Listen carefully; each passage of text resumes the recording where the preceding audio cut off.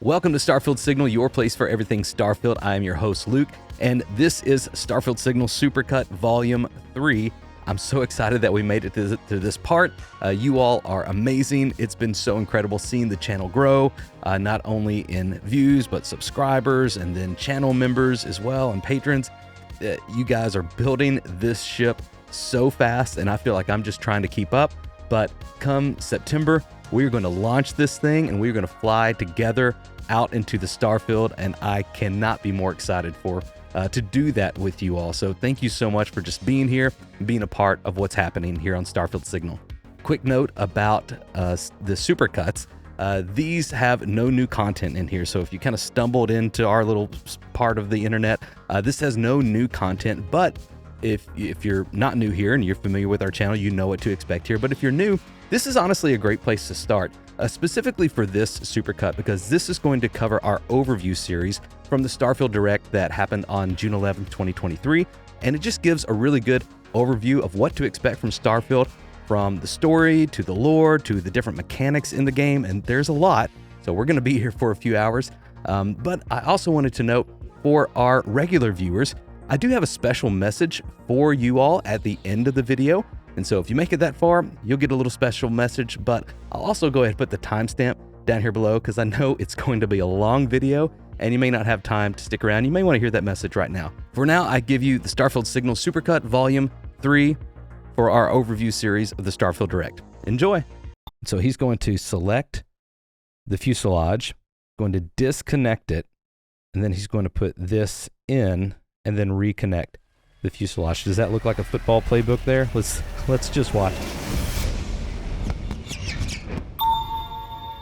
The Starfield Direct was a hit. Fans and critics alike are praising Bethesda and Xbox for a phenomenal showcase. And while we still have 3 months till release, I think we're going to need all 86 days just to comb through all of this amazing new footage from Starfield. We've seen new combat, new crafting, new character building, and yes, new ship customization. And because you all loved our first ship customization breakdown, I can't think of any place better to start than right here. So let's dive into our new ship customization breakdown video from the Starfield Direct. We start out here with the landing sequence, and nothing to note specifically here except for that they give us just a little wink, a little nod, a little preview of the different kinds of ships we can get. So if you remember the first breakdown video we did from the showcase last June, they showed us about a minute's worth of customization of the ship, but they really only showed customizing the Frontier, that very first ship you get, and really no other like makes and models or bigger or smaller ships. Here from the very start, they kind of give us a wink that says, hey, listen, we're going to dive into all kinds of variety, from going from the Frontier to this big like carrier ship. I love it. And then we get this really cool look at different interiors with all the ship's instruments and controls right here. And don't worry, we're going to probably have another video diving into all these tiny little details in an upcoming video. But first, we'll get to the big stuff.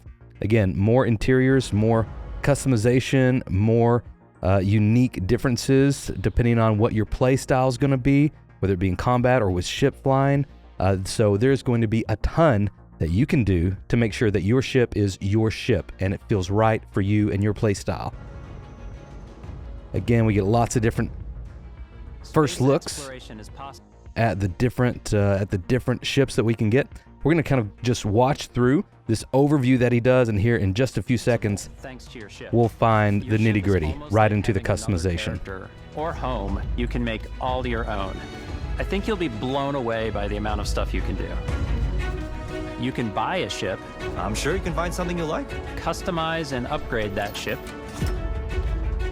And hire a crew to keep it up and running. And it all starts in spaceports. Every spaceport has a ship technician where you can purchase, sell, and modify ships. Anything I can help you? Okay, so we just got like a good brief overview of that. Back in the shipbuilding section, it looks like they have made some graphical changes to that, just upgraded it a little bit, like a lot of things with the showcase that we saw. But here, it looks like everything with our ship customization is going to start right here in the spaceport, as they call it. And so right off the bat, we can see that we can, if we just want to come in for some quick repairs, we have the option to do that. And I'm curious if this is going to be like a flat fee, just 1,000 credits, no matter kind of what you have, whether it's small damages or large damages, or if this is just going to be a flat fee. And then we also see that we can modify viewerships. Let me see what you have for sale. We can just buy ships outright. A little bit more on that here in just a second. And you get to ask, where did you say I could sell things? And so we can also engage in a little bit of economy, a little bit of trade here at the spaceport as well. And then we also get to ask, where can I find more crew for my ship? So this is interesting. I'm not sure if this means we're going to be able just to like recruit or hire people straight from the spaceport menu or that system, or if this is more of like, hey, do you know anybody in town kind of thing? And he'll say, oh yeah, there's my buddy over at the coffee shop. He hangs out there and he can fly your ship for you. Or, well, there's actually a good gunner over in the slums right now who hasn't had work in a while. You know, so we don't know exactly yet, but we do know this is where it all starts. And so it's funny, they say maybe you start off with a small, speedy fighter that's good for bounty hunter. And so this is a small ship, but just want to bring it to your attention how small it is. So right over here is a technician or person for scale. And then, of course, there's your ship. So it's still very, very large. Then you might round. Of course, we see the ship from earlier that was landing, this big carrier ship. Looks like it has some fuel tanks on it and some other storage capacity. We'll keep going. With a hulking space freighter to run cargo missions, or even so all the people who are wanting to be space truckers, get excited because it looks like you're going to be able to design your truck, your space truck, however you want to, and put as much style in it or as much function in it as you want. There's going to be a lot of really neat things. So again, they're going to start with the Frontier here, but it's going to escalate a lot quicker than it did last time. So going from the Frontier, and make some changes. Start out here, looks familiar so far. Customize and up. This is cool. We didn't get to see this last time. And so they do this really neat animation. Let me go back and show you that. So they kind of take it out and almost like a Minority Report thing, kind of brings it out and then like separates it all, which I think is really cool. You can customize and upgrade every. And seems like it's a really sophisticated system because it has all of these different parts from up here in the top level, from your cowling, shield generator, docker, and on to your weapon systems, right? And then we have a big habitat for where your crew is going to live and kind of function. And then, of course, like any good spaceship, we have our engines and on and on. So you see there's lots of different parts, and each one of these, he says that we can switch or we can change or we can tweak. Very, very cool. It looks to be very similar, but has a little bit of a facelift on it. So let's take a look here. We have over here on the left-hand side, information about our ship. So let's just tell you what, let's start from the bottom and move up. So we have our value of our ship. We have the mass of our ship. So the collective mass of all of the different parts here. And that's, this is measured in tons. We know that our ship is registered, and so that means that if this is a mechanic, that also means that we can have unregistered ships, which is interesting because we may not be able to bring those unregistered ships into these legitimate space ports, right? If we have unregistered ships where we've stolen them, kind of like, you know, if you had, thinking back to Skyrim and Oblivion, if you've stolen some merchandise or some tools or some weapons, then if you go into a city and a city guard finds you or you talk to a city guard, they're going to recognize that and arrest you or make you pay a fine. So this probably has some sort of mechanic like that. But let's keep moving up. We also see have our weapons system here. We have our lasers is at level 6. We have ballistics at level 13 and missiles at 47. Our grav jump is measured at 16 light years. Our shields are at level 310. We have space for 2 crew members in our Frontier as it exists right now. Again, we can upgrade all of these. And then, of course, our reactor level is 14. And that's going to affect our overall power and capacity to be able to power all these different systems and all these different tools here. We also have different information here about our cargo, our hull, and our fuel. And so this is everything that we need to know about our ship right here in this ship overview. Also looking up here at the top, these are kind of a more visual representation of our ship systems. So again, we can see here laser, ballistics, missiles, engines, shields, and grav drive. And if you see this bar down here, you're like, okay, well, what, if all these bars are named right here, what's this one? This is our reactor level right here. So you see our reactor level is at 14. That's our reactor power level. Right here, we have 14 little notches that indicate, hey, this is our overall power capacity. This is what we have to work with. Okay, so now that we've covered kind of all the information over on the left-hand side of our frame, notice up here, we have Frontier, ship 1 of 1 right there. And this is our home ship.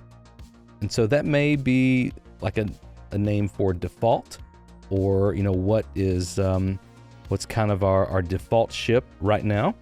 We also have options to choose in between, to cycle in between our roster of ships, as they call it, our fleet.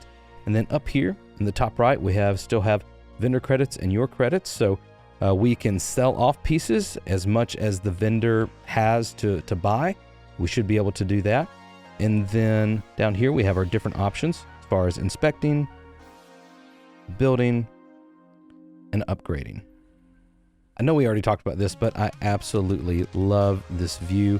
I don't know if this is how we'll actually see it in the game, but I love how it just kind of spreads out. That may just be like an animation for the sake of the video, but I just think it's really cool. Just want to take a real quick pause out of the video. If you would like the video and even share that with some of your friends or some of your community that you're excited about Starfield with, that would be a huge help to us, help other people who love Starfield find our videos. We're excited about building a great and positive community. Thank you so much. Back to the video. So again, he says there are two options to do this, and let me go back here. There's an option down here that says, again, right, upgrade ship. And so if you hit A, you're going to go into the upgrade mode. And that takes us here. And you see it gives us these options here, right? We have all these different options as far as like where we can upgrade our weapons. And up here, we see that the weapons is what actually is highlighted right now. So we know that's what we're working with. And we'll be able to cycle through different weapon options. And so he has this weapon right here selected on our ship because it's highlighted. It's kind of hard to see because the ship is kind of white. That's kind of like a light blue. But he has that weapon there highlighted. And as he selects it, upgrade individual system. It opens up these options over to our right. And these are the different options we have as far as like what we can replace or upgrade that weapon with. Over here, of course, we have the cost. So let's keep moving. Systems like your weapons or shields. Going to cycle through those. And another note here, you notice over here on the left-hand side, as he's cycling through these, we see the brand change. From Horizon Defense to his Horizon Defense, Light Sky. Those are the only two we looked at there. But I think the Light Sky, that's a new brand. I haven't seen that one before. I had a video kind of prompted before the Starfield Direct. I may come back to it, but like a look at all of the different brands that we've seen in Starfield so far, because I think that's going to be a big part of hopefully the economy. Hopefully we're going to see a lot of economy in this game, but also just the different customization options that we see in our Outpost and our ships. So now he has entered the shipbuilding mode, and the same way, the thing that we want to add or change or upgrade is highlighted, and then all of our options as far as like what to do with that part are over here on the right. Again, we have more specific and detailed information over here on the left. That's going to give us, hey, this has a hull value of 5, passenger slots of 2. This is an armory. And so this tells us right here, actually. Let me move this guy again. The Nova Galactic Habitat modules come in several different interior configurations for a variety of personalization options. So this armory, he mentions this later, but this is most likely a way for you to display or store, your weapons and your spacesuits and all sorts of different things you come across on your adventures and on your journeys, which I think is a really nice touch. Notice right here, as I play through the video, keep your eyes focused right here, right above this red line. You see there are these little notches there. Little notches. There's 1, 2, 3, 4, 5, 6, 7, 8, 9, 10, I believe. They're very small on my screen, but I think there's 10 there. Keep an eye on those as I play through the video. He cycles through these different notches. So these are like alternate versions of this same piece. So even though we just have, 1, 2, 3, 4, 5, 6 different options here as far as different parts, different manufacturers, different options, within each of those parts, we're also going to have all of these different alternatives. Now this one looks like it has more. This one has more up here as well. See all those different notches. And then this one just has 2. This one just has 2. And this one has like 4 there. So it looks like there's going to be a lot of variety within the building mechanics, which I know is very, very exciting for all of you. And we haven't even got into the aesthetic customization yet. So there's a lot. Let's keep moving to the look and layout. Now, once he selects it, this is cool. So he's selected this new habitat, this new armory that he wants to add to it. So he's going to select the fuselage, going to disconnect it, and then he's going to put this in and then reconnect the fuselage. Does that look like a football playbook there? Let's just watch it. Adding a new So habitat disconnects module it, can give you more brings that habitat in, easy peasy, Adding cowling can moves change it back in, and then he moves on to something else. But notice that we could have moved this. We could have moved this anywhere. Like if we wanted to, I think we could have disconnected all of these parts here too, taken those engines off or those thrusters, whatever they are there, and we could have put this guy in between there, then move the thrusters back on the side. So we would have had a wider base with the different habitats as opposed to the longer kind of neck that we're seeing here. And so all of those are going to be options, or we could have stacked it, right? We could have taken this part off and then move this part on top right there and then put the top back on. There's so many ways to customize your spaceship. This is going to be exciting. And honestly, this kind of caught me by surprise. I thought that there was probably going to be like a drag and snap, and it's only going to let you make your ships in a specific way or in a certain way so that all of the aerodynamics and everything worked right. But as we're going to see kind of towards the end of this section, you do not have to do that at all. You can really go wild with not only which parts you put in, but how you arrange them, how you color them. It's exciting. Let's keep going. I know I'm getting long-winded here. Let's keep going. Adding cowling. All right, so here he adds this cowling part. As we see over here on the left, this is the Nova Cowling 2L-TM from Nova Galactic. That's the same people who make the Frontier, I believe, because we saw in the first teaser, there's that ship manual that's from Nova Galactic. And it says structural components are largely cosmetic and allow you to modify your ship's shape, size, personality, and silhouette. So that's cool that even before we get into like the color of everything, we can still add on different pieces that are really just aesthetic in value. There's no function as far as aerodynamics or hull integrity or anything like that, or weapons. It's just for your satisfaction of how you make it look. So again, there's going to be a lot of customizing going on. Again, just for clarification, notice down here at the bottom, this is a cowling piece again. So again, this is just functional. Notice down here at the very bottom, none of these values are going to change because this again is not functional. It's just aesthetic. Let's take a look at that again. Silhouette. Once he puts it in there, none of that changes. Puts it in, nothing changes. So again, it's just cosmetic. So in this next section, he's going to take this new and improved grav drive here, and you see all these tiny little like blue circles and spots right here. These are showing you essentially your snap points, like where are these going to snap to. So there is a bit of a guide, so it's not quite as customizable or quite as free as something like Zelda Tears of the Kingdom, where you can put together pretty much anything you can find. You can also put it together wrong if you're not careful. It has a little bit of snapping on it, but you can put something like on the edge or the corner, and if you actually wanted it in the middle, you kind of have to make sure it's going in the right place. I like what they're doing here because they're not letting you play so loose and free with the physics of it all. They're just kind of letting you have fun with it. And honestly, I think this is as much as we could expect. This is so it's going to snap right here to these blue circles. That's where we know it's going.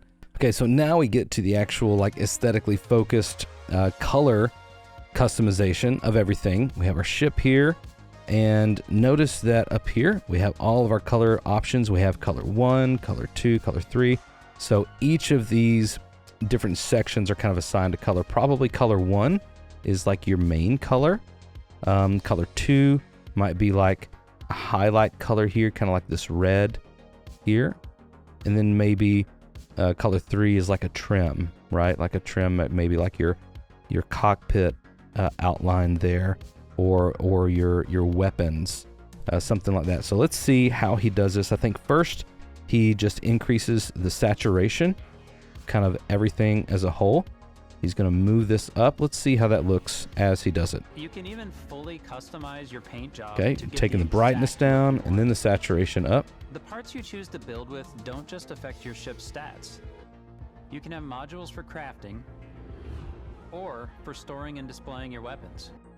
And so we touched on this just a little bit earlier, but I think this is really cool that your habitats there are different kinds of habitats. There are crafting habitats, research habitats, store your armory habitats to store your weapons. They've really thought through a lot of this to where, you know, it's not just A, B, and C, and D, but it's A1 and A2 and A3 and B4 and B5 and B6 and all of these different options that you have to choose from.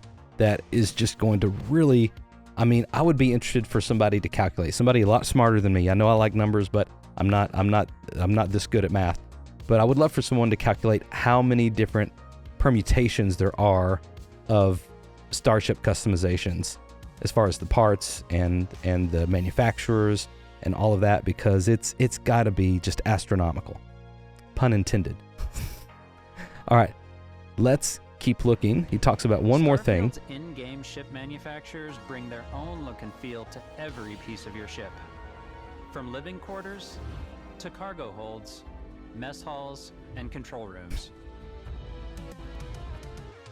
So here he's just making this point that even if you get a control room, there are different manufacturers that are going to have their own aesthetic, that are going to have their own design. Maybe others are going to be much more kind of, this looks pretty clean and neat right here. Maybe others are a bit more just kind of functionally designed. They don't look as pretty. They're kind of boxy. Maybe others have like individual stations instead of desks like this. I think in the original trailer we saw kind of like a dark room with a lot of screens, kind of individual stations as opposed to just kind of a group desk like this. So I think that is, again, just really cool, just giving us more and more opportunities to customize how we want our ship to look and feel. And not just like when we're designing it, right? Because a lot of games will do that where, oh yeah, we'll give you a builder, or we'll give you a designer, and it's fun when you're in there designing it, but then when you're actually playing the game, you never see it, or you never really interact with it or engage with it. Here, we know we're going to be able to walk around our ship, and we're going to be able to interact with the people who are manning our control station, or manning our guns, or manning the different crafting stations that we have in there. There is just going to be a lot to do here, and I'm so excited to try every single bit of it. Another little glimpse of just the different kinds of ships that we can make, and all of these look like they're based off of the Frontier. Frontier is a practical ship, but with a little creativity, your ship can look like almost anything you want. Okay, and I love this next part coming up, because this is where they show you a little bit of how you can really go crazy with the design of it, which is awesome. It's a bit odd, but one of my favorite ways of customizing ships is I make them look like animals. She's like, don't judge me, please. And you know, it's a cool looking ship for sure. This definitely is already starting to look vastly different from kind of that base Frontier ship, right? So already we're seeing that we can really customize things. The HMS Platypus, as I called it, where it had like a giant. And notice how, you know, she's kind of designed this, you know, to be fun, but also, I mean, very practically, look at all of this space she has in here. Then it looks like maybe either some habitats or some storage back here, some massive grav drive and massive engines back here. There is just going to be lots that you, and even from here, as we're going to see here in just a second, you can add on to these, and you can add on to the engines and more storage and more storage and more habitats and more habitats. I am curious to see what is going to be the thing that is really going to like put a cap on what we can do. Is it going to be that reactor level, the reactor core power level, that's going to kind of limit what we can do in one ship? Or can we continue to upgrade and upgrade and upgrade and just put a bigger reactor core in and just continue building on till you got this like over bloated, you know, kind of unpractical ship, but it's the way you want it? I'm curious to find out. Let's keep moving. Tail to it. And we've done. Here we see these guys, the developers, kind of making this ship right here on their computer screen. And I'm not sure if this is what they're referring to as like a spider-like ship, but it looks like we have kind of the fuselage here, maybe a habitat, and then storage or different habitats kind of all around. And then you have the engines on the side. So again, we're seeing that they're not going for kind of this typical, you know, aerodynamic, sleek looking a ship, but they're kind of building up as opposed to building long ways. Again, just kind of challenging the way we think about things. Spiders, we've done mechs. This is really cool. I got so excited when I saw this.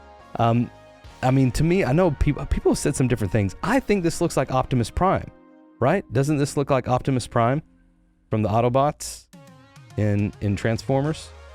Right, we got the head, we got the arms and the guns and the yellow belt and the blue legs. I mean, what else would this be, right? Let me know in the comments. But, you know, again, we got the cockpit up here. We have probably all these are either habitats or storage spaces.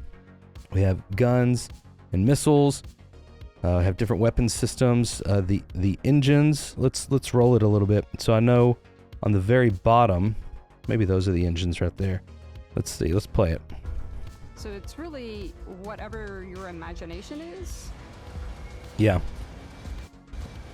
Okay, and notice right here, I don't think I've seen this before. Notice these, I guess this is like a landing gear that's retracting up into it. See how that retracting up? Coming back down? Yeah, very cool. And we can see the engines are right there on the back. And what I like about this is, again, this sounds very silly. If you haven't played Zelda Tears of the Kingdom, this may not make sense, but I love that game, and the building in it is very clever, and it's very fun for a lot of people. I think it wasn't fun for me. I don't enjoy getting that meticulous and that involved in the building of things. It kind of stops the fun for me. And they do have a system there where you can like auto build, but you kind of have to do something good first, and then it's in your library. Anyway, I like it how, you know, this doesn't seem to be so focused on like the physics of it all, because if you had rockets right there on the back part of your ship, and this is a big top heavy thing, well, if the physics were right, it would just kind of topple over right there, right, and crash and burn and destroy the starport. But it looks like they're saying, hey, we get it, you just design it the way you want to, we'll make sure it works right. They're not trying to do anything crazy with the physics there. I personally like that. Some of you may think, oh, that's cheap, or oh, they messed up, or they should have done it like Tears of the Kingdom. I think that's good because it's not stopping the fun, and it's still giving you freedom. So we're not going to get into the crew mechanics in this video, but I just wanted to show you that part to let you know that your companions, your different crew members, they have a role to play on your ship if you want them to. I'm unsure if you have to use them if they're on there, or if you can use just kind of more like, hey, work for hire. You know, can you just find mercenaries out on different planets or different spaceports and just kind of free these guys up to either, you know, if you keep Sarah at an outpost, like, will that increase its research capacity? Or if you keep your buddy Sam Coe over in an outpost, is that going to increase the security? Because I think he's like a sniper. So again, things that we still have questions about a little bit, but very cool to know that you can design your ship with your companions in mind. And so if you know you're going to have a companion who is a great engineer or a great researcher, you might think, oh, okay, well, I'm going to have a research habitat on my ship, and I'm just going to bring him with me everywhere that I go, and that way I get these bonuses to this research. Or you might say like, well, it would actually be better to keep them at their base and then grab someone for, you know, just kind of have to run the guns at on your ship. All these are decisions that you can make, and I think that is amazing that they let us do that. So let's take a minute and just recap what we've seen new in this ship customization breakdown. We've seen a little bit of an aesthetic facelift on the building aspect. We've seen brand new interiors that we haven't seen before. We've seen brand new, completely different makes and structures and body types of your ship that you can use as starting points. We've seen that you have 3 different options really to customize your ship, either just outright buying a different ship or for whatever use you need. You can customize it generally, just kind of based on the systems, your engines, your weapons, your grav drive, or you can dive in and customize every single part of it from different manufacturers to different alternate versions of each of those parts that have slightly different variations in their values that they bring to your ship, whether functionally or aesthetically. And we've seen that you can actually customize your ship with different cowling parts that are just for aesthetics, making it look exactly the way that you want it to look. And I absolutely love that they are creating this space really for freedom and for fun, and they're not taking the physics of it too seriously. They're not going to let you build something that's just going to crash and burn on takeoff. It's not too simulation. It's very RPG and very fun, and it wants you to go crazy and just have a good time building some things. So I know that I am personally excited not to see what I can make, because I'm really not that creative when it comes to this stuff, but I'm excited to see what you can make. Right now, go to our Starfield Signal Discord, go to the shipbuilding forum, and let me know what you have planned to build for your first ship. Are you going to build a famous ship from another, famous science fiction game or movie? You're going to build the Enterprise, the Millennium Falcon? Are you going to build the Normandy from Mass Effect? I've seen lots of people saying that. Let me know what you plan to build first, because I want to be inspired by them, because I am just not that creative. I would love to see what you guys are going to make. So head over to the Discord server. Let me know in the shipbuilding forum what you plan to build first. It's going to be fun. Let me know in the comments which section of the Starfield Direct you want me to break down next. Don't forget to like and subscribe to the video. We would love that. And head over to the Discord. There are a lot of awesome people over there, and it's a great positive community.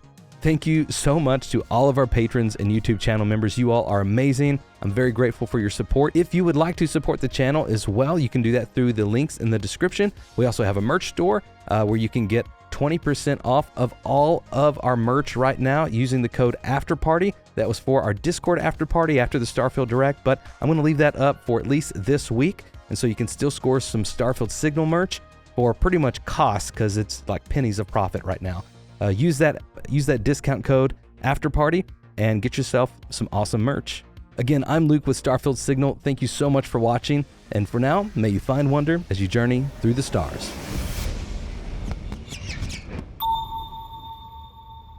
I was wrong.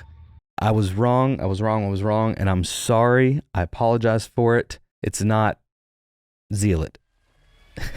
It's not Zealot. I know I just triggered all of you. The Starfield Direct flooded us with a ton of new information, but also had several updates to features we've already seen. Specifically, the character creator touts some very impressive features, but also makes a few changes. Welcome to Starfield Signal, your place for everything Starfield. I am your host, Luke, and if you're like me, you can spend hours just losing yourself while you're creating your character in an RPG. This is the character creation overview from the Starfield Direct. The first thing I want to note in this section is it's really not a part of the character creation, but I just absolutely love this clean and simple and sleek look of this specific menu. I'm not sure if this is just kind of a character information menu or what, but I really am digging the design of it. It looks very clean, very minimal. It looks good. I'm the type of person who spends hours in character creation, and I think people are going to be really excited when they see all of the improvements we've made. One of the biggest overhauls was done through our character generation system. We scanned a wide range of faces from different age groups and ethnicities, and by mixing and matching all that data, we were able to create highly detailed and diverse characters. We use that exact system to create all of the characters and NPCs you're going to see in the game. So any character you see almost always is a character you could make yourself. I absolutely love this section. So they start out with just kind of letting you know how they've built this system. And so in other interviews and other articles, I've seen where they use the same system of photogrammetry that they use for like scanning structures and scanning landscapes, to kind of make it seem more realistic and give you even more detail as opposed to simply designing that from scratch.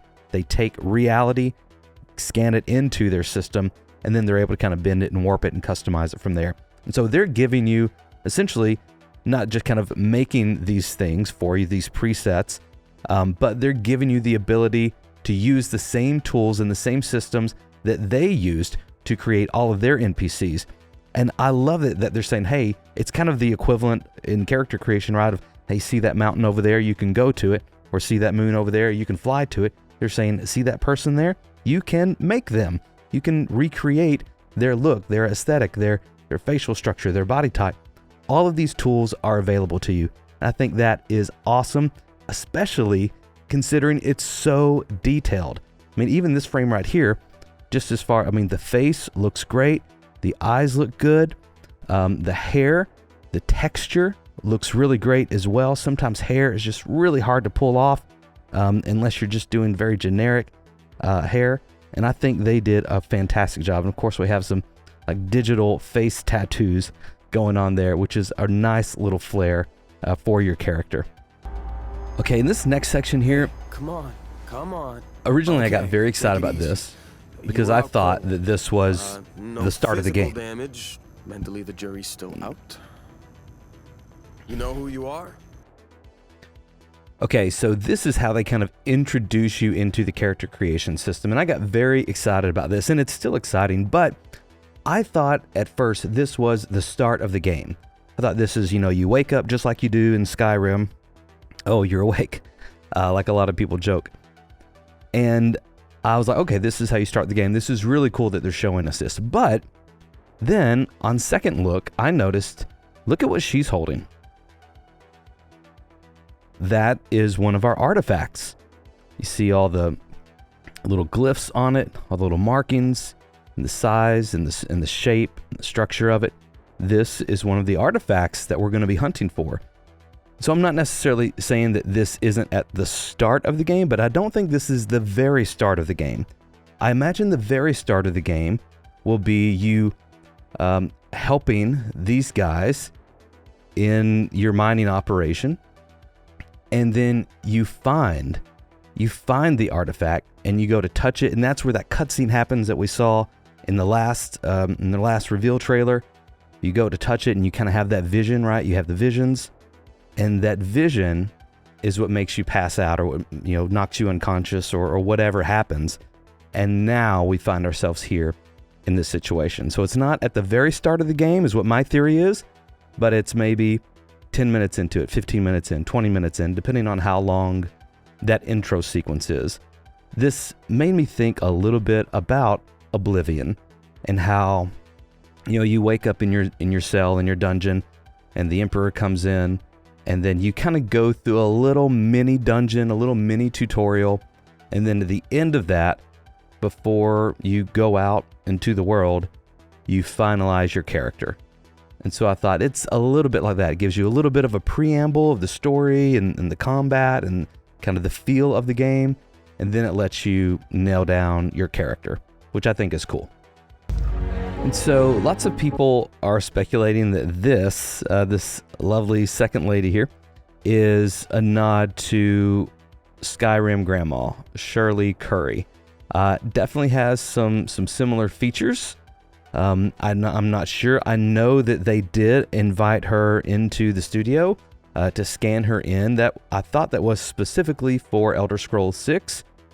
Maybe in light of everything taking so long, they decided to go ahead and include her here as well. If so, that is a very cool nod from Bethesda to one of their more popular fans. Shirley seems to be very cool. I'm glad she's in the community, and that's really awesome she's in here. This cycles through a few more presets. Again, there's just a wide variety from race to color of skin to hair to facial structure. You even see some cosmetics in there as well with the earrings. I'm very impressed by these defaults, by these presets. And even here, this looks a little bit like, this guy here. This looks a little bit like John Cleese, right? Am I off there? John Cleese from Monty Python and several other things that he's extremely famous for. I can't think of any more off the top of my head. Fable 3. He was in Fable 3, so that was cool. Again, just some more presets. Again, notice just their work on the hair. I think it looks really good. Of course, different races have different texture hair, different density hair, and this definitely looks like they've put some effort into it to make it look unique to what would make sense for this race. So big kudos to them for that. And real quick, I just want to make a note about this specific, and really all of these presets that they gave us. I mean, they really look like real people. I mean, it looks phenomenal. I mean, obviously they scanned this preset in and it was a person, and but you know, this looks like this, and I don't mean this in a bad way. This doesn't look like, okay, a galactic hero, right? This looks like your uncle, or this looks like, you know, your cousin, or this looks like, you know, your teacher at school.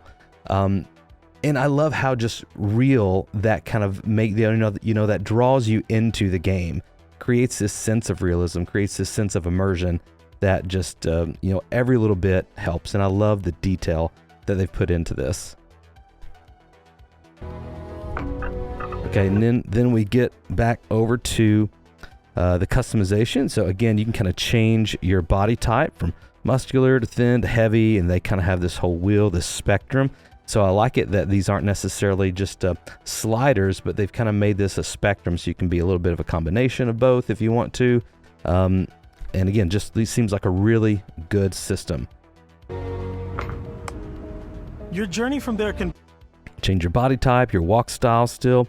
You can change, even from this preset, you can change your skin tone on down towards the bottom. This new system has more to offer than ever before. And I love how obviously that's kind of marketing speak, right? Oh, this new system is better than ever before, and this is the biggest thing we made, and this is the best thing we made. And you kind of, as a consumer, you kind of expect things to get better and better and bigger and bigger. But, this is kind of confirming that, hey, they've taken everything that they've learned over the past 25 years, and they've integrated it into this experience in Starfield. And so we're getting the best of all the different worlds that they've made, all the different systems they've made. They finally coalesced into this beautiful thing that we're calling Starfield, and I cannot wait to get our hands on it. Okay, again, right here, we stop and see, I don't think we saw this in the original gameplay trailer, so this is an interesting addition. So here, just kind of looking at the facial structure, I believe, you can go from square to round, from tight to wide, and it looks like this is really giving you a lot of customization options even from these presets.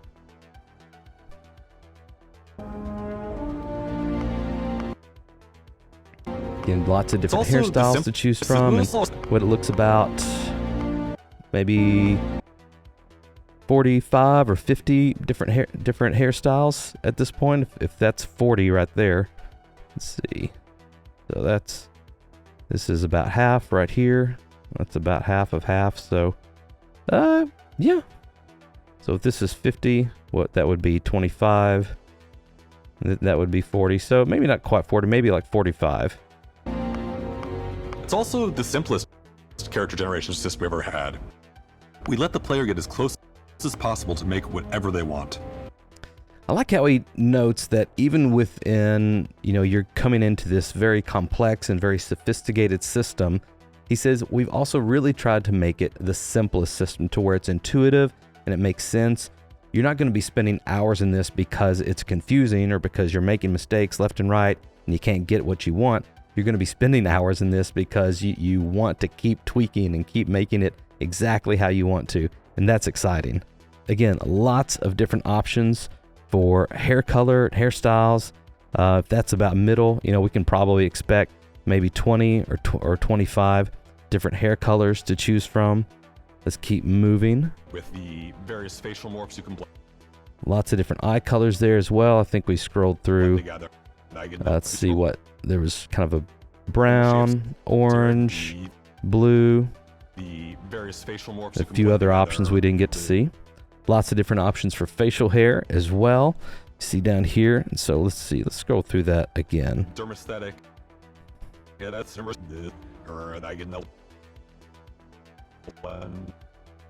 So facial hair. If this is 12 right here, that's about halfway. That's 12. Then we maybe have 20, 19, 18, 19, 20 different facial hair settings. So everywhere from kind of a scruffy beard to more prominent featured mustaches or beards or goatees. Scars, piercings, teeth settings. I love It's it. a lot, but I think it's the most fun to use.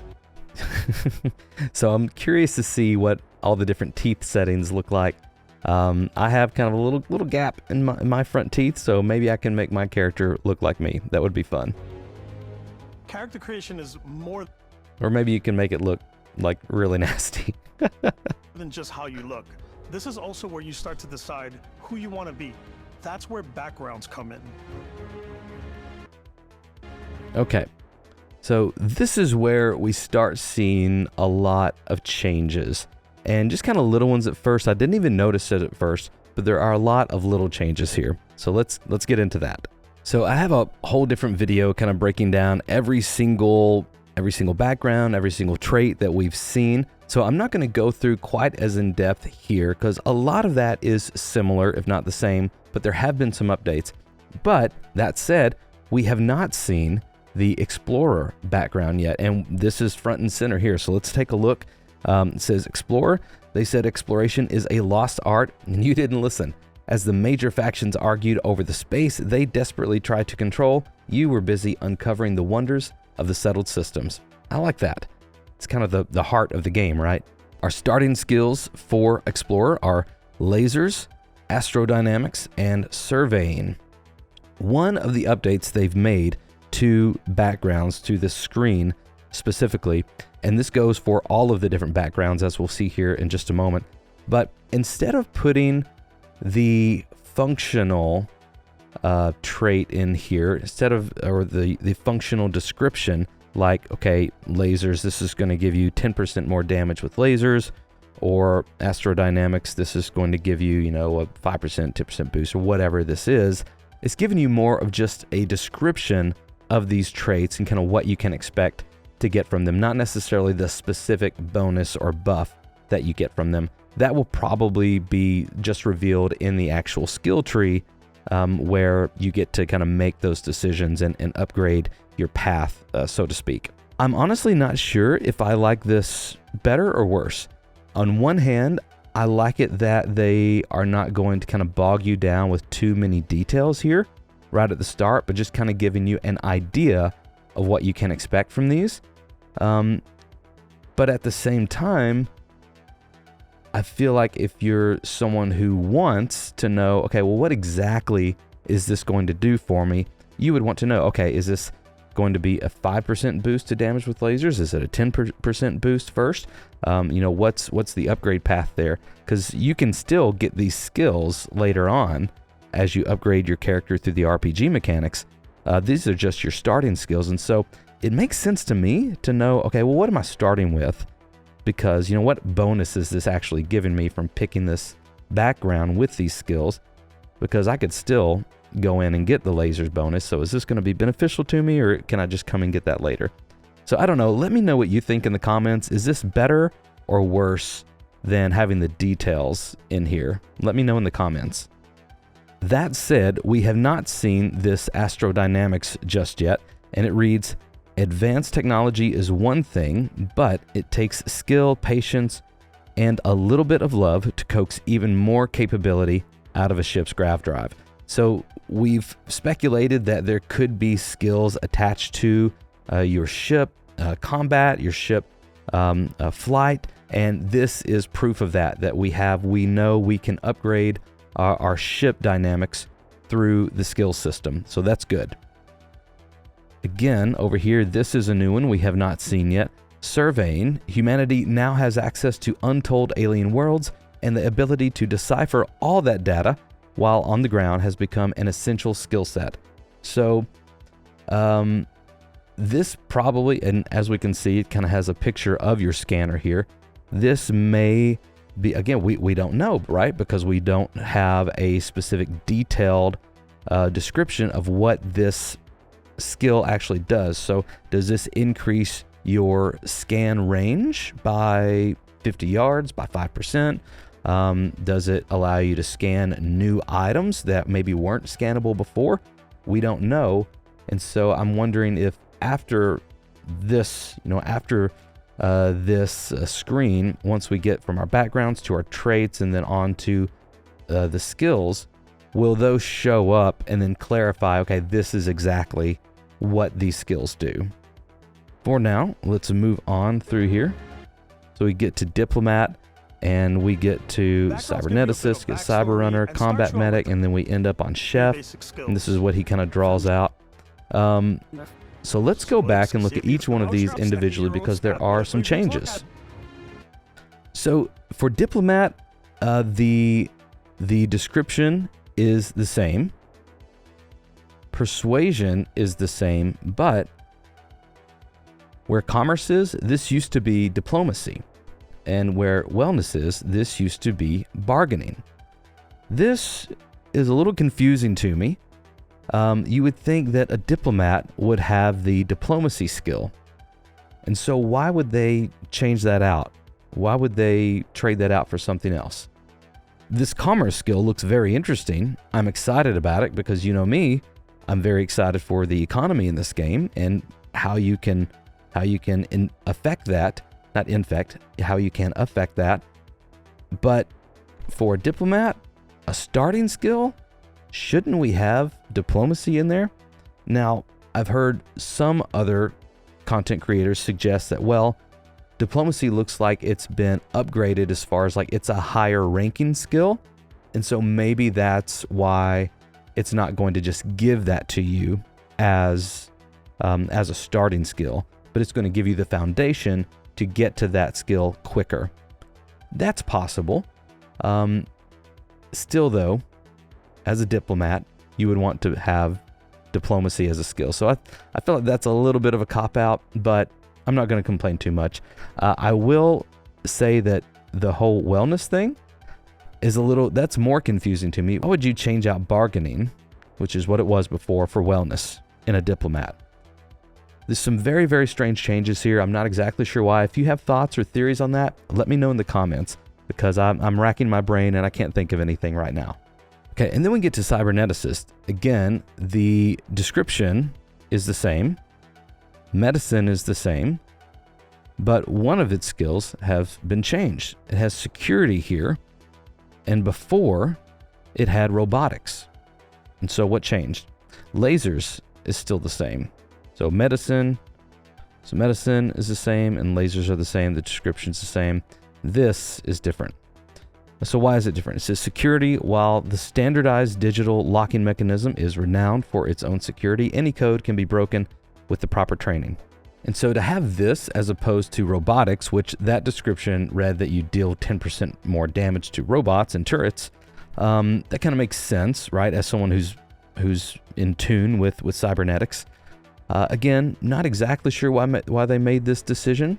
Again, it could be that maybe robotics was a higher ranking skill. They wanted to start you out with kind of a base for that to help you get there quicker.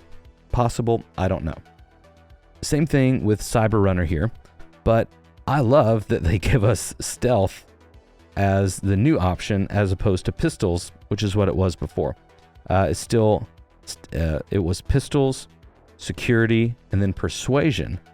And so they changed out, we still have security in there, that was the same, but stealth and theft were not in there. This was pistols, so pistol right there, and then it was persuasion here. So I like it that they changed stealth out, because I don't think we saw stealth as a starting skill before. So I think that's great, and this is going to make this background and this starting skill very popular, because lots of people love to run a stealth character in Bethesda games because they're just fun. And for Cyber Runner, having theft, that makes honestly a bit more sense to me than persuasion. I get the whole idea of, like, if you're in Neon, you're kind of like a smooth talker, kind of, just trying to make things work, and maybe you get yourself into trouble, you need to talk yourself out. But I think that theft probably rings a little more true to this character role that you would be playing. And Combat Medic here is, again, mostly the same thing here. Pistol certification is the same, medicine is the same. Wellness was traded in for weightlifting. They had weightlifting in the original Medic, and that made sense to me, just because as a medic you would carry around a large pack. You might carry someone off of the battlefield. You needed to be able to carry a little bit more of a load. Of course, wellness makes just as much sense, right? It doesn't have that specific detail of the skill here, but I think it was like, you get an extra so many points of health. So again, it makes sense as a combat medic to be able to do that. And then we finally land on a chef here. Again, same name, same description. We still have gastronomy. We still have dueling. Maybe it's because you're good with knives as a chef. But scavenging is different. Originally, right here, this skill was wellness, which we just saw in the combat medic, which makes sense as well. Wellness makes sense. If you eat healthy, you have extra health. Makes sense. But they chose to put scavenging in here. And this description says there are those who can find just about anything, and their success is usually dependent on knowing how and where to look. As a chef, you might say, okay, well, he knows how to use resources well, or he knows how to find things out in the wilderness to put together, a meal at any time. Sure, but I feel like this is scavenging that's maybe going to connect more to like loot and loot finding. So I'm unsure. I haven't seen the specifics of this skill yet, but the wellness kind of made more sense to me. We'll see. With 3 basic skills. From chef to dusty. The crew still has a betting pool about which restaurant critic you must have crossed to wind up here. What's great about backgrounds is you never know when yours is going to come in handy. You could be in the middle of a fancy restaurant talking to some guy, and suddenly you learn he needs a beast hunter to help track down a monster. I really like this, and this was something that they had kind of alluded to before, and we had seen, like, as far as the diplomat goes, like in the original one, right? There was the guy who said, oh, having a way with words would come in handy. Here we just get another example of that, where if you're a chef or you're a beast hunter, I think was the background, then you might run into someone who needs your services. And I think that's a great way to make these decisions feel like they matter, right?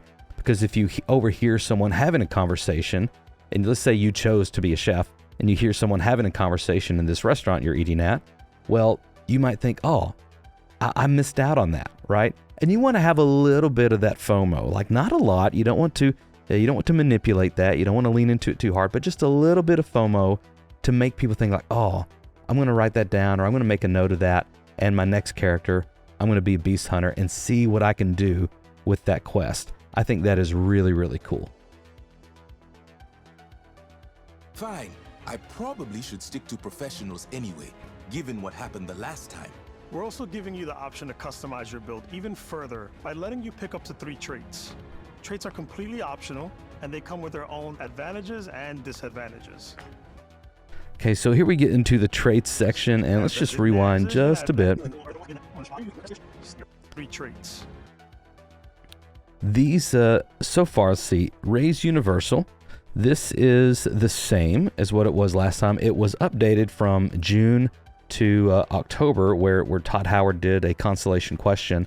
And so this isn't the same as it was in June, but it hasn't changed since that October interview with Todd Howard. It does say for the Sanctum Universum, you gain access to a special chest full of items. And I think originally it was like you get access to a special store. So they changed it to a chest full of items. And then moving along that goes to Raise Enlighten, it's the same thing for the House of the Enlightened. You get a chest full of items there. And then Optional. Go to Neon Street Rat. I'm pretty sure this is the same as well. Yeah, you get access to special dialogue options, better rewards for some missions on Neon, and has something to do with your bounty system with other factions. So all of those are the same. And they come with their own advantage. Kid stuff has changed.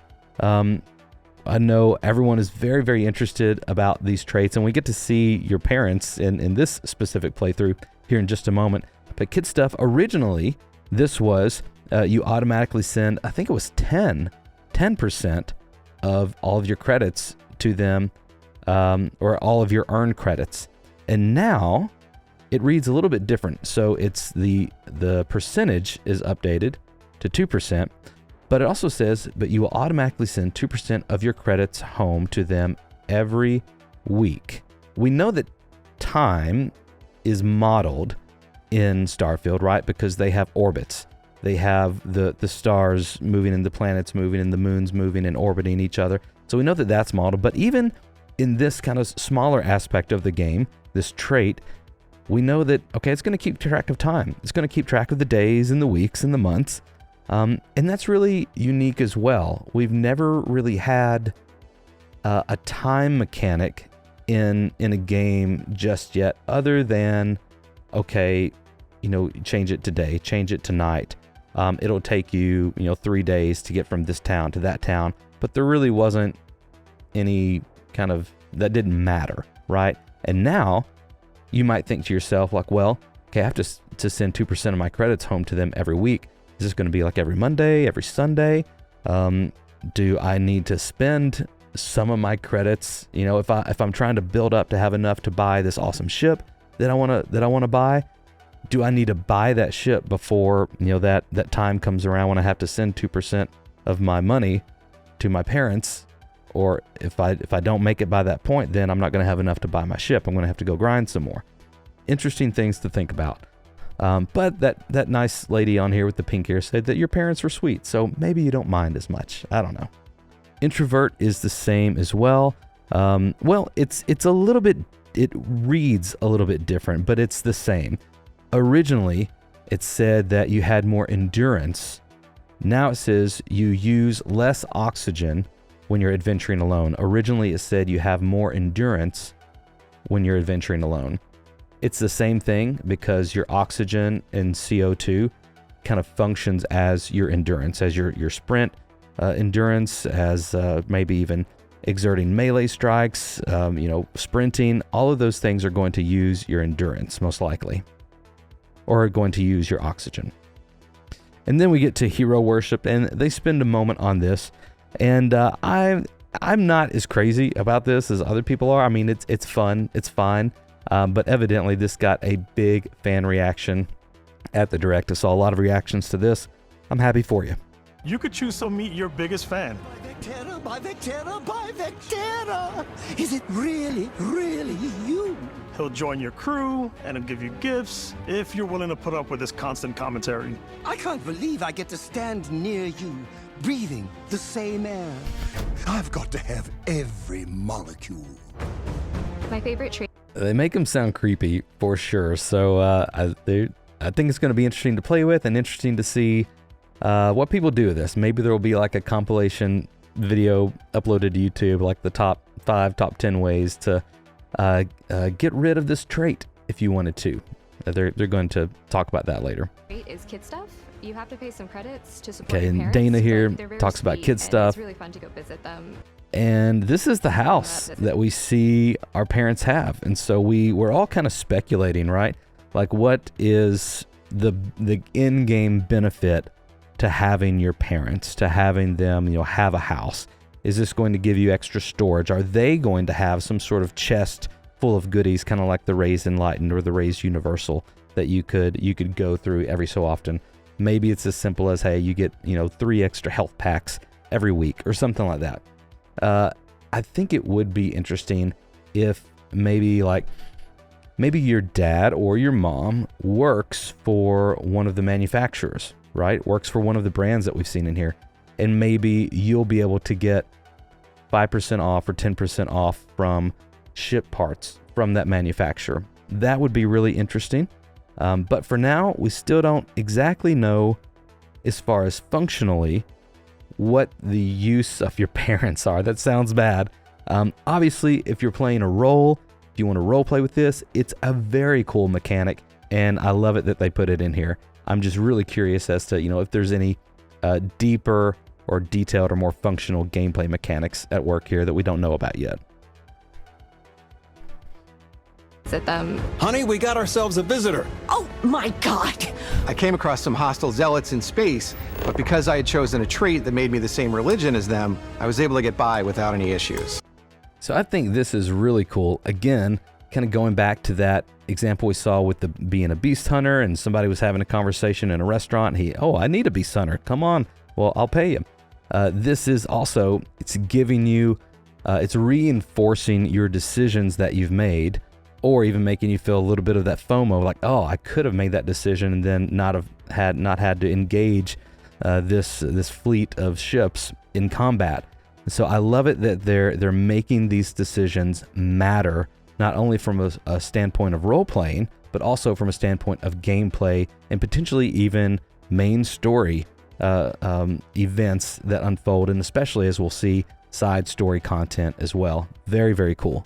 Okay, so this is the point where I have to say I was wrong.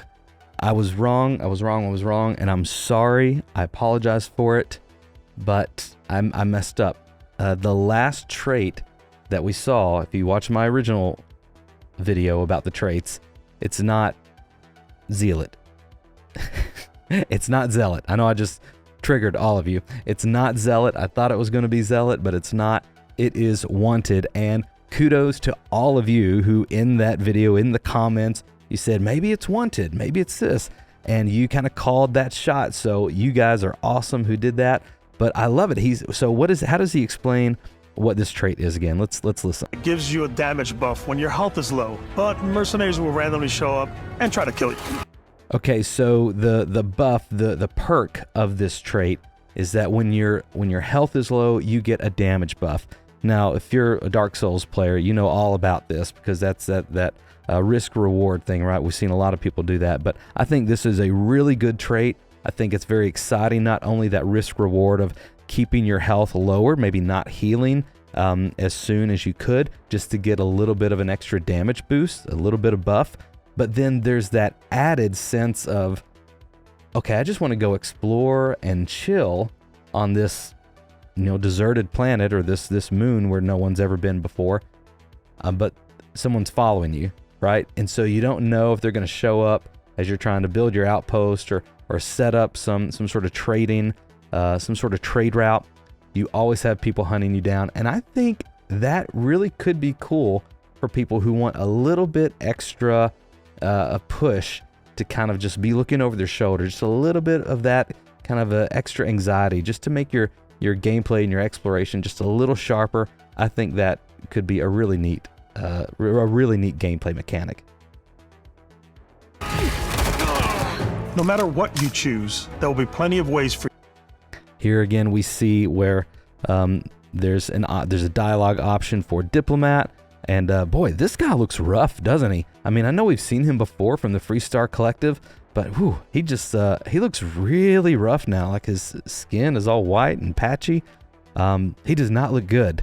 I hope he's okay. For you to tell your story.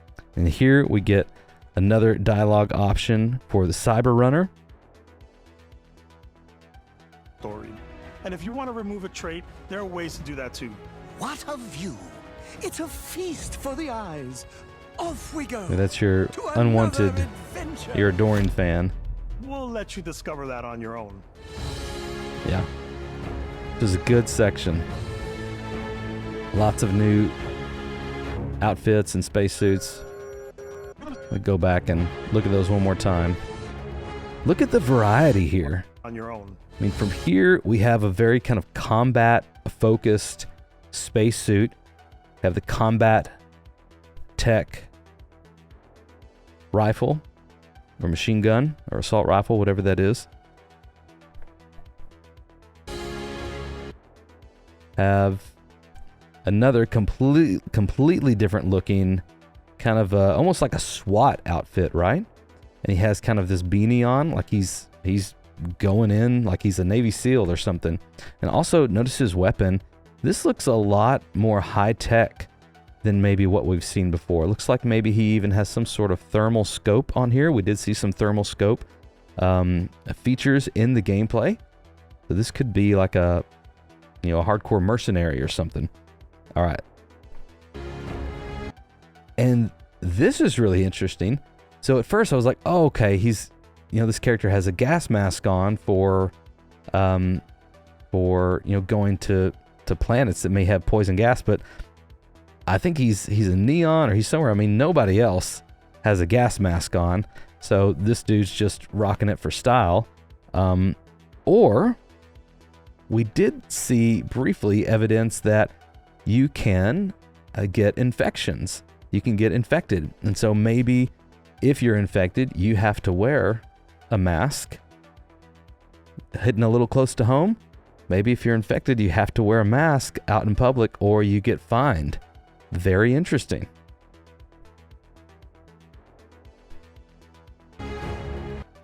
This guy just kind of looks, this looks like our space trucker, right? Got the trucker hat on, got the jacket, he's got Todd's jacket on, he's got kind of a brawny plaid shirt, and it looks like he's kind of in a mess hall or something. This character looks very cool. Has maybe some lights up here on top of his helmet. Just has a visor, not a full enclosed helmet on. And then just all of these things over here. It's looking very, very good. A lot of these look more put together and more detailed than what we've seen before of the different outfits and the different spacesuits and the different armors. So everything's getting more and more detailed. They're adding more and more polish. I'm very excited for this game, you guys. All right. And then here we have like a more casual outfit, which is very neat. Something you would wear just out into town, or if you wanted to go and relax or just buy some ship parts. You don't necessarily need all your armor on. Maybe you're going to do some trading, do a little dialoguing with people trying to get some good deals. So it's just kind of a cool casual outfit here. Again, we've got someone who looks like, honestly, this reminds me a little bit of the like visors or the helmets that they have in Return of the Jedi. You know what I'm talking about? Just there's something about that aesthetic that makes me think of Return of the Jedi. I'll try to like put an image of that on the video so you know what I'm talking about. But even more, yeah, like his rifle here looks a bit more like a hunting rifle, right? Has a longer scope right here, like a wooden stock. So very interesting. Then another here. This lady's on a moon, it looks like, or an asteroid or something. And she's in full helmet, full glass. Again, has all of these like hoses kind of running everywhere. I think this is one we saw briefly in the date launch announcement video where we kind of looking over the shoulder and looking onto developer screens. I think I remember this green cowl here Looks very, very interesting. Like this was kind of more put together. Even has this like little pin just kind of like dangling off right there. It's a very interesting outfit. I like it. I like it a lot. Thank you to all of our patrons and our channel members for supporting the channel. Thank you for watching and liking the videos. If you're not already subscribed, this would be a great time to do so. There are a lot more videos coming out, and you want to make sure not to miss those. It is such a joy to be able to celebrate this game with you all. I'm so proud of the positive and excited community that we've made together. I can't thank you enough. But for now, may you find wonder as you journey through the stars. They did it. I'm telling you guys, this is it. Bethesda have finally nailed their combat system. And I'm telling you, it's going to change everything.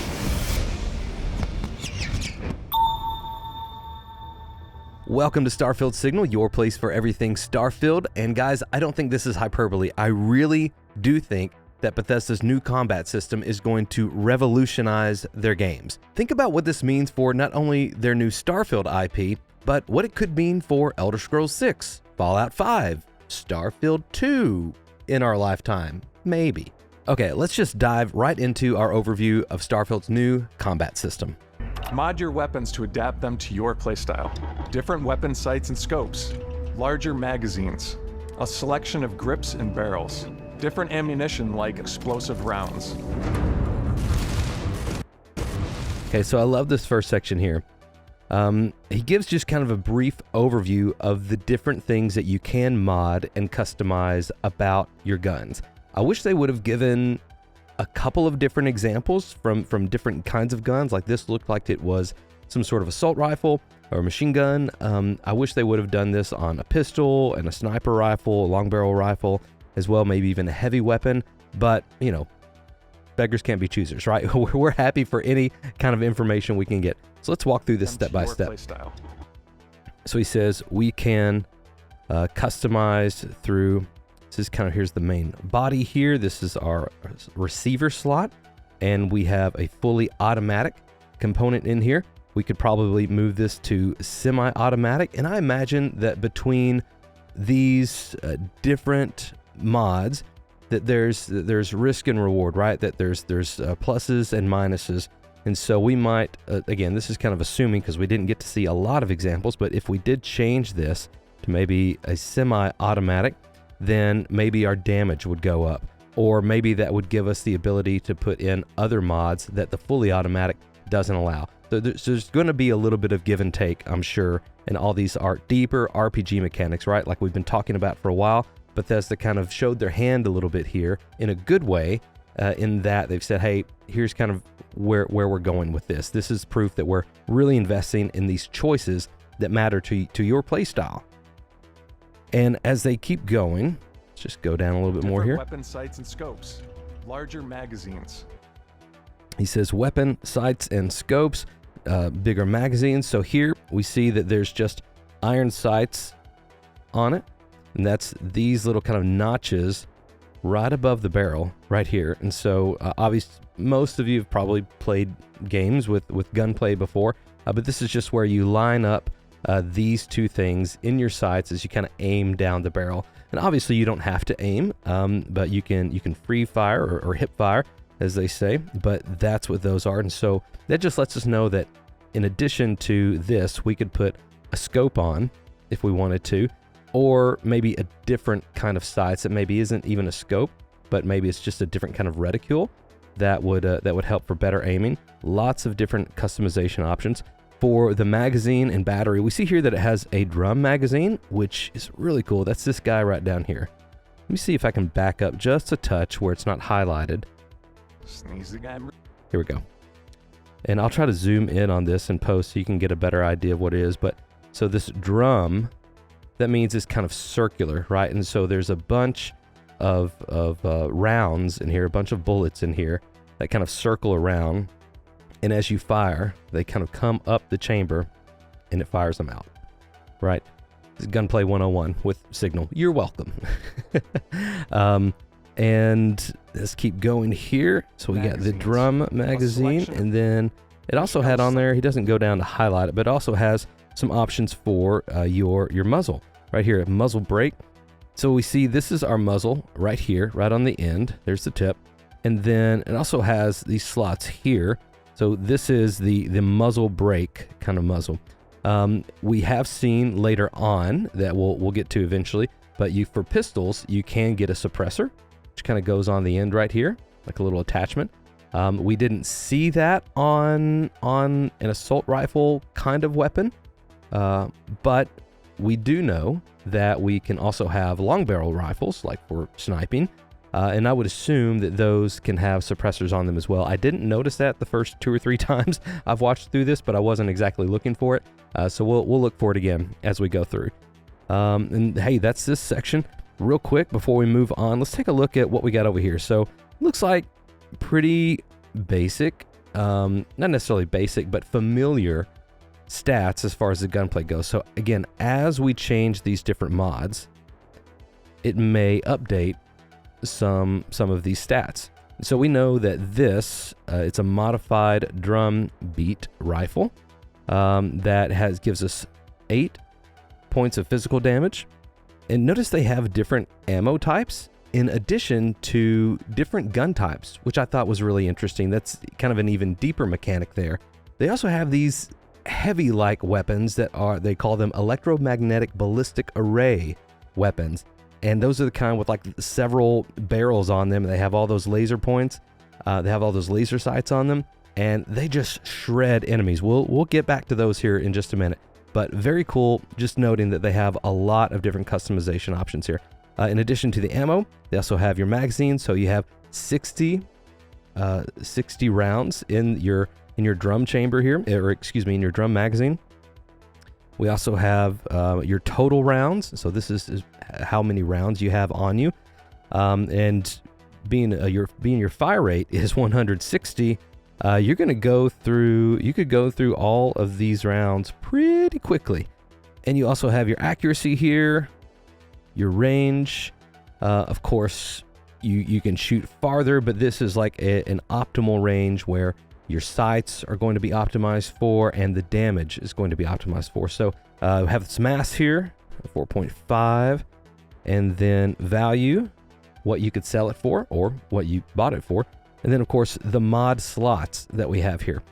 So we see it has 7. So let's see, how many do we actually see? We have 1, 2, 3, 4, 5. He actually says here in just a second what our other 2 mod slots are, and those are grips and barrels. So in addition to just your muzzle right here, you're also going to have your barrel. And so we could mod this to have a bigger barrel or a longer barrel. That's going to increase your accuracy, maybe increase your range as well, or maybe even shorter barrels that, like for a shotgun, for instance, that may increase your spread. So increase the amount of damage you can do in a shorter distance, but maybe decrease your range. And then for your grips, it's going to be all this stuff down here. And again, that's going to directly affect probably your accuracy and maybe even like a recoil value that isn't shown here. That may just be like hey, you get basically less recoil or more recoil depending on this, but we don't see that value here. It may just be listed under the mod slot. We'll see, hopefully. And on this next screen, we see where he kind of goes into the mods for the magazine and battery components. And here it shows us explosive rounds. We see that the drum magazine that was down here before is changed into this explosive round magazine. And notice over here that for explosive rounds, we need adhesive, we need tetrafluorides, and we also need lead. So this is kind of some additional crafting within this customization options right here. And so we know that we need 3 adhesives, 3 tetrafluorides, and 3 leads to create at least 1 round of explosive rounds. And so these are things that we're going to need to note as we adventure, as we journey through the stars. We will kind of note whichever play style we want. Hey, I want to make sure that I'm picking up my adhesives, and my looting and my tetrafluorides and my lead, or maybe even we could break down other guns or other bullet types that we don't want to use for our play style and we can start to collect these from breaking those down as well. That would be very cool. And we also notice that as we change to explosive rounds, our magazine size decreases, right? We don't have that big drum here anymore with all those rounds in it, but so we decreased, went to about half, but we also increased our physical ballistic damage or explosive damage to 14.8 from just 8 points, that's a good trade-off if you ask me. We also decreased our mass, which is good, which that probably affects your recoil as well. And we also increased our value, and it's just showing us that we added on a mod slot, an active mod slot. And here it shows us here, explosive rounds and muzzle brake. And here it's showing us that required research, we still need to research the magazine and battery mods too. And maybe after we do that, this will increase our mod slots. Maybe instead of 7 total, we would move up to 10, or maybe this would increase the amount of variety that we have within our options. I don't know exactly for sure, but it's a good thing to research that for sure. This looks incredible. You notice that as he's firing, it kind of looks like sparks are going everywhere. This character is shooting this robot, and right here you see an explosion. So all these aren't sparks from like the ballistics hitting a metal robot. These are tiny little explosions that are happening with our explosive rounds. And so this looks really cool. Even if explosive rounds weren't necessarily like important to you as far as the damage and all that stuff, just the look of it looks amazing. I'm a fan. I usually don't mess around with different ammo types a lot in games like this, just because I'm like, I don't really see the point. Like, you have to craft it and kind of go out of your way just to get them, and then you go through them really quickly. But because they look so good here, I might change my playstyle just for that, because it looks great. Let's keep moving. All you stealth players out there will surely need a suppressor. Here we go. So this is a suppressor we were talking about earlier.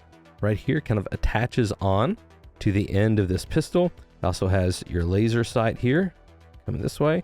And then we also have these are maybe like a step up from iron sights. It's still not a scope, but it's going to give you like a little reticule right in there.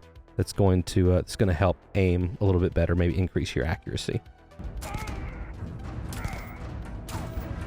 Headshot, headshot, headshot.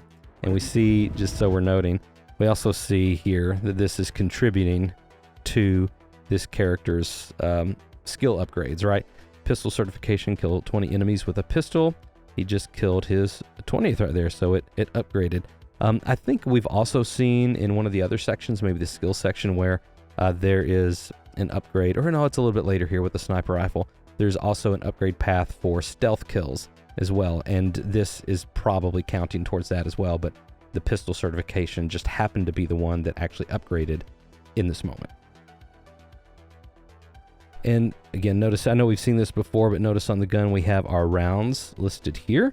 And so if you wanted to, there's probably some customization options where you can even hide some of this if you want to, since it's kind of redundant on the screen.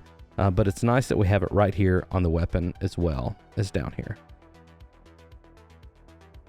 And of course, we also get, for sneak attack, 2.1 times damage. I know we all love that.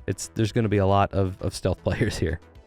We also notice that here it gives us our indication that we are hidden.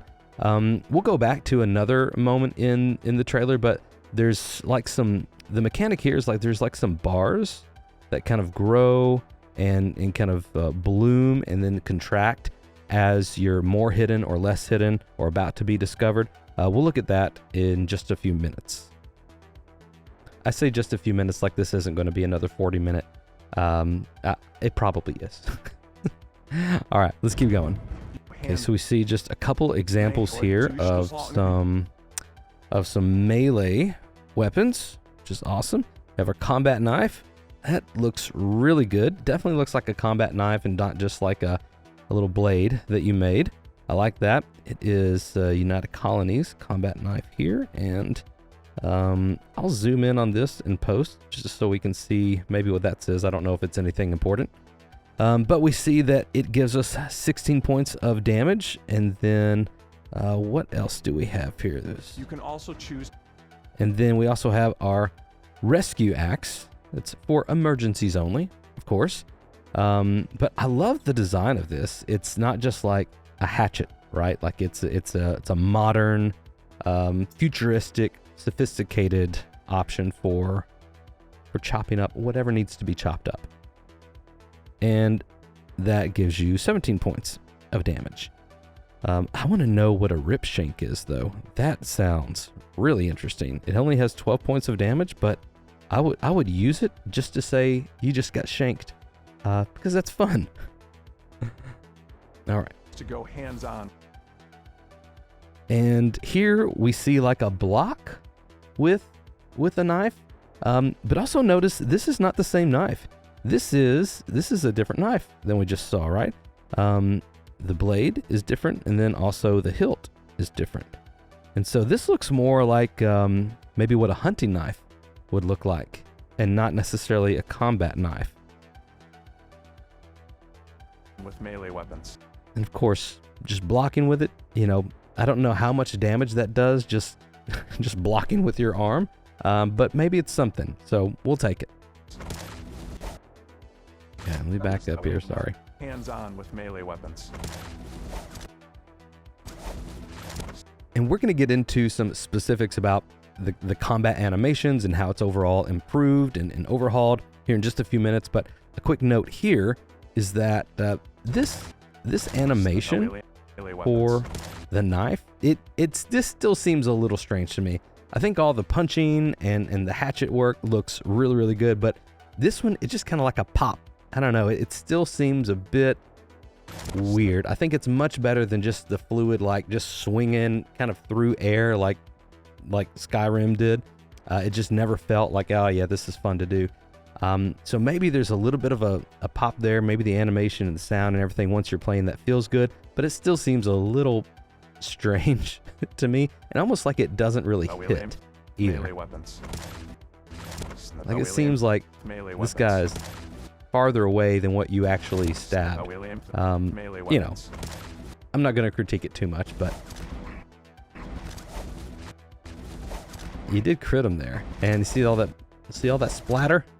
See all that blood splatter? Woo, that's a lot. But you did crit this guy.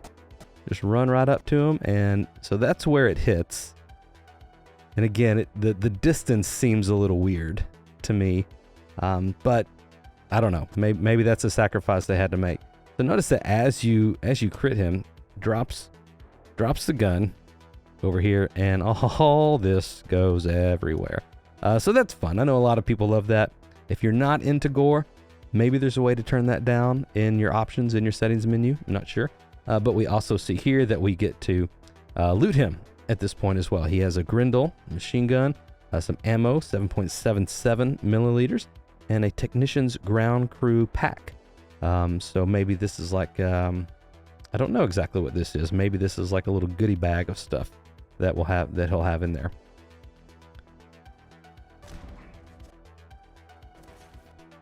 Here, this looks pretty brutal right here. I want to watch that again. This guy's ballsy coming up next to that maggot maul to just hack at it. And again, lots of blood splatter. And we also see the maggot maul kind of backing up. I'm not sure if that's your combat doing that, or if it's just kind of doing like a dodge. I think it's doing just like a dodge. I don't think you're pushing it back with your combat. But again, the distance looks a little iffy on that. And again, I get it. Like these huge creatures, like you're not going to be able to be right up close to them. Just notice that. It's still an improvement. It's still great. Looks good. I think it's always a delicate balance between like what's realistic, what's sim, and what's Hollywood. And I really like that line, striking that balance between what's realistic, what's Hollywood, what's fun. I think this is a great like design philosophy to go off of. So they did a lot of gameplay where I was very impressed with the person controlling the character. They pulled off a lot of hard shots that I would definitely not be able to pull off something that skilled. I think this is a good move to have a very skilled player playing this, as opposed to maybe what we saw of, what was it, the IGN first, where they were playing like the Redfall, and just the player was not doing a great job. We don't know all the context there, but this is a much better viewing experience, at least watching someone who knows what they're doing just really kick some butt in the combat. Again, I want to go back and watch this shot again. But there's no fun for the player. That was just epic. We see another ballistics thing come up, kill 20 enemies with a ballistics weapon. So this is kind of updating you. Looks like it probably updates you maybe halfway, because this is 10 out of 20. And then once you complete it, I kind of hope it doesn't notify you every single time, because that might get a little distracting. Much like the XP indicator that is still right in the middle of the screen. I've said my piece. I won't talk about it anymore.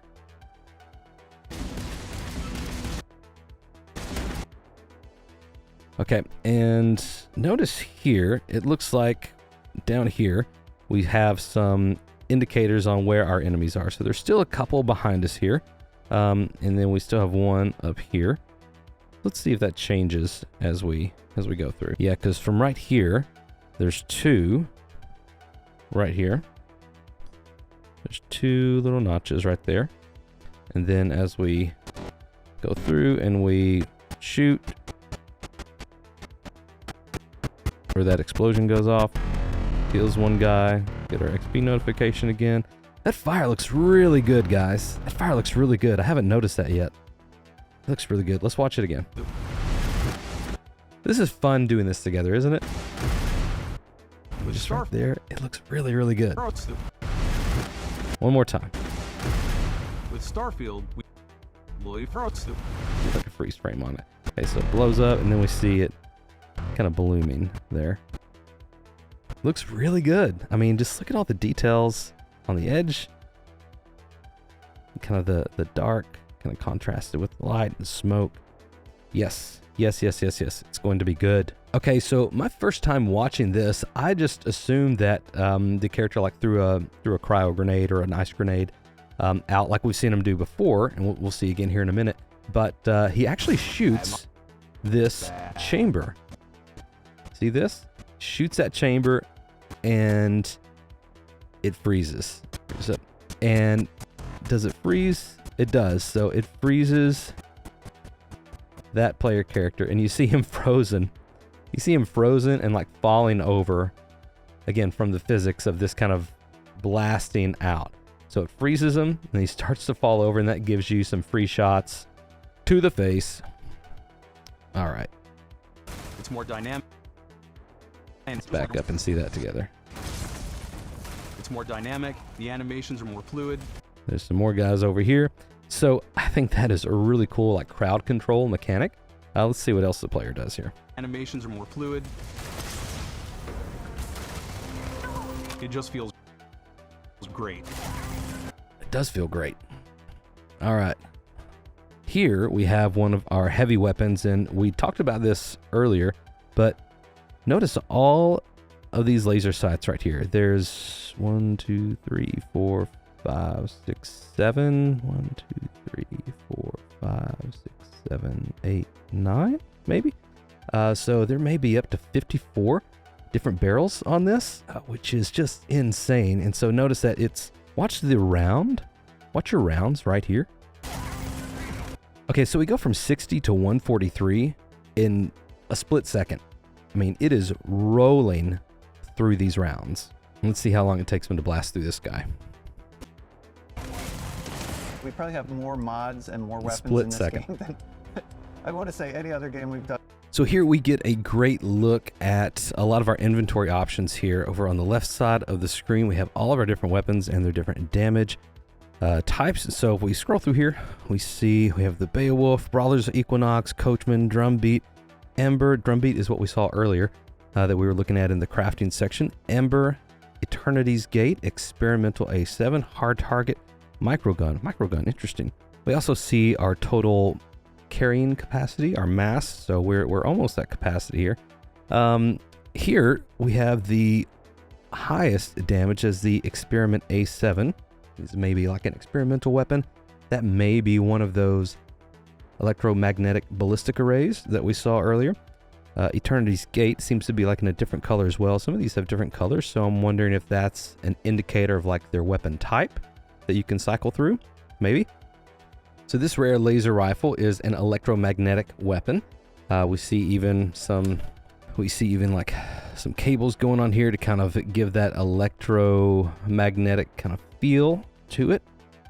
And then we also have the Coachman. We've seen that before. This is a nice shotgun. It looks like they've actually modified this a little bit with the better grip and maybe even a longer barrel than what we've seen before. More weapons in this game. At a drumbeat, what we saw earlier. An Ember. This is an energy weapon as well. And it has a few notes here about it. Has ignition beams and focal lens and a standard barrel with laser sight. So those are good things to note. Moving on. This looks like definitely like an alien tech kind of weapon. I thought this looked really cool. Eternity's Gate. The damage on it doesn't look very high, but let's look over here and see if we can find out some more information. So we know we do physical damage and energy damage. And we know this is a rare particle beam rifle. We've seen that perk before, that skill that we can level up, particle beams. Hand loading, here's a note. It says, volatile rounds that are designed to pack a bigger punch but aren't as stable and can fail on occasion. That's really interesting.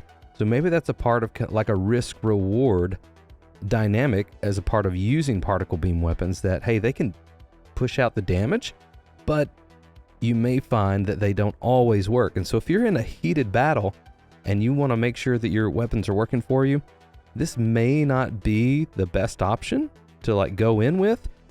Or maybe you could use this as like a surprise if you're going to ambush a bunch of enemies, go in guns blazing, try to take out a few, and then as it starts to fail, or if it does fail, then have a backup kind of ready and waiting to finish off the rest of them. This is a rare shotgun, and this is my bread and butter. Love shotguns in video games. Has physical damage of 119, just solid, awesome damage. We have a few notes here. We have Exterminator, 30% damage against aliens. Not intelligent aliens, but maybe alien creatures. Okay. And we also have reflex sight, tactical stock, and flechette rounds. Interesting. So all kinds of different mods that it already has on here. You can see the stock and the sights right here. And looks like this right here may be our rounds modifier. I'm unsure. The other game we've done before. There's a lot of variety. Upgraded gear. Man, that was beautiful. Let's just walk through those. So here it looks like we have like a grenade launcher. Here is our magazine for those massive grenades. The grenades are about that size, right? And see the barrel? So that's what we're working with right there. So these are big old boys. And this looks to be like our sights on here, which is really interesting.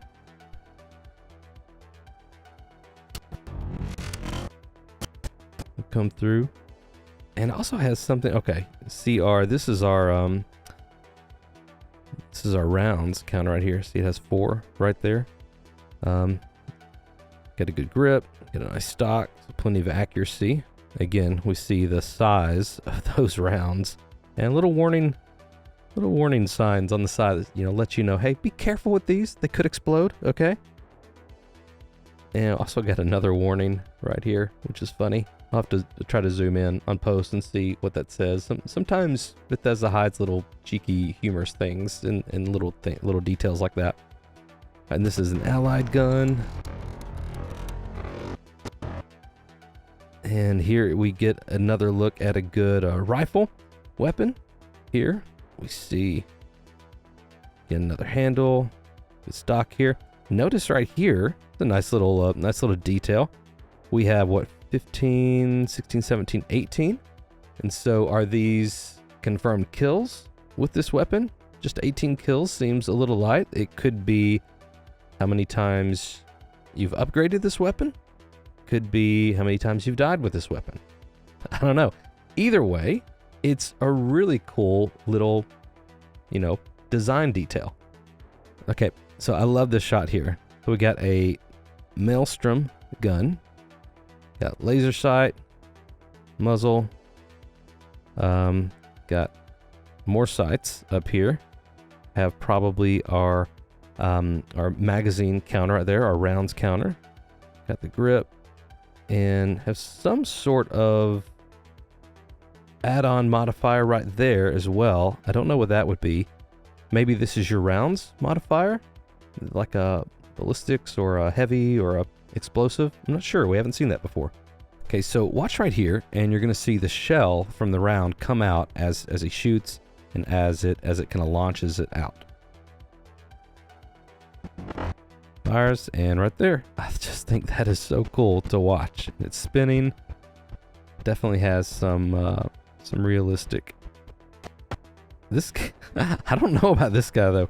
This one's just kind of like floating here, just like spinning and floating, and not real sure what it's doing. Let's go back and watch it. Okay, so this guy's all the way up. Oh, this is coming up from the ground. Maybe it bounced off of something. Man, the physics are just awesome in this game. So that game bounced off of something. Or so that round did, that shell. Look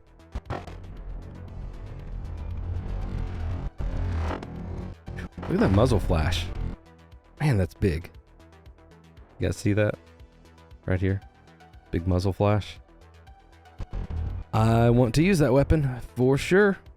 I don't think I've seen this yet, or at least I haven't paid any attention to it. This emblem right here, that's not Freestar Collective, that's not United Colonies, that's not the Crimson Fleet. So what is that? Have I missed it? Let me know what this is in the comments and put the time code on here. Okay, so here we see this awesome and very heavy looking rifle. And we also have this awesome scope on here. Check this guy out. This definitely looks like an upgraded scope. Again, we have a rounds counter, and looks like we also have some little power options here. That's a power icon, and up and down. Yeah, very interesting. Don't know what that's for. But also we have a big muzzle on here that may be a type of suppressor. It's hard to tell from this angle. But what's even more interesting, look what this scope can do. Combat. So he's talking about how sometimes you need to modify your weapons for specific moments in combat or specific environments. And notice how just kind of hazy everything is. And so your visibility is a little bit lower than normal. So what would you do if that were a situation you were in? Well, you might think about using a thermal scope. You may need and as you zoom in, look at this. You can also see, kind of notice all the snow falling, which is what's making it hazy. Or maybe this is dust. But I absolutely love that they have this thermal scope option here. You see this guy, and you're gonna, with your sights, you're gonna aim right down on him while he's sitting nice and still. And of course, you're hidden. So you're going to get some damage bonus, which is amazing. So down here, you have the option to hold your breath. This is probably what's making this so steady. What's making it, doesn't have that camera sway, that gun sway on there. Nice, so quick. And yes, of course, you do get sneak attack damage, and you do upgrade, or you get your next level in your stealth. Perform 10 stealth attacks, and you upgrade. Woohoo! Grats. Okay, so notice as you boost, already, this looks so much better than what it did in the June showcase of last year in 2022, right? The flames, the boosting looks so much better, so much cleaner. We'll kind of have the flames here, and then kind of the exhaust from that boost right there. And notice over here, again, it's still in the same place, but this is kind of our boost endurance, if you will, how much boost we have. And that's, again, probably something you can upgrade, because I know that your boost pack is a skill that you can get and that you can probably upgrade. So as he boosts over this rock, back up just a little bit. Boost packs are excellent for getting around. And we notice that he boosts a little bit, and then he kind of floats just a little bit. And this is what the developer's talking about. Like when your gravity is lower, that these boost packs kind of have, even better effect, because they can really take advantage of that low gravity.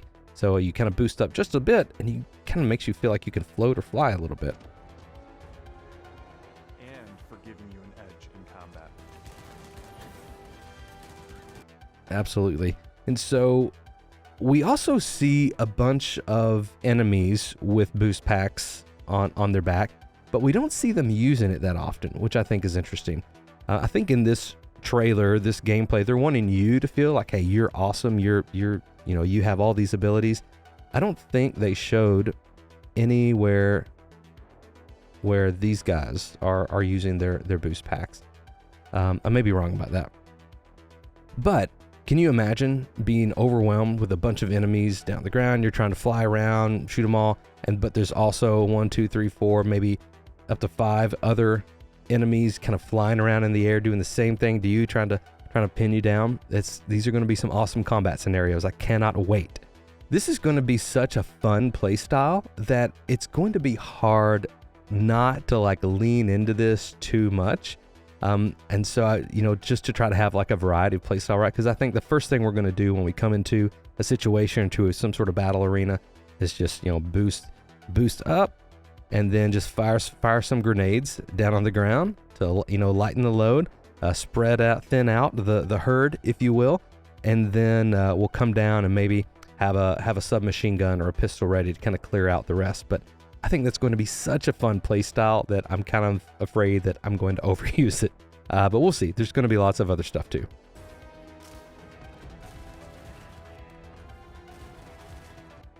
Okay, and so right here, this was interesting because this guy is glowing, kind of like what we saw earlier with the thermal scope dynamic, but we don't have our thermal scope on.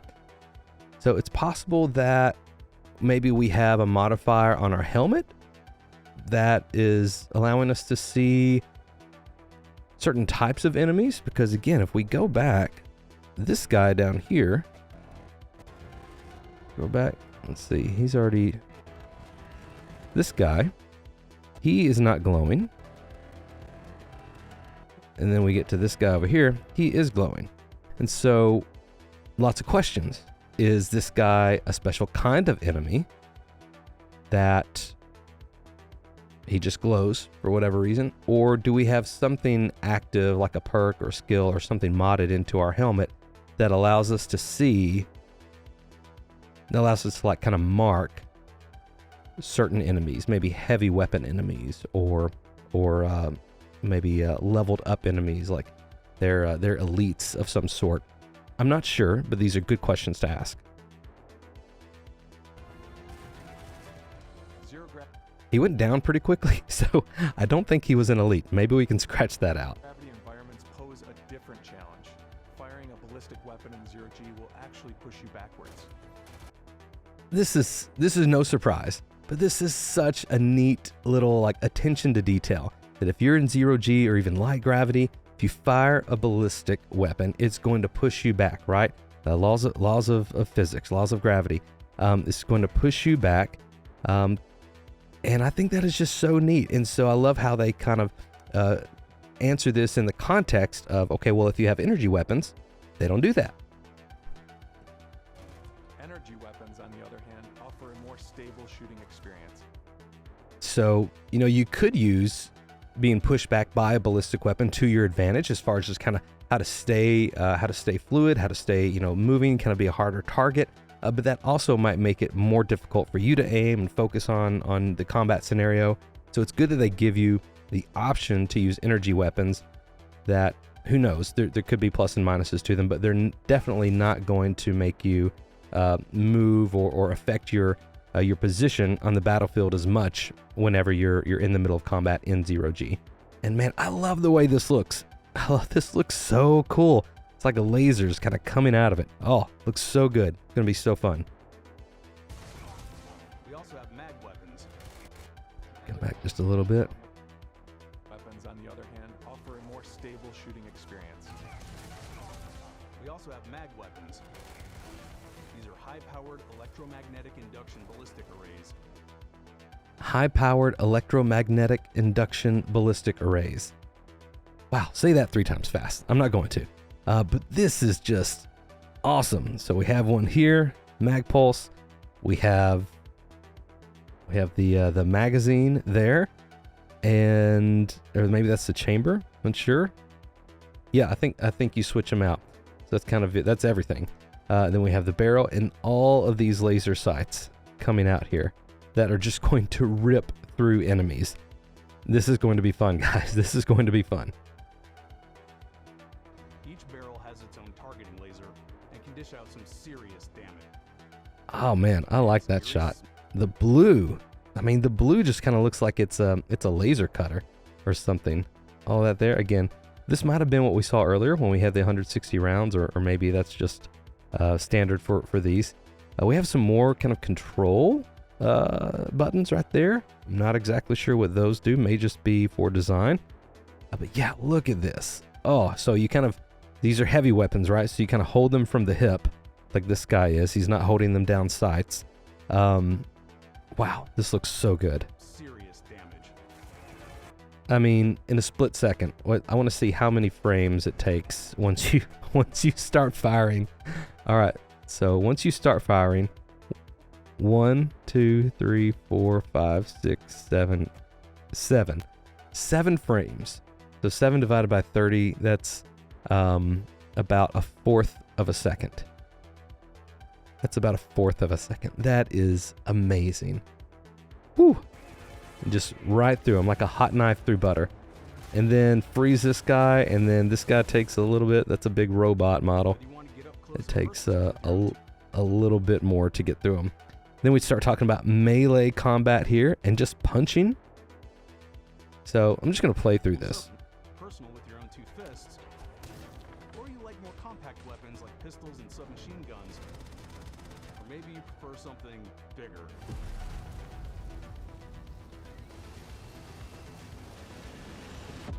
Starfield's got you covered.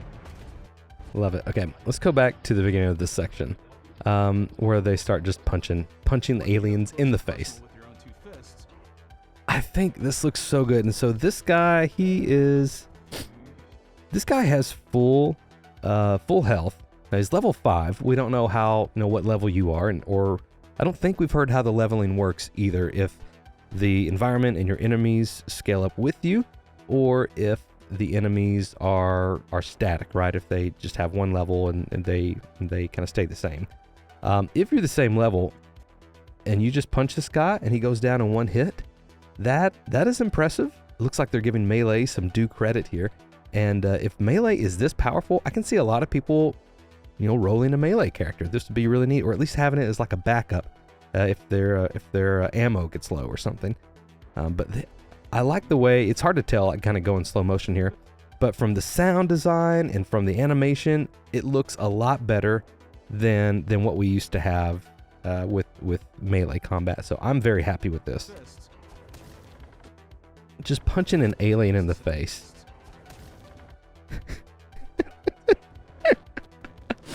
He's like, hold on. Okay, this guy's a level 25, and so he's a little bit more. And this is interesting. I didn't notice this before. Look at, he has another little bar right there. I think that's the symbol for electromagnetic. So maybe he has some resistance to electromagnetic weapons. And maybe that bar goes down first with those kinds of weapons, and then you start getting his armor or his health. But just look at the animation here. So you go to punch this guy, and just his head, that long head, just goes way over. I love that. I hope that, like, if you were to punch with your other hand, that his head would go the other way, and that there's, you know, they're kind of reacting like that. Man, I just think that is so funny. Whoa. Just okay.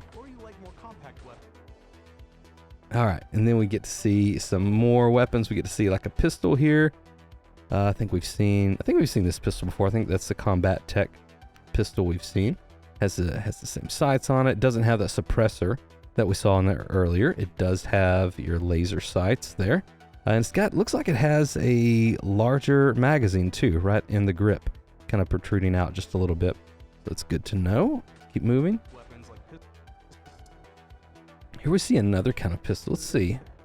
This is an electromagnetic pistol, it looks like. Let's see all the, it still has a muzzle flash on it, but it has all this kind of blue electromagnetic stuff that we saw earlier coming out. What is that? I'll have to zoom in on post and see if I can verify what that is for you. It's like pistols and submachine guns. I like that transition. Transition through the wall. And then you're firing another gun on the other side of it. That's pretty cool. So this is definitely a ballistic weapon. See the barrel flash. See the barrel flash and laser sight coming down. We also see this guy kind of moving back and forth. Interesting. And yeah, it's a submachine gun, so it's a lot tighter. It's not as long, right? It's just like a regular assault rifle. But it looks like it could be good for maybe some lighter damage, but faster output. Or maybe you prefer something bigger. Okay, so this is a machine gun, kind of like a Gatling gun, if you will. And so you're going to start out firing, and look, I thought this was a grenade launcher at first, but he's shooting into this tank. He's going to blow that up to knock this hunting maggot maw down. Boom. Again, the fire looks awesome. And notice how the hunting maggot maw gets staggered and just falls over. That just kind of stood out to me as like, hey, I love the way that the enemies are interacting with what's going on in the environment. It's not just getting damaged and, you know, freezes up for a second. It actually falls over from that massive explosion, then stumbles back up while it's still on fire, and you just go to town on it, just ripping through it. Starfield's got you covered.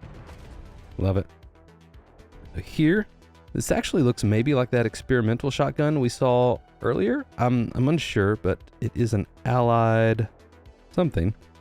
We see that right here. And another good shot. Oh, I like this one. This one may be part of the thumbnail. I don't know. We'll see. Love this whole look. This looks... Is this one of the mercenaries? One of the ecliptic mercenaries? The stuff on his helmet makes me think that's one of the... it's one of the cults, maybe.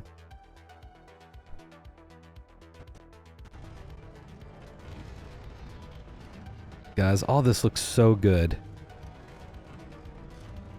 I really like this weapon too. This looks like a fast-firing revolver pistol. See all these rounds here?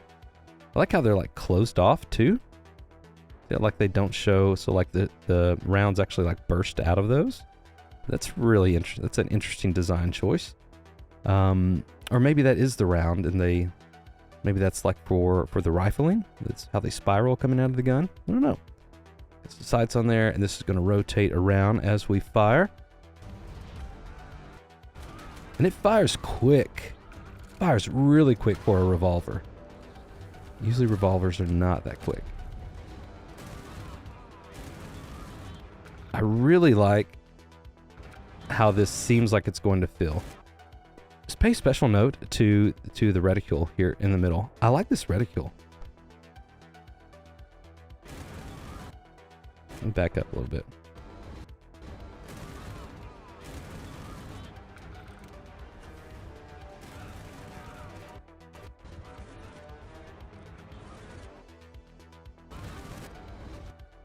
So I wanted to back up here. Your reticule here when you're firing is yellow right here, or excuse me, it's orange. And why is it red in other places, or why is it orange here? Maybe from a crit shot, or maybe from a headshot? I don't know. Right there, I feel like you got some headshots too. Maybe you didn't start with one, but everything else is red. Very interesting. We have a hunting twist fin here. Looks like an alien creature on a desert planet, so to speak. Looks definitely dinosaurish, like with a tail and claws, kind of like a velociraptor, which, what did we hear earlier? The Ashta are like a cross between a wolf and a velociraptor. So maybe this isn't exactly the same, but maybe it's in the same family, same genus, maybe. Okay, so that was an ecliptic mercenary. So that's kind of, they look like they are very heavy armored. This guy was coming at you with an axe. And so you put a stop to that real quick. Let's see.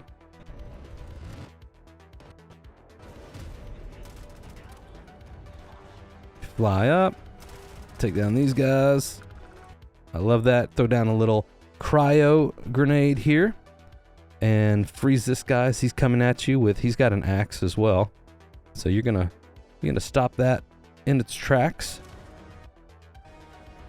And then you got like a big sword. I mean, look at this.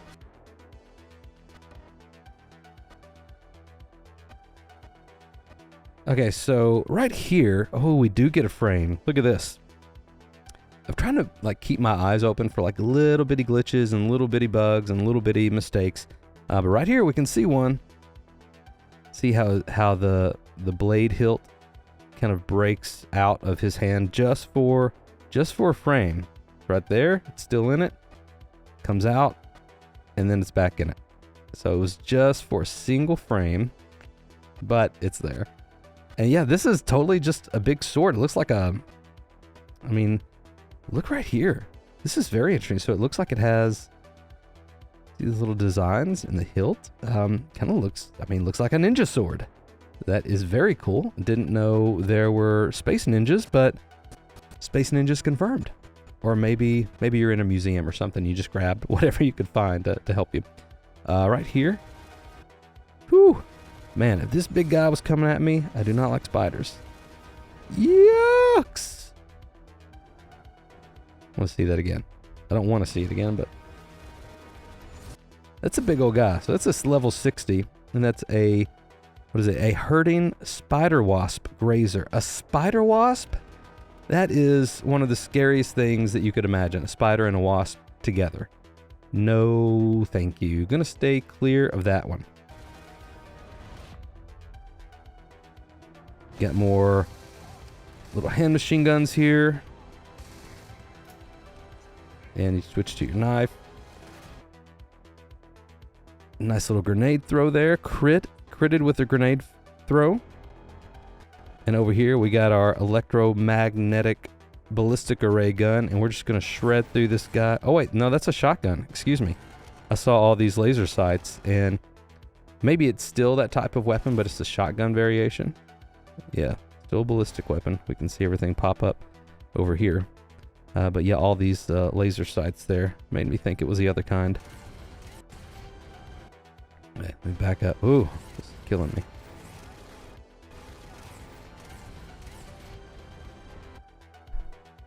This is definitely a little frightening, right? All these robots running at you. These are Varun robot models. So this is House Varun, right? One of the religious cults in the game, or one of the religions in the game. Maybe I shouldn't judge them and call them a cult. Who knows? They may be nice people. Taking out these guys, space pirates. Again, just awesome combat. Aiming. Oh, whoa.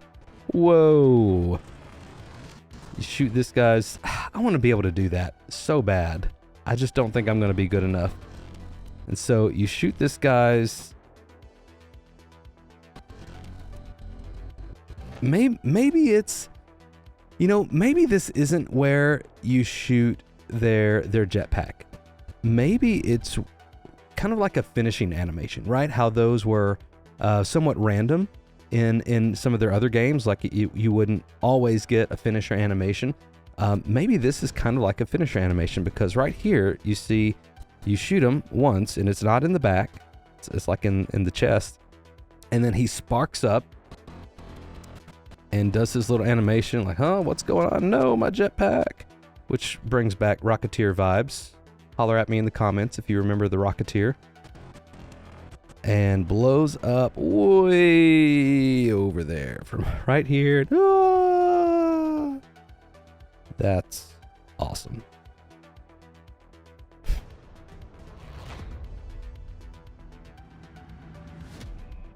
And then, of course, we have this scene. I don't know what to think of this. I don't know what to think of this. Let's just watch it. Let's just watch it.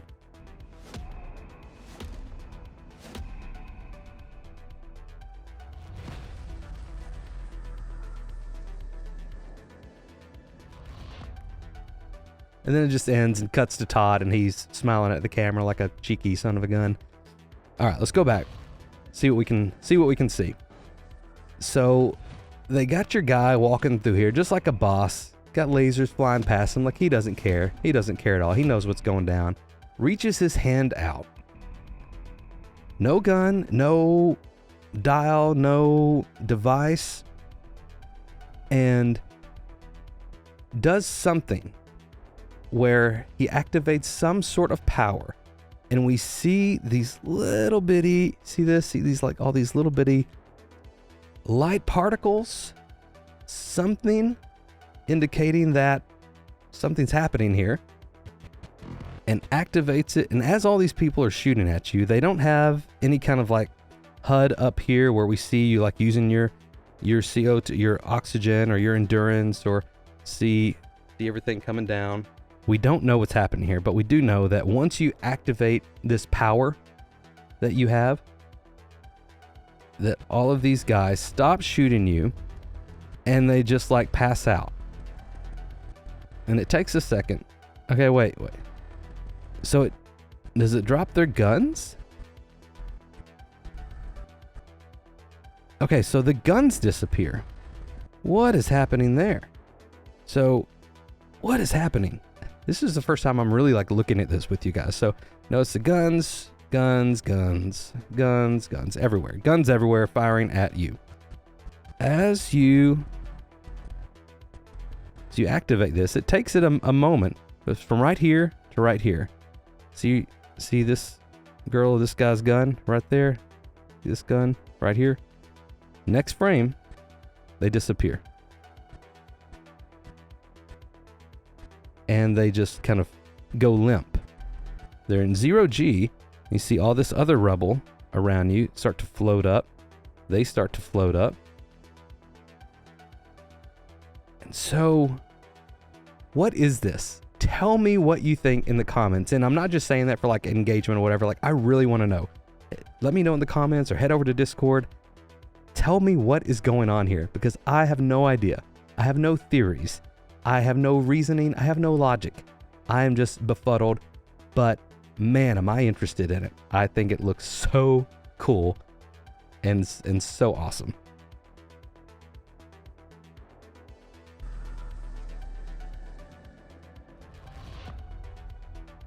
Okay, so that's the end of that section. I want to go back real quick to the skills section because they dive into a little bit of combat there. All right, so we're back in the skills section now. I'm not going to go real into depth into the skills part. Just wanted to kind of breeze over the combat sections here. So they do note that the boost pack training is a skill. So this can either probably give you more boost pack endurance or longer boost, maybe even stronger boost to get you through more stronger gravity. We'll see. Everywhere. Right here, he's just talking about how he likes to fly over. Just give us some more examples of flying over. And here we see the indicator that we are leveling up our boost pack training. Love that. Maxing out my physical tree so I can get neuro strikes and just... And this guy talks about a skill that helps him kind of be better at melee. neuro strikes, maybe just cracking skulls open here. Punch my way through combat.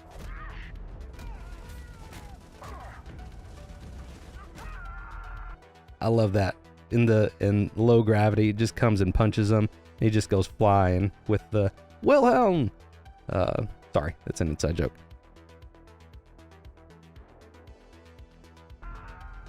That one's a lot of fun. Invest in the skills that suit your playstyle. Okay, here's where we get to see a little bit more of stealth, and this is what I wanted to show you. Very much a stealth player. So, I'm out there. Okay, right here, see where this is our hidden meter. This is the sneak mechanic. So you see all these little notches here. So this is saying kind of how hidden we are and if we're about to be discovered. So this is kind of how you need to either find better hiding or you need to go ahead and do what you came here to do. Pickpocketing everyone. My favorite part about being stealthy is slowly creeping through vents like... I love it that I called this vent thing in my WTF video. This was so cool for me.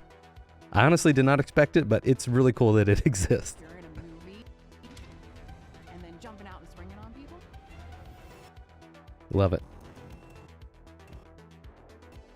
Okay, so again with the sneak, this really isn't combat, but notice we can pickpocket before we do the thing that we came here to do, and we're still hidden there. So just want to show you that as a part of combat. Love it. And we have another type of knife here as well. This isn't the combat knife we've seen before, and it's not the hunting knife we saw earlier. So it looks like there's going to be a lot of variety between melee, between regular like ballistic guns that we're used to, between electromagnetic guns, between the bullet arrays, and maybe some other cool stuff that they didn't even show us. I'm very excited for the combat in this game. If you're like me and you love watching videos about Starfield, then I would love it if you give the video a like, help other Starfield fans find our content, and consider subscribing. That way you won't miss any content as soon as it launches. And if you're looking for a community of people to enjoy Starfield with, then we invite you to join our Signal crew over on Discord. This is such a fun way to connect with other positive and excited players in a space where you don't have to worry about internet trolls kind of babbling on about 60 FPS or junk like that. And finally, thank you so much to all of our patrons and our channel members. They get really cool perks like ad-free viewing, early access to new videos, and even their names immortalized in the credits of these videos. And for the biggest Starfield fans, there's even a producer tier, and I'll let you explore those perks on your own through the links in the description. Thank you so much for watching, liking, and engaging in the comments. Let me know what you think about the new combat system in the comments below. For now, may you find wonder as you journey through the stars.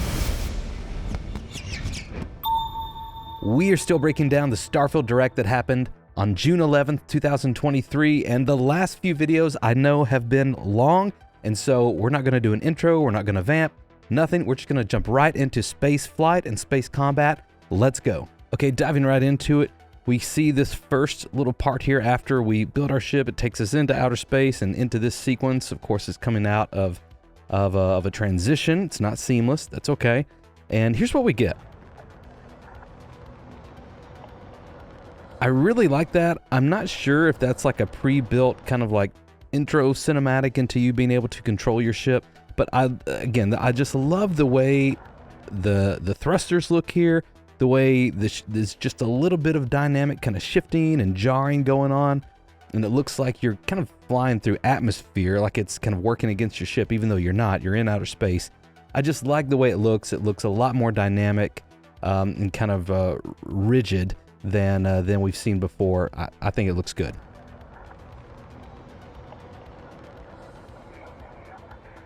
And here is where we are in our cockpit and we kind of get into the flight section. We see a few different animations where our characters kind of like flipping levers and switches and pushing buttons. I'm unsure if this is, something that we'll have actual control over, if we'll be able to do this manually, or if it's something that's just kind of a pre-animated, little cutscene. But I think it would be cool if we were able to do these manually. Do all these little levers and switches that he pushes. I like that. Okay, so we're going to stop right here. This is where the developer starts to talk about the ship combat. Specifically, he starts to talk about the allocation between all of the different systems and how we move our power around to kind of make the most of any given situation. Let's take a look at it. Look down here in the bottom left corner. This is our power allocation. We also have some information over here. We'll get to that later. But for now, let's look over here, the very left. So we have all of our power right here to pull from. Notice we have 8 out of 27 points left. I'm just going to refer to these as points of power. It's probably not the correct terminology, but that's what we're going to use for right now. For now, we have our weapons on the left. We have lasers, ballistics, and then EM. I'm assuming this means some sort of missile, maybe electromagnetic something, or EM, like the M is a missile. So I'm not sure here. Over here on the right, we have engines, shields, and grav drive. So again, we have 8 points left out of our power that we can allocate. So depending on what we're needing to do, he's going to go through this here in a second. We can increase our lasers, we can increase our ballistics, and you see within each of these, we have a certain amount, like a capacity. So we have a lot of capacity left for grav, because it can go all the way up, our grav drive. We just have 1, 2, 3 allocations left for shield. 1, 2, 3 allocations left for shield right here, sorry. And then same for engine. And then it looks like our EM is maxed out already. Our ballistics have a lot more that we can use, and our lasers just have a couple more. So without getting too deep into that right now, let's just kind of move forward and see what he has to say, and it'll make more sense as we walk through it. To fire your weapons. I think the ship combat looks great. There's a few things that they did that are kind of nuanced to make it feel a bit heavier, a bit more exciting. It looked okay in the first trailer and the first showcase that we had last June. I don't think it looked bad, but there's something about it for this year that looks a lot better. I think the lasers, the missiles, you kind of look here, right through there and right through here. You'll notice that there's kind of different hues and different colors kind of within there. Different spectrums of color and light going through there. That it just kind of gives it a dynamic sense to it that makes it feel more powerful, more chaotic, more dynamic. And I think that adds to the energy that your ship combat is going to have. Especially we get a great look later on, kind of towards the end of this section, where there's lots of combat going on. There's lots of missiles and lots of lasers being fired, and it looks like it's going to feel great. So I'm excited for that. But for now, let's keep moving forward. Your weapons. It's a complex dance between your piloting skills and our power allocation system. Okay, so here's a closer look at this stuff, kind of exactly what we said earlier.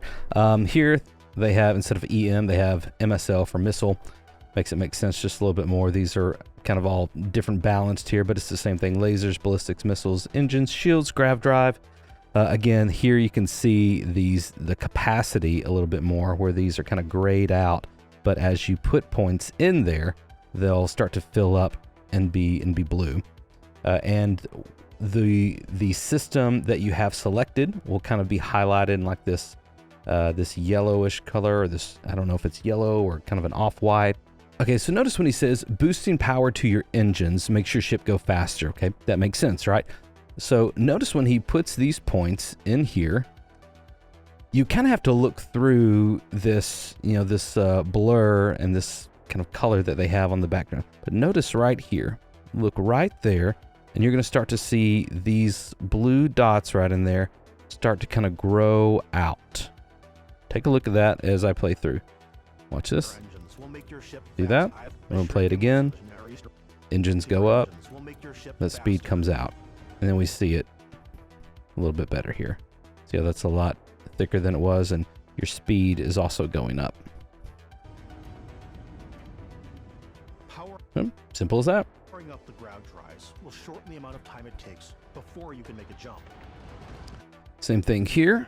So he is making a grav jump starting at 7.61 seconds. Notice that as he puts points into the grav drive from our allocation down here, he's going to put points in there.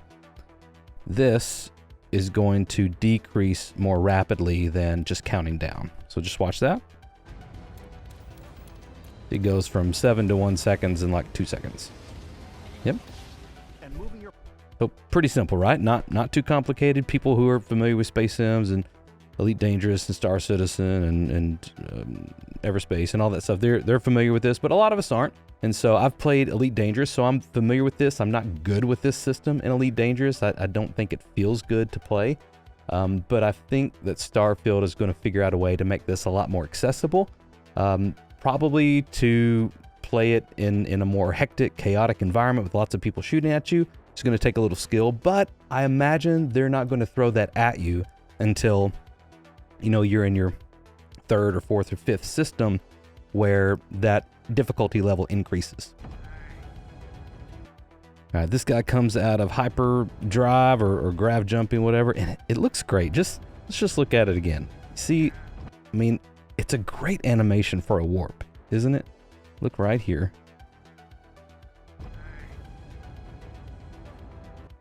I think it looks really good. I'm very impressed. All right, and here we have a Crimson Fleet pirate coming at you, level 6, and looks like also they have this little icon right there, which is nice. Just a good little like visual cue for who you're fighting.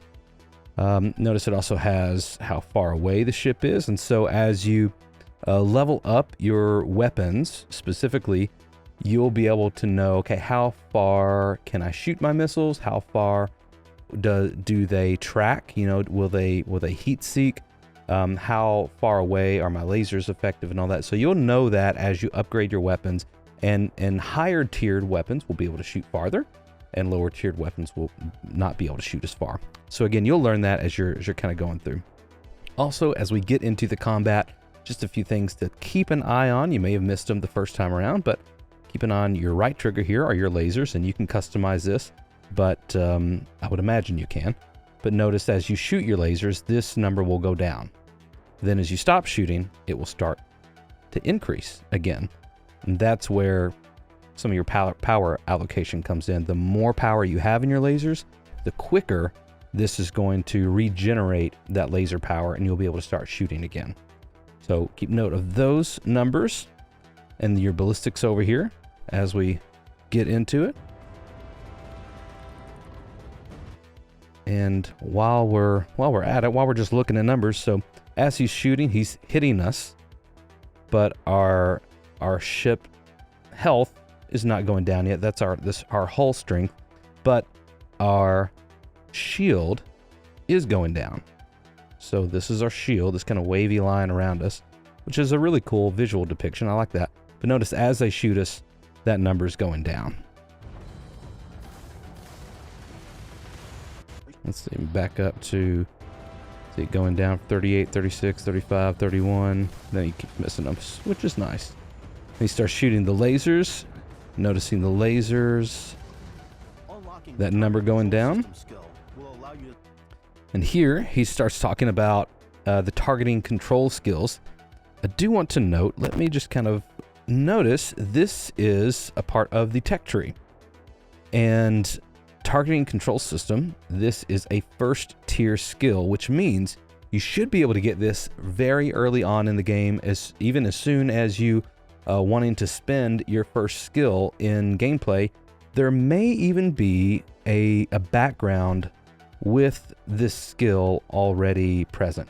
We haven't seen all of the backgrounds yet, and so there may be some sort of like spaceship focused background that has a few of these. And we know these are boost packs. We've seen those before. This is something to do with ballistics in your ship. And then this is the targeting system, and then we'll have another video breaking down all these skills. But I just wanted to note that hey, this skill, this system that he's going to show off, this isn't necessarily a very advanced system that you only get, you know, when you're way into the game or you have to build up a lot through your RPG elements. This is something you can probably get right at the beginning of the game through a specific background, or right as you start leveling up your character and earning skill points. control system skill will allow you to zero in on specific subsystems of the ship you target. Okay, so let me go back just a little bit here. Notice right here, we have the option to target lock. So we hit our X button. That's going to bring us into this view. So it seems like this is actually going to lock us in. And so we're not going to have to worry as much about aiming or keeping track of this ship.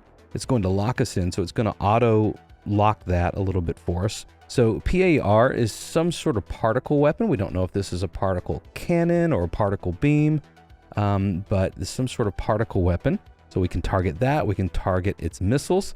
We can target its engines, shields, grav drive, very similar systems to what we have, just customized, right?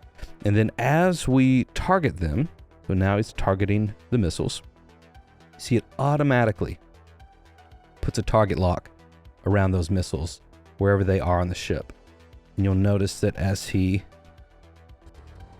targets the particle weapons, that moves. So the missiles are right there. And as he moves our target, the particle weapons are there and there. Maybe something else over here. And he automatically targets those. Here is where it gets a little interesting, because here's where he can target their shields, their shield generator. And there's only 3 notches available, so he might be able to take this out pretty quick.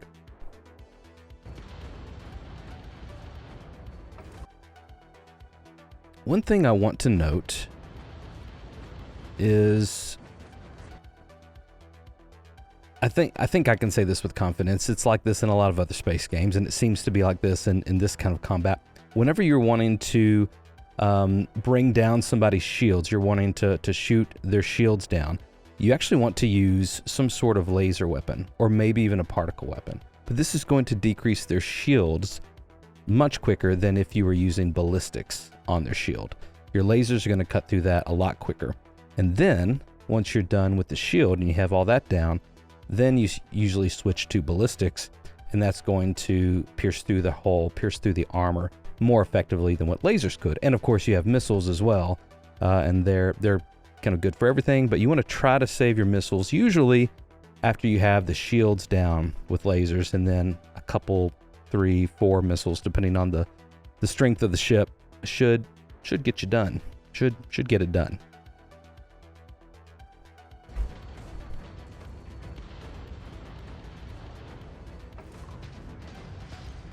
See, the shields are gone. We can see that blue line that was up here on the top is gone, and we just have the hull strength down here on the bottom. And you notice I'll go back a little bit. He fires this missile out. That's cool. We can see this missile just for a little bitty frame right here.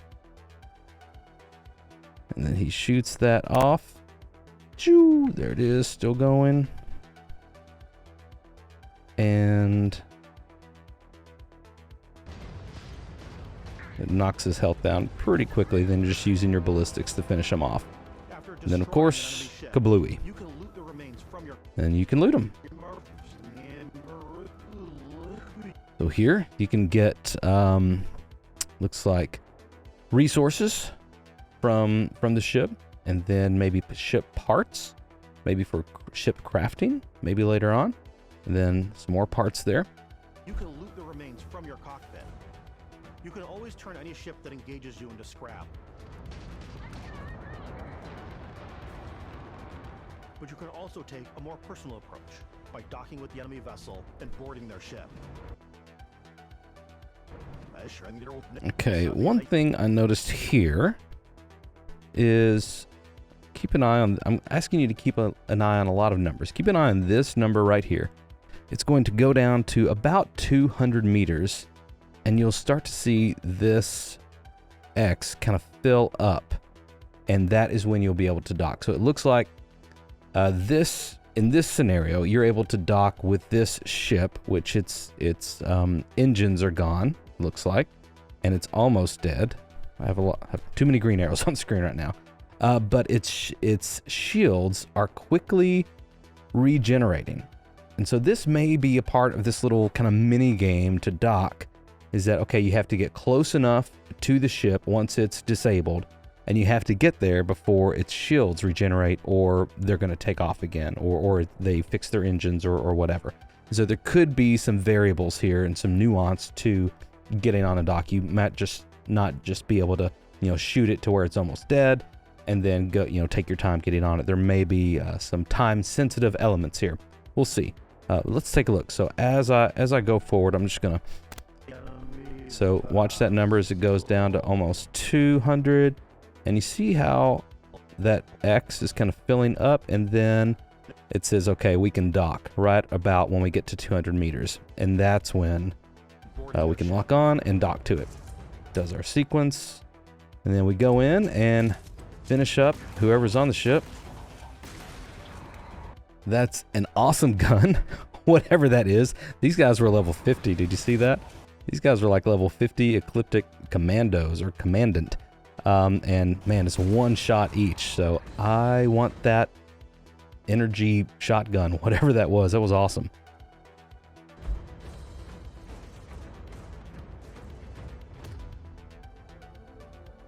Once you've taken control of an enemy ship, it's yours. Add it to your fleet and retrieve it at any spaceport.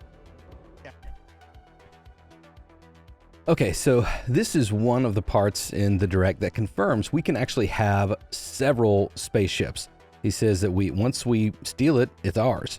We can add it to our fleet and pick it up at any spaceport. Okay, so this is the one that we just stole, and notice that the hull is already at 50% and the shield is already at 50% as well. Right? We just got through almost demolishing this ship so that we could steal it. So it's not automatically going to have, okay, now you have full energy and full health and full shields. You will have to repair it, but it does look like there is a repair mechanic. So this is probably something that's going to use resources. If you don't have those resources, then it might be best to send it back to a spaceport to repair later whenever you get those parts. But just something I wanted to note. Ship, it's yours. Add it to your fleet and retrieve it at any spaceport. And here we see that this character that they've rolled has up to 9 ships. I think I saw earlier where maybe this goes up to 13 or 14. I don't know if there's a cap on this. I don't think we've heard that there is. So you may be able to collect as many as your heart desires, and that is awesome. This guy, the Ecliptic Claymore, looks like a big guy. Looks awesome. Look at its engines. Yes, sir. Its shields, grav drive, particle weapons, missiles, ballistics. Yes. And look at its value. All right, so I imagine this is probably not going to be just hanging out for you to steal with some low-level enemies on it. This is most likely going to be in a high-level space, a high-level area of the galaxy that we can't get to until later on when we've kind of earned that privilege. But this looks to be like a very nice ship. It has 6 crew spaces, lots of other stuff down here that we won't go through right now, but I'm very impressed. This ship looks great. But space is way more than fighting for your life. Just like when you're planetside, there are plenty of sights to see and stops to make on the way to your next adventure. Okay, here's where we get our first look at the Star Yards. These are huge, massive space stations, and they kind of seem like they're going to act kind of like cities or towns or villages, maybe smaller versions of what we could expect in places like New Atlantis or Neon. A little bit of trading, maybe some quests, some NPCs to interact with, some places to buy ships, but maybe not quite as exhaustive or robust as what our cities are going to be. Massive star yards. Walk the halls, talk to the crew, maybe get talked into buying a whole new ship. A civilian in my star yard. Let's see. And of course, everybody loves this guy because of his face tattoos. His mama said he would never amount to anything with a face tattoo. Look at him now. Selling spaceships in a star yard. Nice. About getting you a proper ship, one worthy of you. Maybe you'll dock with a gigantic battleship, like the UC Vigilance. For all of you pirates out there that are just wanting to pirate and destroy everything you come in contact with, this guy has some help, right? So I'm sure he has some firepower of his own, but he's also got 1, 2, 3, 4, 5, at least 5 other ships kind of keeping him company. And so you may want to think twice before coming in guns blazing to a big guy like this. UC Vigilance.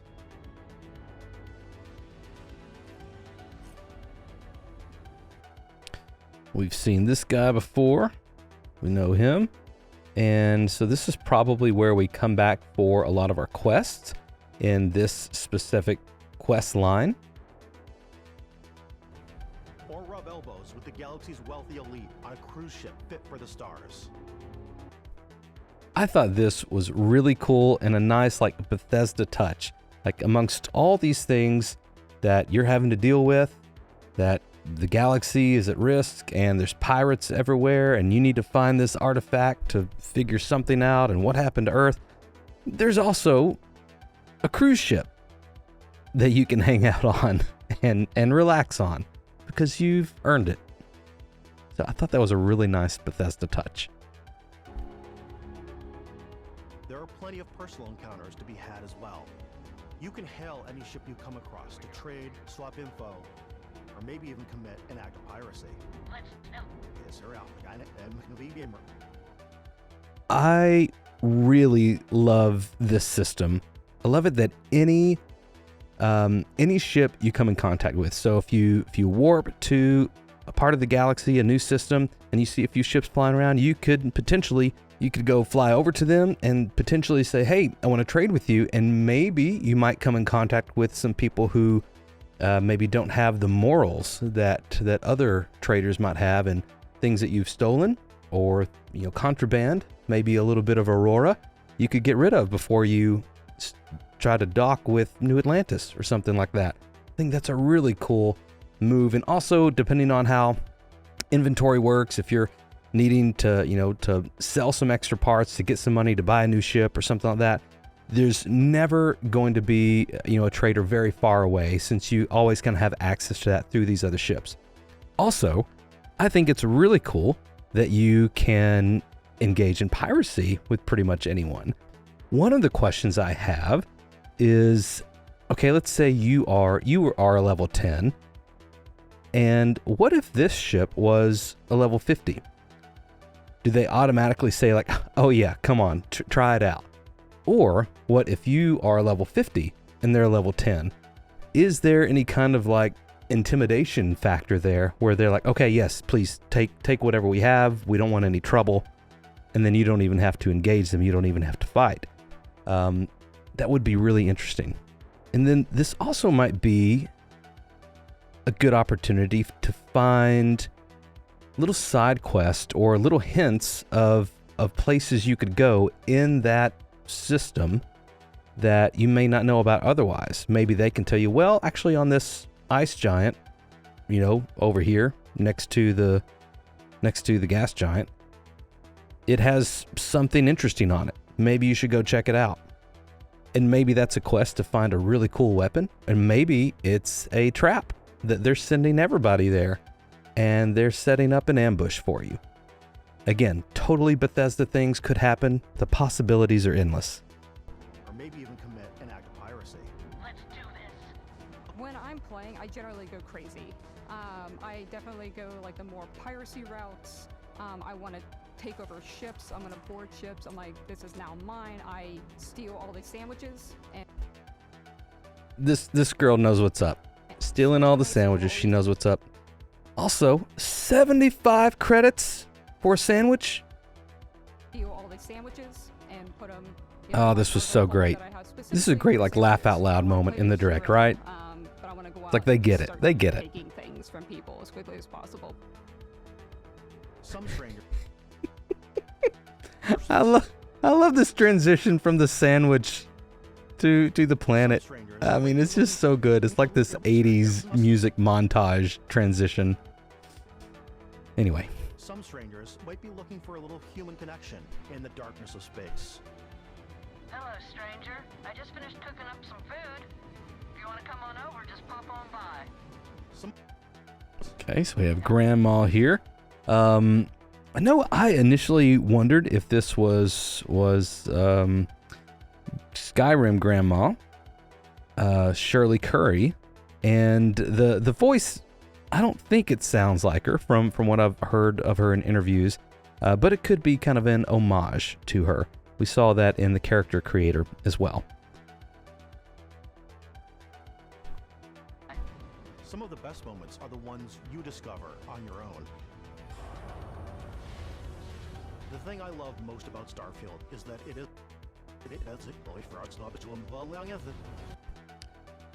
So, just real quick, this is kind of a parenthetical thought, but I believe this is a ship's gravity drive or artificial gravity mechanism powering down. And Ryan McCaffrey from IGN mentioned that he got to play a mission where he was on a ship and the gravity kept going like on and off, and it kind of made for a dynamic gameplay environment. So I wonder if this is that same mission. It just kind of caught my eye. Anyway, in parentheses.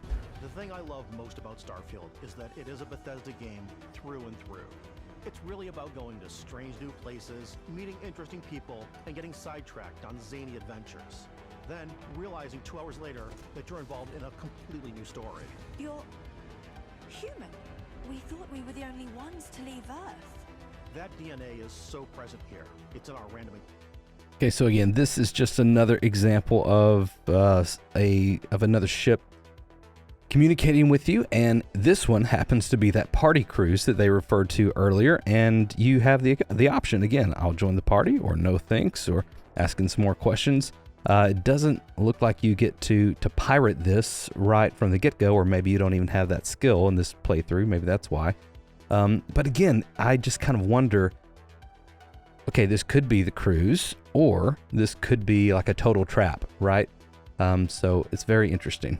Counters, it's in our handcrafted quests, and it feels so cool to play it and just make... Okay, so here is a good look at our star map, and this even has some visual improvements as well. Look at kind of the glow around our main stars here, our main star systems. I don't think that was present in the first one. And we also have this little guy over here as we're kind of plotting our routes. We have fuel consumption. So we'll know if we can get there or not, or if we're going to have to stop halfway and fuel up. Your own path in this universe. There are over 1,000 planets out there. And even here, I don't believe we saw all these gravity lines in the first one. Did we? I'll have to go back and check, but you see all these kind of squiggly lines going through here? I don't think those were in the initial star map system view like this. I'll have to go back and double check, but I don't think they were. There are over 1,000 planets out there. Just wait. Out there. Just waiting for you to visit. Again, I love these animations where it just looks like the ship is like really exerting itself. We want you to feel like those thrusters are really burning instead of just kind of floating through space. Like it's really trying to get somewhere. I just think it's a nice little touch. Just a little thing, but I think it adds a lot. Explorers. Breaking ground on new planets, exploring every inch of a mostly untouched galaxy. Again, we have this little animation down here where he's kind of flipping switches and turning knobs. I really like that. I hope that we get to do a little bit of that. That would be so cool. And it's not just like an animation. Galaxy. We want you to feel hopeful. We want you to feel this sense of awe and wonder. And sometimes a little fear. Oh, I love this. Oh, it looks so good. Giving you a massive playground in Okay, let's go back. That was one of my favorite, like, 2 shots of the whole Direct. Where you have all these missiles firing at you, all these lasers. So again, just look at all this stuff happening everywhere. Everybody's firing lasers at you and ballistics and missiles. And like you warped into something and you should not have been there. This is crazy. Again, this is your shields are going to go down real quick, and then here I think is a good example of like when you would want to like put as much as you can in shields and then put the rest into grav drive and get out of there as soon as you can. We're giving you a massive playground and a ton of... But at the same time, like I would want to get to the level, like both in the RPG elements and the leveling up in my ship, and also just to the skill level, like me as a player. I would like to get to the level where I could handle something like that because it looks so fun. ...of toys and just setting you free.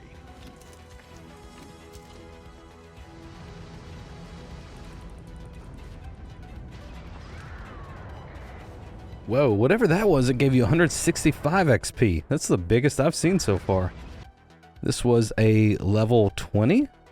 Crimson Fleet White? Interesting. Okay. Yeah, that's the biggest XP I've seen yet. Big missile to finish up. That was awesome. Just flying through the wreckage like a boss. So the last thing we do have to talk about ship flight and combat is actually the landing and takeoff animations. So here's a good one. We'll watch another one too. But notice on the first one back last June, Bethesda got a lot of flack about like just the bad smoke animation, right? Said it looked too, I don't know what people's problem was. It didn't look great, but it was kind of hard to articulate what was wrong with it. It looked too cartoony or something, or just unfinished. Now, the smoke looks good. And as the thrusters get closer to the ground, just kind of keep your eye right here, it's actually going to look as if, a torch was right on the ground, like how that looks. See, kind of sparking there, kind of just backfiring a little bit. Yeah, it looks good. It looks good. Okay, let's find, there was another clip that I wanted to look at real quick. I think it was like right at the beginning of where they're landing into. Yeah, right here. Okay. Okay, right here. So I think this looks so much better than it did in last June. So much better. Well done. Well done, Bethesda. Hey, thank you so much for watching today. I hope that you were entertained. I hope that you learned something. If you would, before you go, hit that like button. That helps us out, helps other people know where to find great Starfield content. And if you're new here, consider subscribing. We'd love for you to join us on the Starfield journey. Join us on Discord as well. If you like to hang out on Discord, we got a great server over there. And if you would like to support the channel in any way, lots of people love to support this channel. That's super cool. You can do that on Patreon and also through YouTube channel memberships. Those links are all in the description. Thank you again to all of our patrons and YouTube channel members who make the content on this channel just increase in quality, and they encourage me, they support me, they kind of help me produce the content, kind of decide where to go. If you want to be in that inner circle, that's a great way to do it. I really appreciate you all. For now, may you find wonder as you journey through the stars. Hopefully we got out of here in under 40 minutes. I'll see what the time is after I get through editing this. Welcome to Starfield Signal, your place for everything Starfield. I'm your host, Luke, and today we're doing another overview from the Starfield Direct. Today we're covering the skills section, and there were a lot of updates from the showcase that they did last June in 2022. So let's just dive right into the new skills section from the Starfield Direct. Okay, the first thing that I'm so excited for this section, it's not even about skills, but it's just the music. The music starting this section off, I absolutely loved. I've reached out to one of our viewers, one of our Signal crew that is really good at music production, and he's working on possibly kind of recreating this for us to use on the channel because I have just fallen in love with this music. Listen.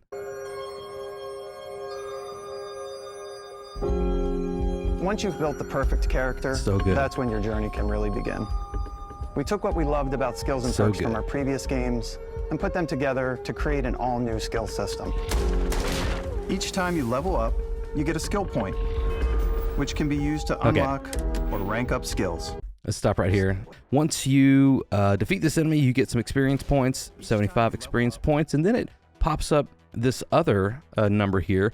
And so it's possible you may have like completed a quest and you got this amount plus the amount of experience points from defeating this enemy.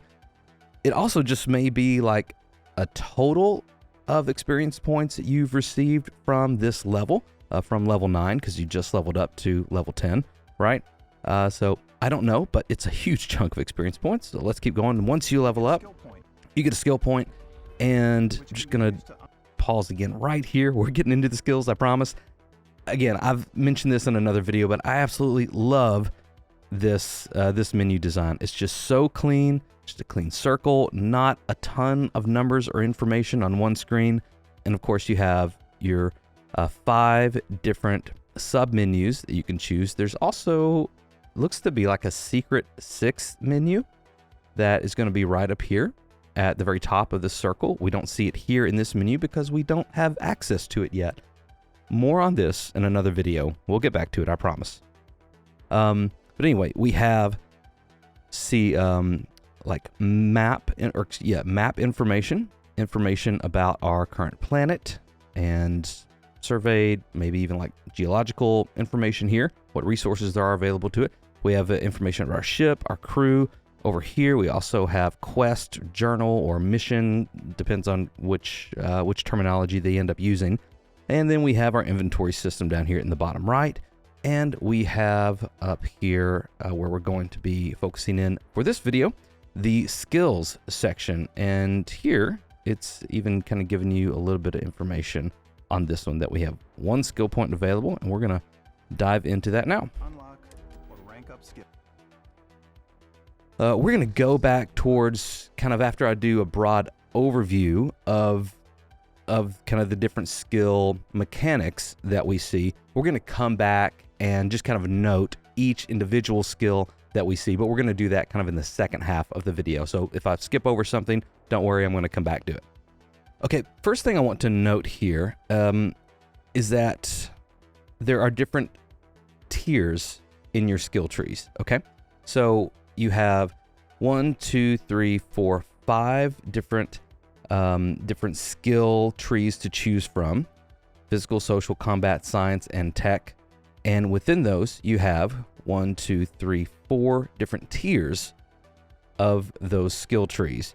And even within each individual skill, there are 1, 2, 3, 4 ranks that we'll see later. I just want to note right now that right here, so we only have 2 different skills right now in the tech skill tree. We don't have any in the 2nd tier. We don't have any in the 3rd tier. It notes right here for this skill, for the robotics skill in the 3rd tier, down here, it says we have to spend 6 more points in tech to unlock the expert tech skills. So these are the starter tier, the advanced tier, the expert tier, and I haven't seen what they're calling this last tier. Could be master, could be legendary. I don't know yet. I don't think we've seen specifically what this is called yet. But we know that there's going to be some sort of like soft progression cap or gate on how we choose our skills. So we can't just get 1 skill point and automatically go put it into one of the best skills in this skill tree. We have to slowly progress our way and put a couple skills here. Once we unlock advanced, we need to put a couple or 3 or 4 skills in here, and then we'll unlock the capability to be able to start putting skill points in the expert tier. Same thing probably with the master or the legendary, whatever that last one's called. Top tier. We'll call it top tier, even though it's on the bottom. So that's confusing. Sorry. Okay. Out of the way, they're going to go into security here to put in their new skill point. And again, we'll we'll come back and take a look at all of the specific skills that we see and break those down as much as we know. But they go into it, and this is going to be the same thing with any skill. They go into this skill. They don't have any points into this skill right now. They use the skill point that they have, and they put it here into rank 1. Watch this. They put that in there. Their skill point goes away because they just spin it, and you rank up to, or you put in your rank 1. Okay? As you do that, the emblem here changes. You'll see it kind of fills out to, so it's kind of blank right now, kind of just a transparent blue background. And then once you get your rank 1, kind of fills in with its purple color or yellow color or green color, whatever skill tree you're in, it's going to fill in. And you'll see that that's going to update. We'll take a look at that here in just a second as well. Now within each of these skill trees, he's explaining this here, but we'll have individual challenges to rank up. And so we still need to get more skill points, but to unlock these, see this is locked now. So even if we did have an extra skill point, we can't just come and rank up to rank 2 as soon as we earn an extra skill point. We do have to complete this challenge first. And they're going to be different for every skill tree. It'll be unique to that skill, right? So for security, it's all about kind of, this is the lock picking in the game, right? So for security, they have to, you get the perk that you can attempt to hack advanced locks and get 2 auto attempts banked. So that's nice.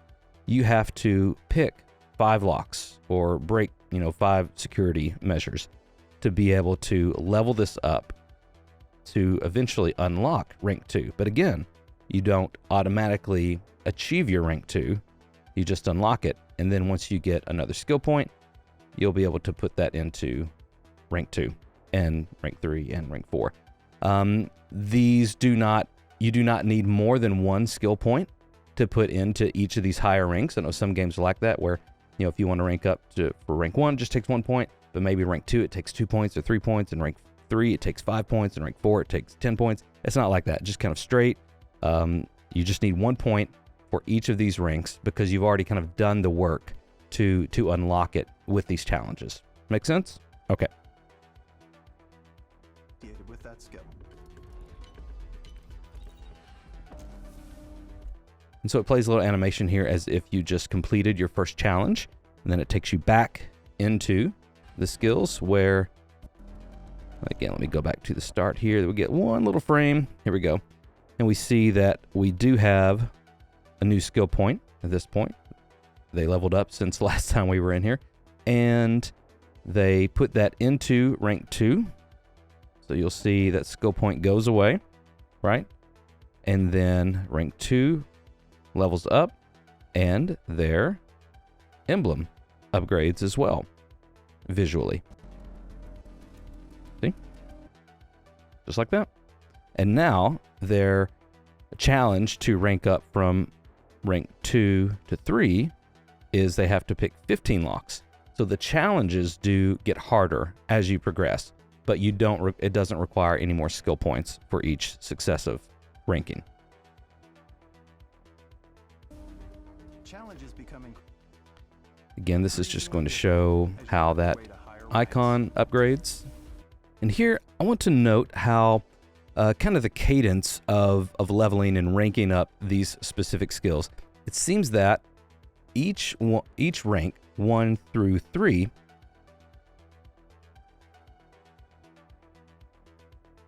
essentially just kind of levels. I keep using leveling up and ranking up kind of interchangeably. Sorry if that's confusing, but it increases the same stat or the same perk or the same feature. It increases kind of the same thing. It's consistent. And so, for example, rank 1 for intimidation, you can force a target NPC at or below your level to flee for a limited time. It's a limited time. That's a key thing here. Limited time, limited time, limited time. We'll come back to that. And so again, so this is rank 1, at or below your level for rank 1. For rank 2, up to 10 levels higher than you. For rank 3, up to 20 levels higher than you, which is really awesome if you're considering, like, if you get into a situation where you're kind of challenging yourself and you come into a room full of characters, full of enemies that are 20 levels higher than you. If you can force one of them to flee, for even a few seconds, that's definitely going to help you out. But notice rank 4, it doesn't even bother with, okay, up to 30 levels higher than you, right? It kind of goes a different direction. And I've seen the same cadence or the same rhythm in all of the other skills as well. So for rank 4, instead of raising the levels, it says intimidated targets now flee for a substantial amount of time, as opposed to a limited time, as ranks 1 through 3. Again, it's not clear what this amount of time is. It's possible that it could be different, and maybe these are like, it gives you a window and there's some RNG things going on there. We don't know, but I did want to note that kind of cadence and that rhythm there with the different rankings. If we go back and look at the security, we can see the same thing, right? So here we get, we can hack advanced locks, get 2 auto attempts, hack expert locks, 3 auto attempts can be banked. And we also get some other perks here. Rings now turn blue when the pick can be slotted. So that's probably just kind of clarifying, making it take less time for you. You can now hack master level locks, and 4 auto attempts can be banked. Again, you see the rhythm here, kind of leveling up these specific perks and features. But the 4th one, it says, expand a digipick to eliminate keys that aren't required to solve the puzzle. 5 auto attempts can be banked. So it gives you the auto attempts, but this is kind of, again, this goes in a different direction. Expand the digipick to eliminate keys that aren't required. So it levels you up kind of in a different way. Okay, so those are the main points I wanted to make as far as kind of an overview and understanding how the leveling up system works, how the skill system works, and the ranking and everything. Let's go back and take a look at all of the individual skills that we see and just make a quick note of what they tell us. We don't get a lot of information about many of them, but we do have a little bit. Okay, so we'll go back. We already took a look at security and intimidation, but let's go back to robotics for just a second. Which can be used to unlock. Robotics says, in an age where robots and autonomous turrets are employed in combat capacity, the study of robotics can be instrumental in gaining a tactical edge. And we've seen in the showcase from last June that this gives you like a 10% increase to damage for turrets, or some 5%, 10%, 15%, something like that. So that's what that skill is.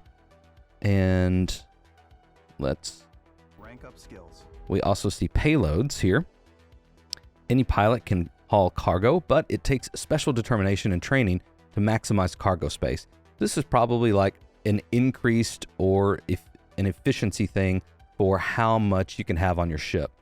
This will be especially helpful if you are engaging in trading, if you are engaging in maybe a little bit of piracy. You can collect more bounty, more loot from other ships as you go about your journeys.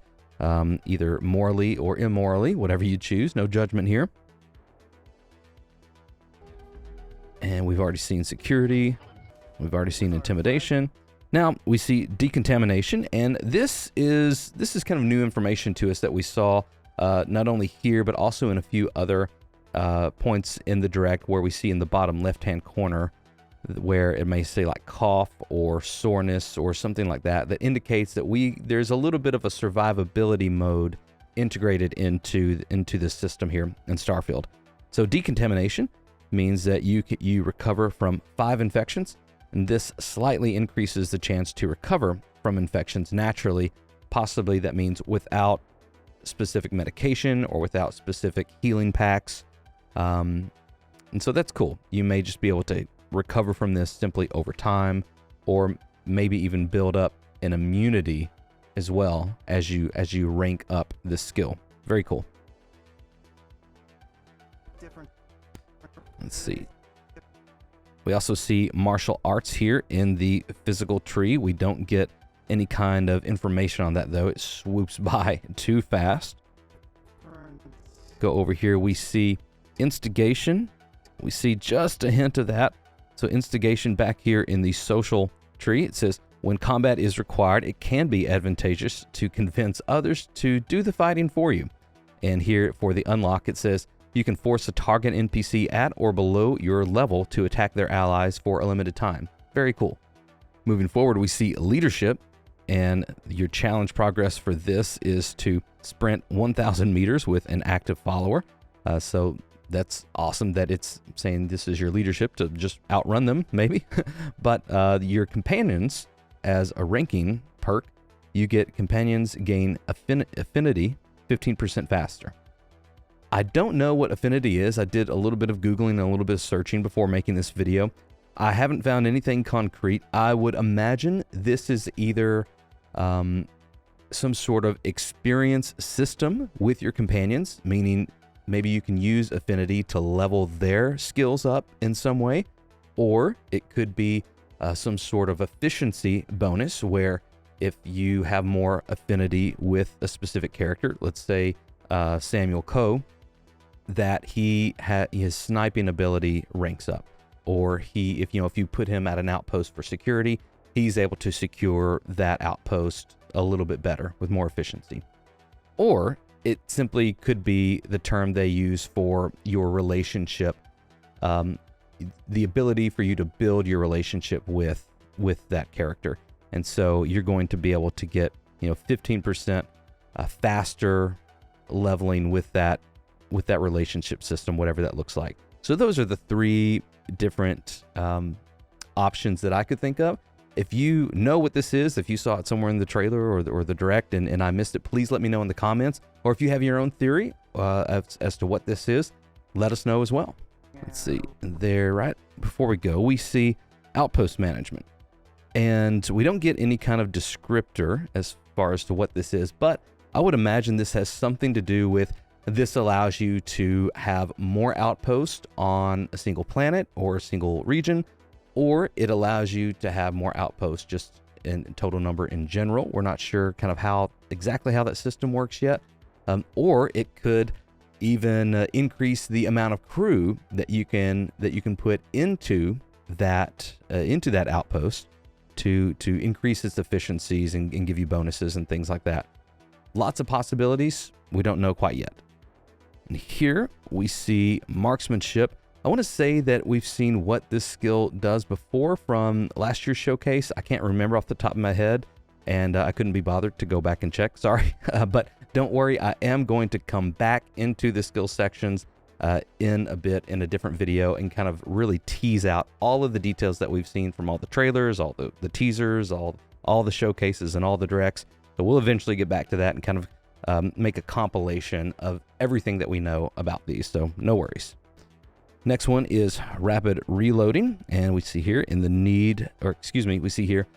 chaos of combat, the seconds needed to reload your weapon could be the difference between life and death. Dun dun dun. Sorry.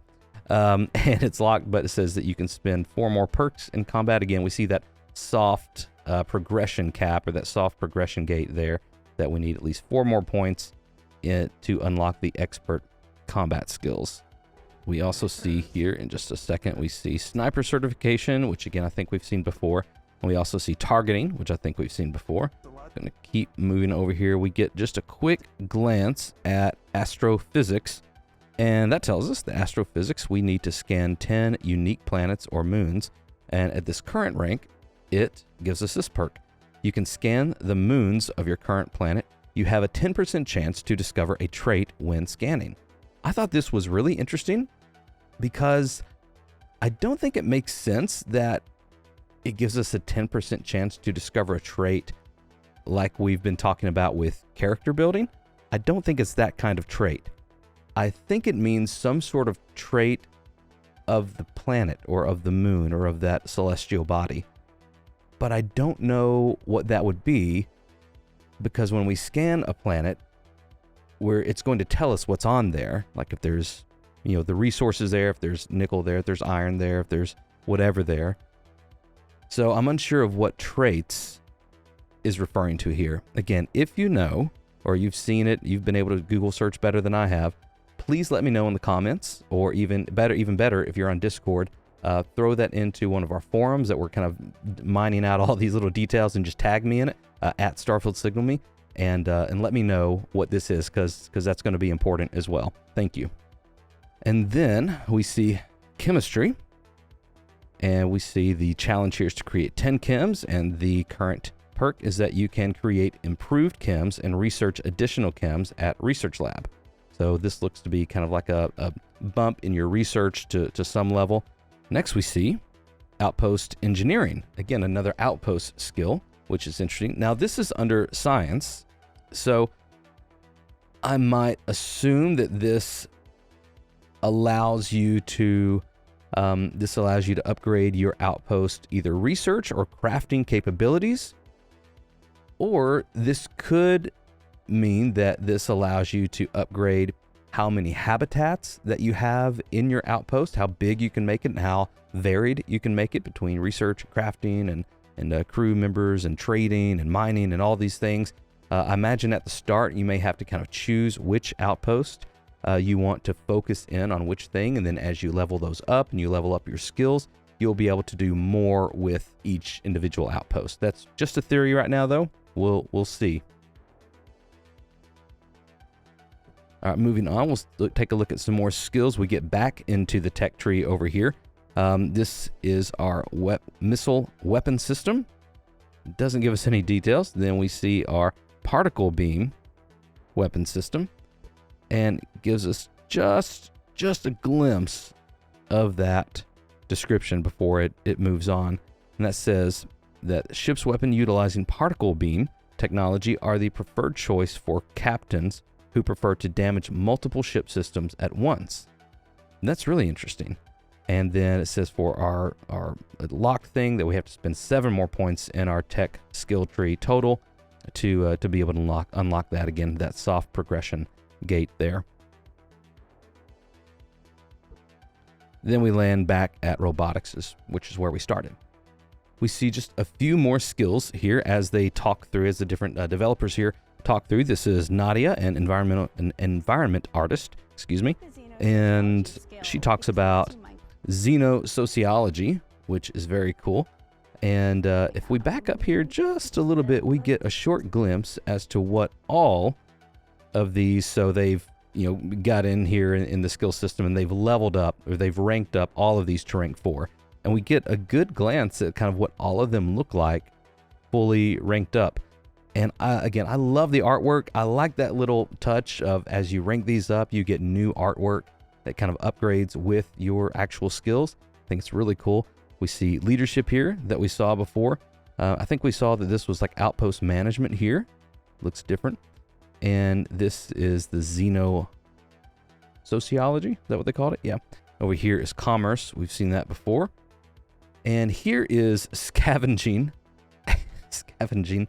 And they have a raccoon just all up on something. I don't know. That's hilarious. But they talk about xenosociology, and this lets you essentially crowd control alien species or creatures.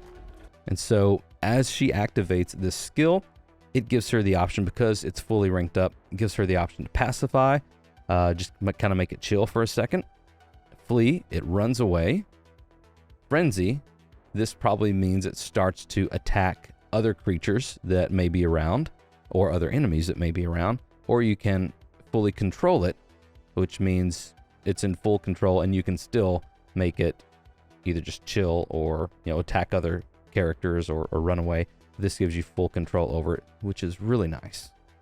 Let's see here with our other producer.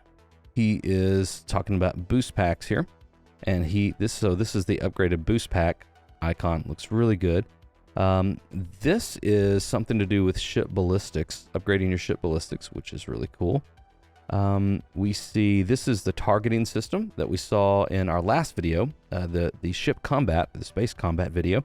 And there's lots of other things in here that I'm really curious as to speculate what exactly they do.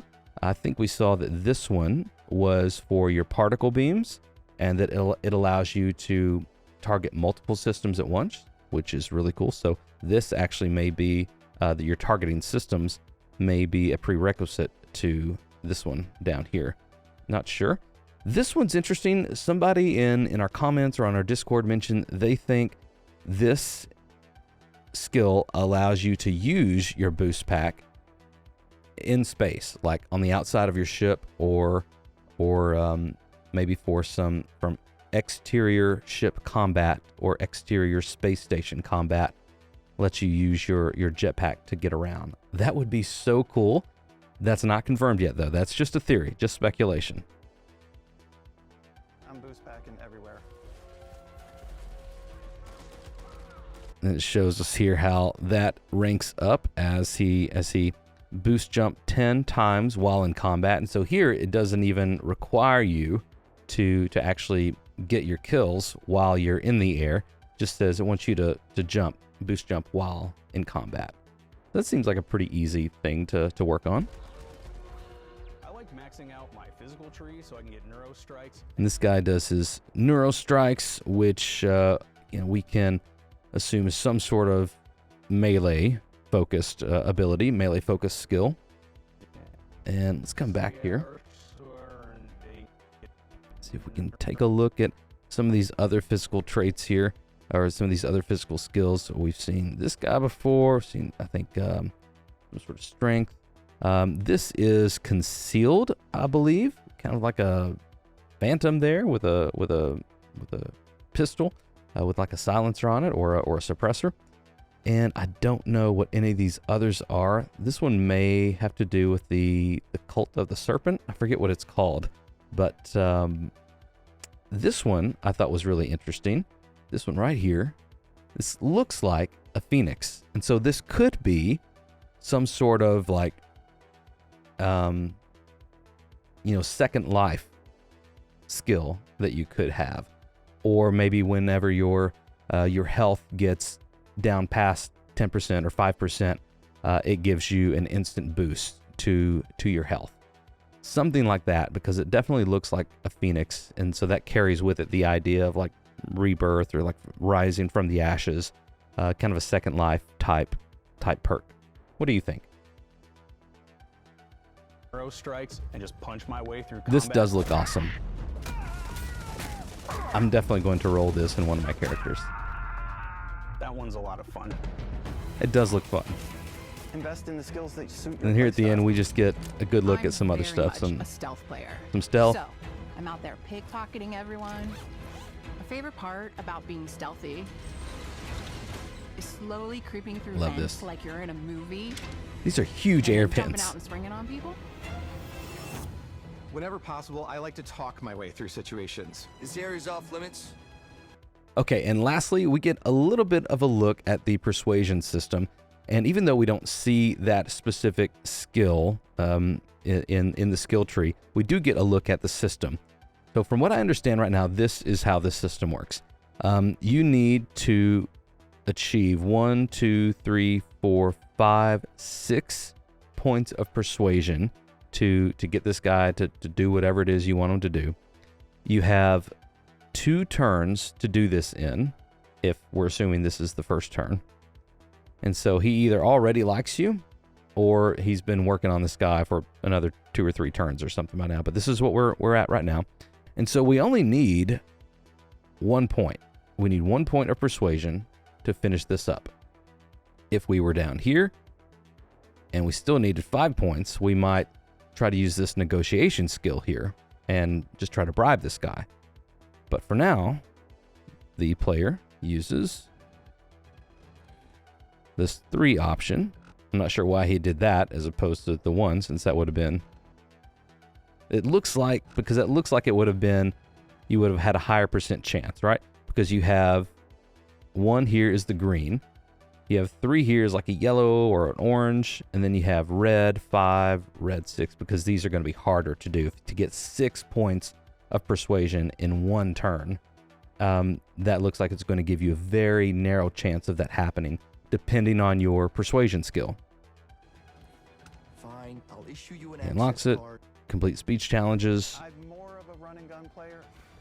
We get a few more I like doing a death from above. examples here where they're just kind of upgrading or ranking up their skills with combat.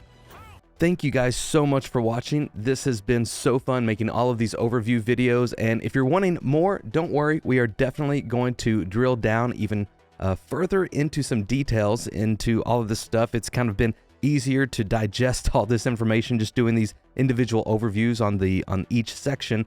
But don't worry, we're going to drill down into some specific thoughts that I'm having, some specific connections in between these sections that are really interesting. And if you are wondering how, I know we have a lot of new people watching, if you're wondering how to get this t-shirt, there are links in the store tab in our channel and maybe even on this video that you can click and check out our Teespring store. That's going to give you access to shirts, watch bands, all kinds of different stuff, coffee cups. We love the coffee cups, just like Todd. And so we'd love for you to check those out. Grab yourself some Signal merch. And thank you to all of the patrons who make all the content on this channel possible. You all are amazing. If you would like to join them or our YouTube channel members, you can head over to patreon.com/StarfieldSignal, or you can go to youtube.com/@StarfieldSignal and hit that join button. And that'll give you information about all the different tiers and perks that you can get access to. Thank you for watching, liking, subscribing, commenting, all the things that you do. You all are beautiful. For now, may you find wonder as you journey through the stars. Welcome to Starfield Signal, your place for everything Starfield. I'm your host, Luke, and today we're going to be talking about the Outpost building section of the Starfield Direct. We're still kind of in our overview series. This is going to be a very long supercut. If you know what those are, you are a fan of the channel. If you're a new fan of the channel, you're going to learn. It's going to be big. But I'm so glad all of you are here. Without further ado, let's dive into the Outpost building section from the Starfield Direct. The Outpost building section starts off right here, and I actually wanted to start right before we get to it because I absolutely love this shot. This is one of my favorite shots from the entire Direct. I think it looks so pretty from the sunset or the sunrise, whatever it is, kind of colliding with the, I know it's not colliding, but just visually it's colliding with the contrast of the stars and the constellation up in the sky, and it's just absolutely beautiful. I've tried my hand at a little bit of astrophotography, and this gives me that feeling, and oh, I love it. I may share some of that on our Discord at some point. Join our Discord. You'll enjoy that. Right here, he says we can set up a base camp or an outpost. This is our beacon. We've seen this before. We can put it pretty much anywhere, he says. There's probably a little bit of a restriction, like, you know, if it's like right back there on that real steep incline, that may not be a good spot for it. But essentially, I'm pretty sure this is kind of like, okay, this is the center of where you're going to start your outpost, and then it's going to give you a big perimeter as far as like where you're allowed to build. Also, notice up here, this is going to tell you what the available resources are nearby that your outpost could actually mine or use in its functions that you're going to set it up for. And so you may not even be setting up a mining facility, but it's going to tell you what you have available here. So here it's just lead. Almost anywhere on any planet. And the habitat. Got our beacon posted, and here down at the bottom it's just going to give us some kind of basic information as far as like where we are. It's going to increase this build limit here. It's going to fill up as we start adding on habitats to our outpost. We'll come back to that later, of course. And then over here, we just have some information about our cargo crew, power resources and how we manage that, and then what we're producing. Again, all this will start to fill up and make sense as we add on more stuff to our outpost. We just have kind of the foundation right now, if you will. Modules come in all shapes and sizes, filling all different purposes. You can even live in them. Assign crew. So here he just notes that you can really make your outpost for any kind of purpose, you know, within the realm of the game. And so you can make living quarters in them. You can set them up for to be a mining facility. You can set up your crew and your companions here to take on different functions. And so I really like what this is going to shape up to be. I'm very curious about the outpost, mainly because this was a very short section in the Direct. And so I feel like it wasn't because they don't have as much to say about the outpost. I feel like this is a side of the game that they're kind of holding back. They're holding their punches because they really want to wow us with what we're going to see in the outpost creation system. And companions to work at your outpost for added bonuses and set up extractors to harvest resources while you're away. A couple of notes here. He does confirm that we can assign some of our companions or some of our crew to these outposts, and that these companions or crew members can give bonuses to the outpost production.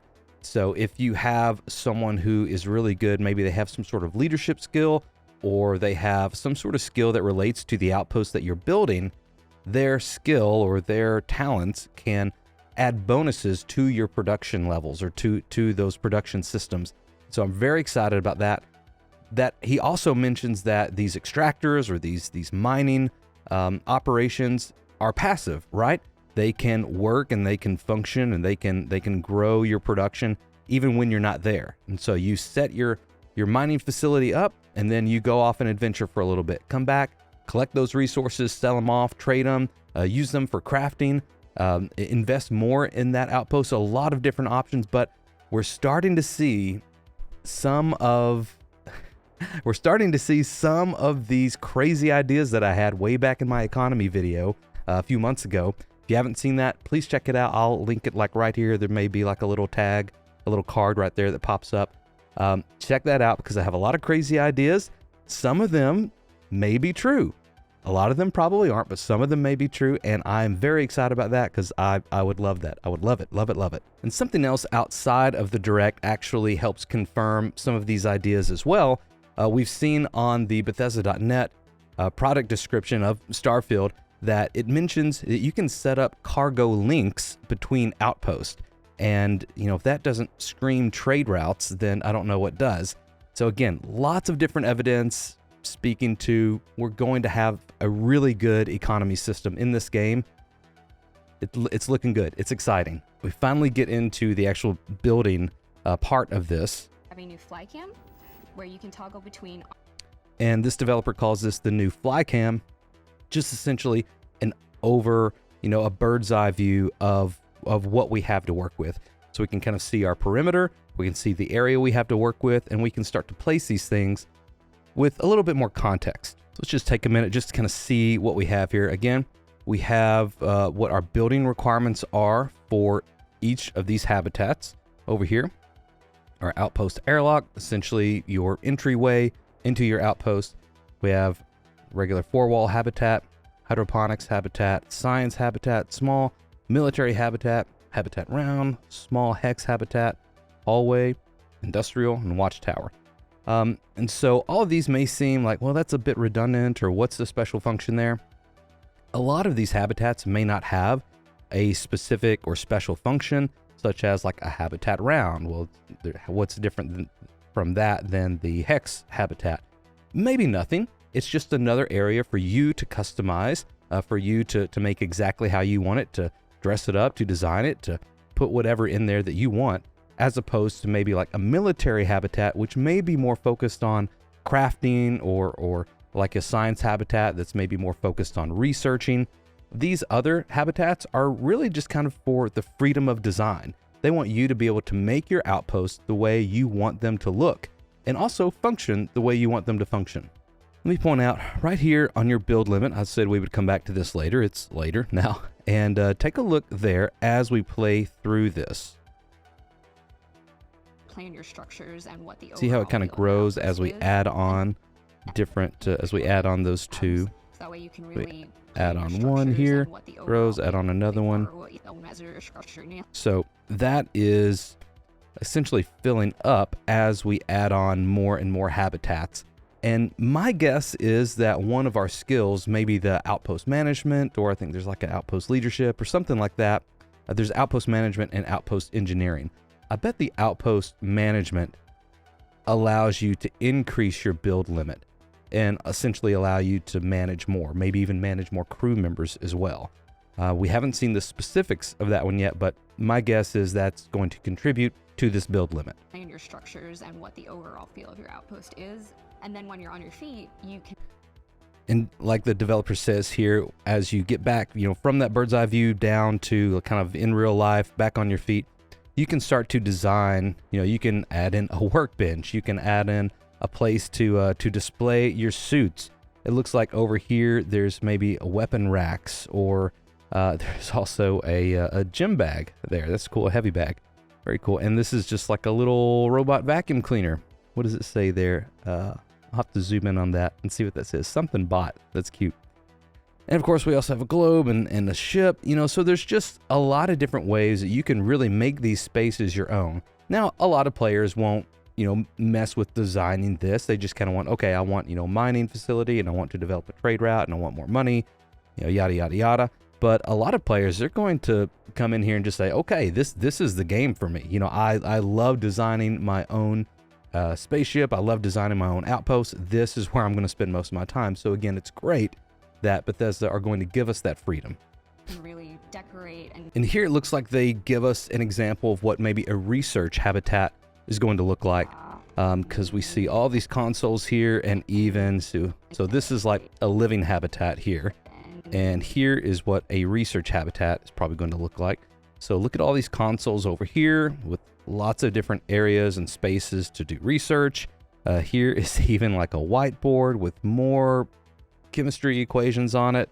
I'm gonna have to reach out to there's a new I want to shout him out because he did a great job. There's a new YouTuber out. He's a pharmacist, and he did a great breakdown of one of the reveal trailer from last June of some chemistry and some elements and some equations or something like that from that trailer. And so I want to shout him out and see if maybe I can get him to do a little breakdown of this one for us. Maybe even have him here. It's like for a community feature. That'd be cool, right?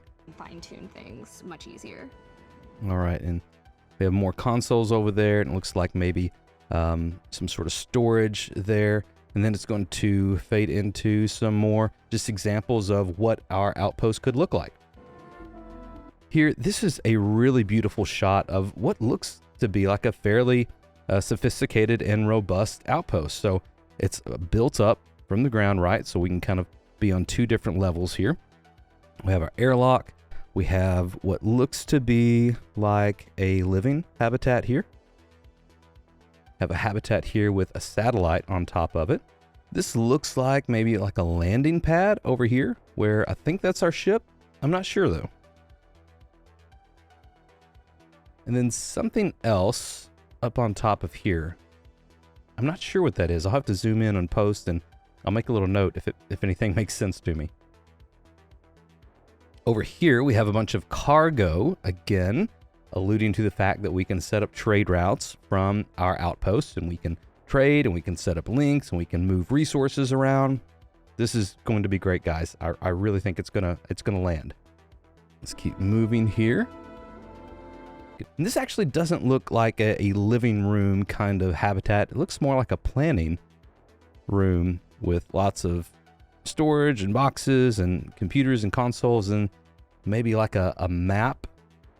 This kind of looks very similar to the grav map that we have on our ship. So that could be what that is. And we also, of course, have a dartboard over here. Would be very cool if we have a dart throwing minigame.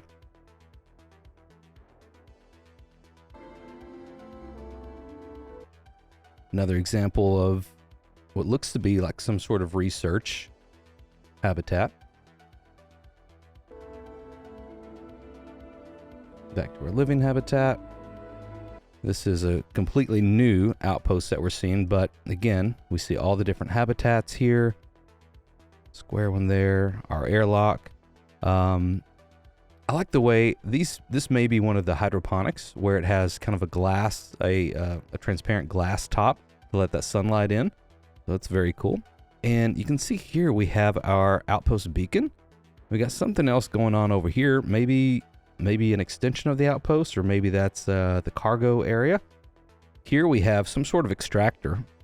Not sure what it's extracting, but then we have a wind turbine. So this is giving us power right here. We also have something way back in the distance here.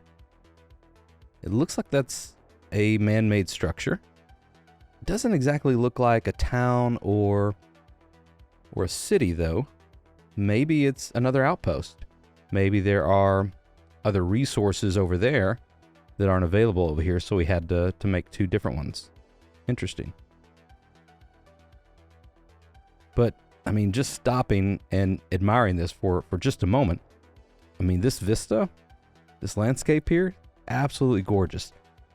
all the fog that's kind of happening down here, these long shadows from this sunset or sunrise that we're seeing. Absolutely gorgeous.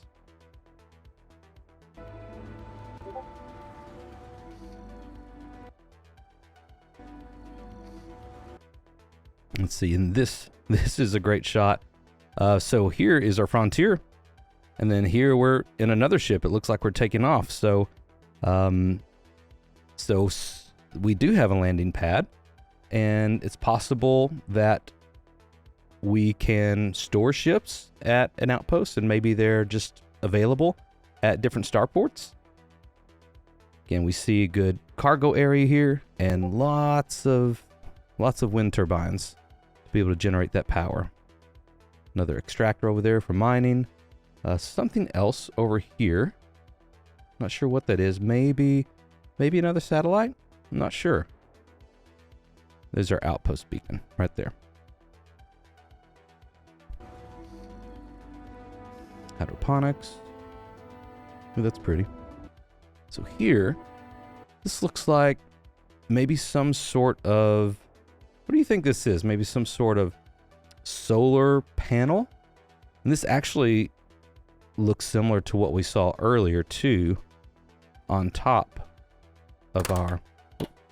This looks similar to what we saw earlier on top of our outpost. This one right here.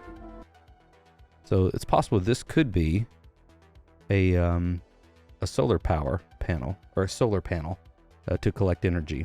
Because I don't see any other wind turbines here, so maybe this is just a very well-lit area on this moon or planet, and this is generating all of our energy we need. Go back to that section.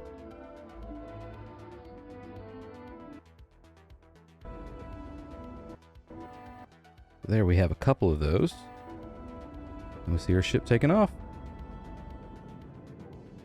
And then they kind of use the research and the crafting habitats that are a part of your outpost as a transition into the combat section, talking about guns and weapons and your combat mechanics, which we've already covered. So go check that out. I'll leave that in one of the videos at the end screen of the video, so you can check that out easily. This was a short one, but thank you so much for watching. If you are a patron or a YouTube channel member, you all are awesome. Thank you so much for your support. If you would like to support the channel or explore those options, you can go to patreon.com/Starfield Signal or youtube.com/@Starfield Signal and hit that join button, and you'll get to learn all about the cool perks that a lot of our patrons and our YouTube channel members get to enjoy.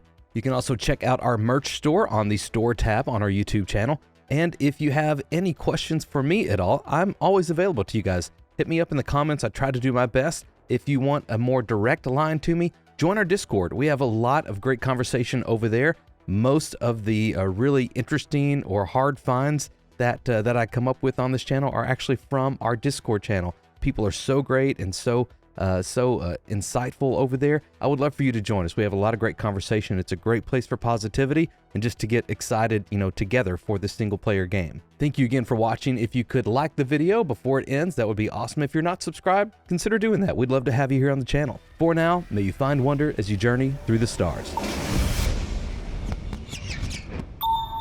Welcome to Starfield Signal, your place for everything Starfield. I'm your host, Luke, and today we're going to be going over the first 5 minutes of the Starfield Direct. We've been in this overview series where we've been kind of looking at the different sections of the Starfield Direct, started with the shipbuilding and kind of went on from there. And I want to go back to the beginning, back to the start today, because they really do give a great first look at kind of the gameplay loop as far as when you're on a planet and when you're on a mission. And I wanted to kind of go back and just do an overview. We're not going to get into a lot of details. I hope to keep this video shorter and the next few videos shorter as well. This is our first look at the first 5 minutes of the Starfield Direct. Starfield is our first new universe in over 25 years, but it's still a Bethesda RPG through and through.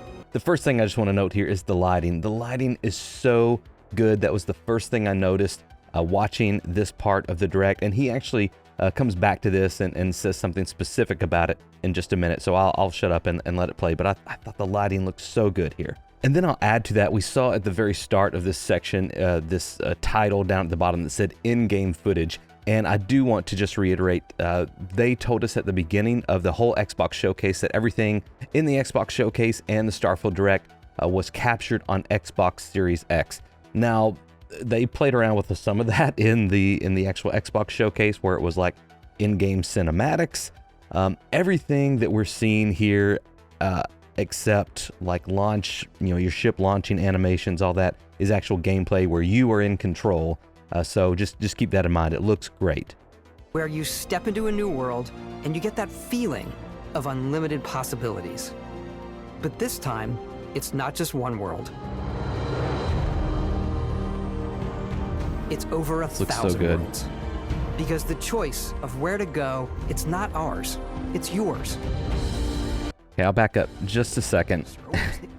This all looks really, really good. Somebody mentioned, I forget if it was on our Discord or in one of the comments of our videos, they mentioned this suspicious looking figure right here. I will zoom in post there. Some people mentioned this looks maybe like, they mentioned this looks like some sort of alien being, kind of like E.T. I think it was mainly kind of this body type shape, and then this kind of triangular shape of a head there. I think when we zoom in post, we're just going to see this is just some sort of maybe statue or some sort of marker, maybe like people put as they're hiking, if you're familiar with that. So I don't think this is any kind of alien figure off in the distance. Sorry to burst your bubble. Where to go, it's not ours, it's yours. And then in this shot, real quick, we get kind of our first confirmation of weather effects, right? In Starfield and in different biomes. We see lightning, and we also see rain starting to come down as well. I'll be interested to see, as these weather systems progress throughout a planet or progress throughout a biome, if, does this rain make puddles that you now jump through, and do they dry up when the sun comes out? That would be really interesting. Of course, it's just kind of a little thing that adds to the immersion. And it wasn't until now that we had the technology to create it. From the rocks at your feet to the mountains in the distance, to the people and creatures that live in these worlds. That isn't just a backdrop. That moon is actually there orbiting the planet. Yes, you can visit it too. We realistically simulate the galaxy around you. Our next generation lighting model. Okay, I'm going to stop right here, and I'm going to start making a few more notes as we go through the video now. The first thing I just want to mention for this shot is, notice about right here, we have kind of an updated smoke or exhaust system. I've noted this in a few more videos, but everything around here, we just know this looks a lot better than it did originally in the June 2022 showcase. Our next generation lighting model uses real-time global illumination to light the world based on the type of star and the makeup of the planet's atmosphere. Okay, so just a quick note on a few things here. He's talking about global illumination. This is what people refer to when they say GI. They use real-time GI. Global illumination is what that refers to. And to put it in very, very simple terms, this is a system that simply allows lighting to act more realistically in the game. So specifically with how light bounces. So that's what they mean by global illumination. Real-time global illumination to light the world based on the type of star. And they even kind of went a step further in customizing this global illumination system in Creation Engine 2. They also designed it not only to where light bounces and acts realistically, but they also designed it to interact based on the type of light it is, coming from the type of star. I don't know much about that, but I do know that different stars give off different kinds of light and different frequencies of light. That's very cool. and also it interacts with the atmosphere of your planet or your moon or kind of whatever you're on. So planets that have thicker atmospheres, the light is going to look differently than if you're on a planet with a thinner atmosphere. Very, very cool. I love that attention to detail, and I'm sure that wasn't a small thing to design. So props to Bethesda for that. And of course, the shot where everyone is talking about, it seems like the St. Louis Arch, right? This is what people think this is. To be honest, I kind of go back and forth on this.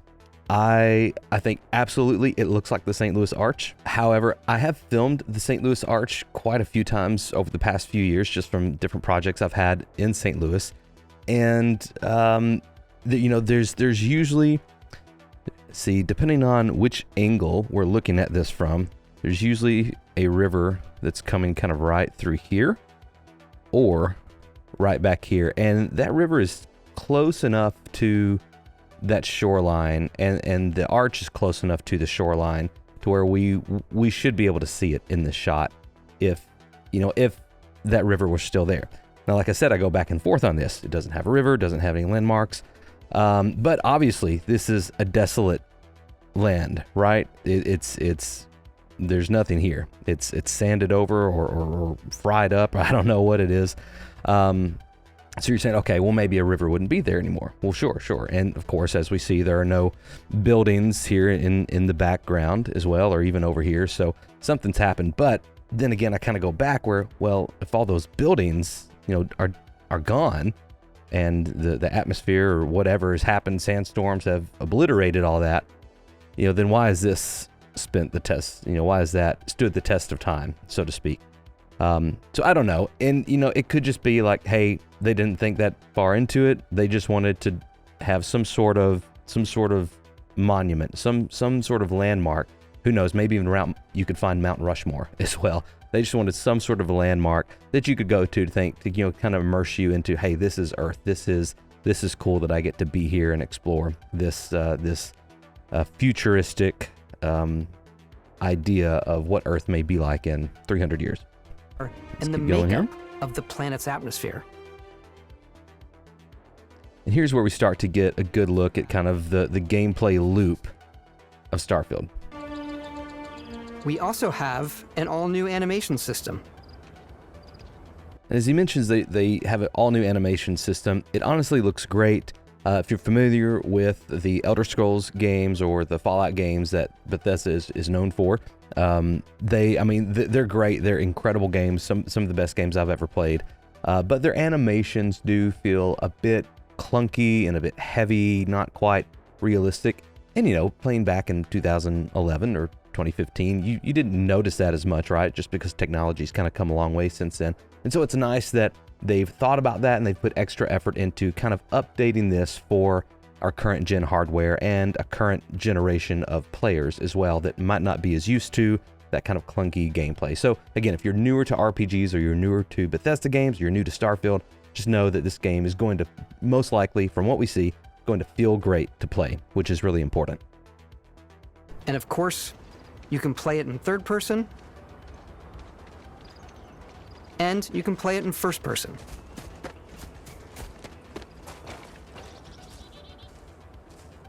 We love exploration and rewarding it, but you do explore differently in this game, given its scale. So it's just a real quick note here. So as you're playing, you have a lot of opportunities to do really whatever you want, but specifically here, they kind of bring up this survey data to know that, hey, if you want to complete your survey stats, and I think there are rewards of traits right down here, these little question marks. If you want to earn those traits, which we also know that you can sell those as a part of the commerce and the economy of the game. So if you want to kind of dive into that exploration mindset, start scanning all your plants, start scanning all your creatures that you find, any resources. And so this is kind of a part of the gameplay loop that you'll be in. Now, you don't have to do that. If you just want to be kind of combat heavy, we'll see here in just a moment that you can just go in guns blazing and not worry about mining, not worry about scanning, just kind of do your thing. And that's a possibility as well, but that's what all this stuff is here. We also noticed that we're actually on a moon. right now. I haven't mentioned that up until now, but we're actually on a moon of the planet Porima 4C, and we get some information here about its gravity, its oxygen, so we do have to have our oxygen tank on us in our spacesuit, and the temperature, most likely measured in Celsius, I would imagine, minus 11 degrees Celsius. Which is kind of interesting because it looks, you know, if we were just looking at this, I would say this is more of a temperate environment. So who knows, this temperature, depending on, you know, the orbit and where it is in its specific star system, you know, this temperature could change drastically within an hour, or whether you're in the shade or whether you're in the sun. So that's going to be interesting to see as well, that dynamic and those game mechanics play out. That usually involves exploring an area you've landed in. You can collect resources. It's your mining laser. You can break up some do iron. a mission, and maybe even stumble upon something unexpected. And so this, we won't go into this in detail, but this abandoned mine was most likely procedurally generated here, but this is a handcrafted environment, just that their system kind of place it here for the player to engage with something, interact with something if they want to. But it doesn't look like there's any kind of specific mission objective here, just something that they put along your path to continue to make the game interesting, which is really important to keep that gameplay loop going. And we'll see some combat here right now.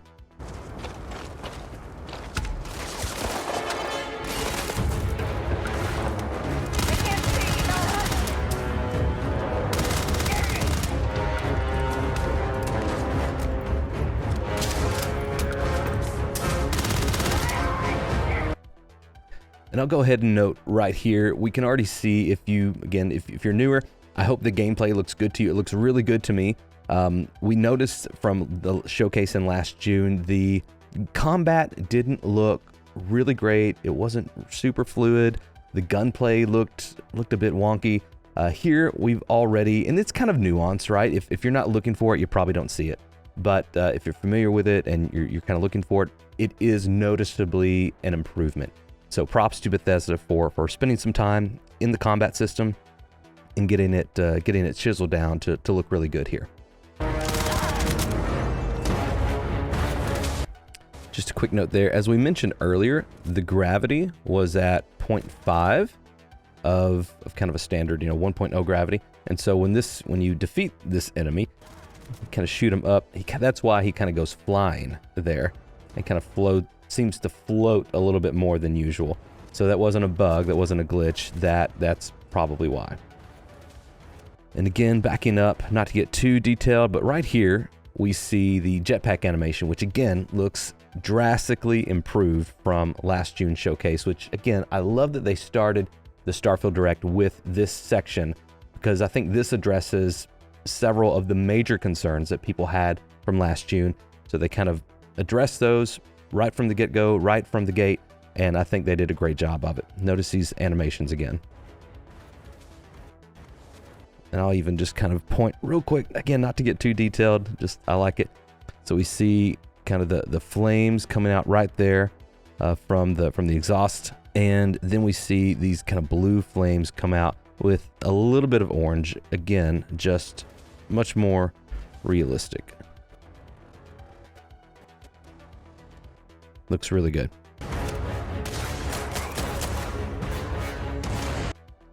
So one thing I'll note here, I noted it in one of my other videos, but just since maybe some newer people, just people who are newer to Starfield are watching this, this is really cool because how this guy's jetpack kind of blows up after you defeat him, and he goes flying and explodes. That's like an awesome feeling, right? Well, don't worry about having to have such a great shot that you hit the jetpack and you set him off just right. It's not going to be quite that hard, because what I think this is just what you would call a finisher animation. They had these in the Elder Scrolls V Skyrim. They had these in Fallout. It's a part of your VATS system.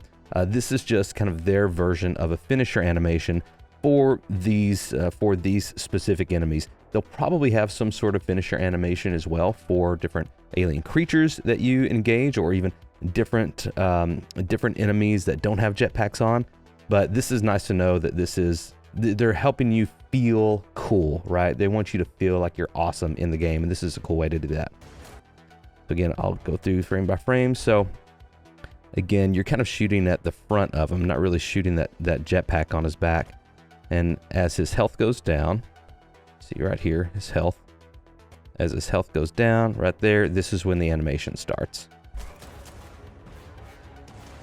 Yeah, just a cool way to make you, the player, feel awesome. Then they kind of take you through this gameplay loop of defeating enemies, looting them, and getting all your spoils. And you can view all that in your data menu. I'll back up here just a moment. One thing I noticed here, this is called a cred stick.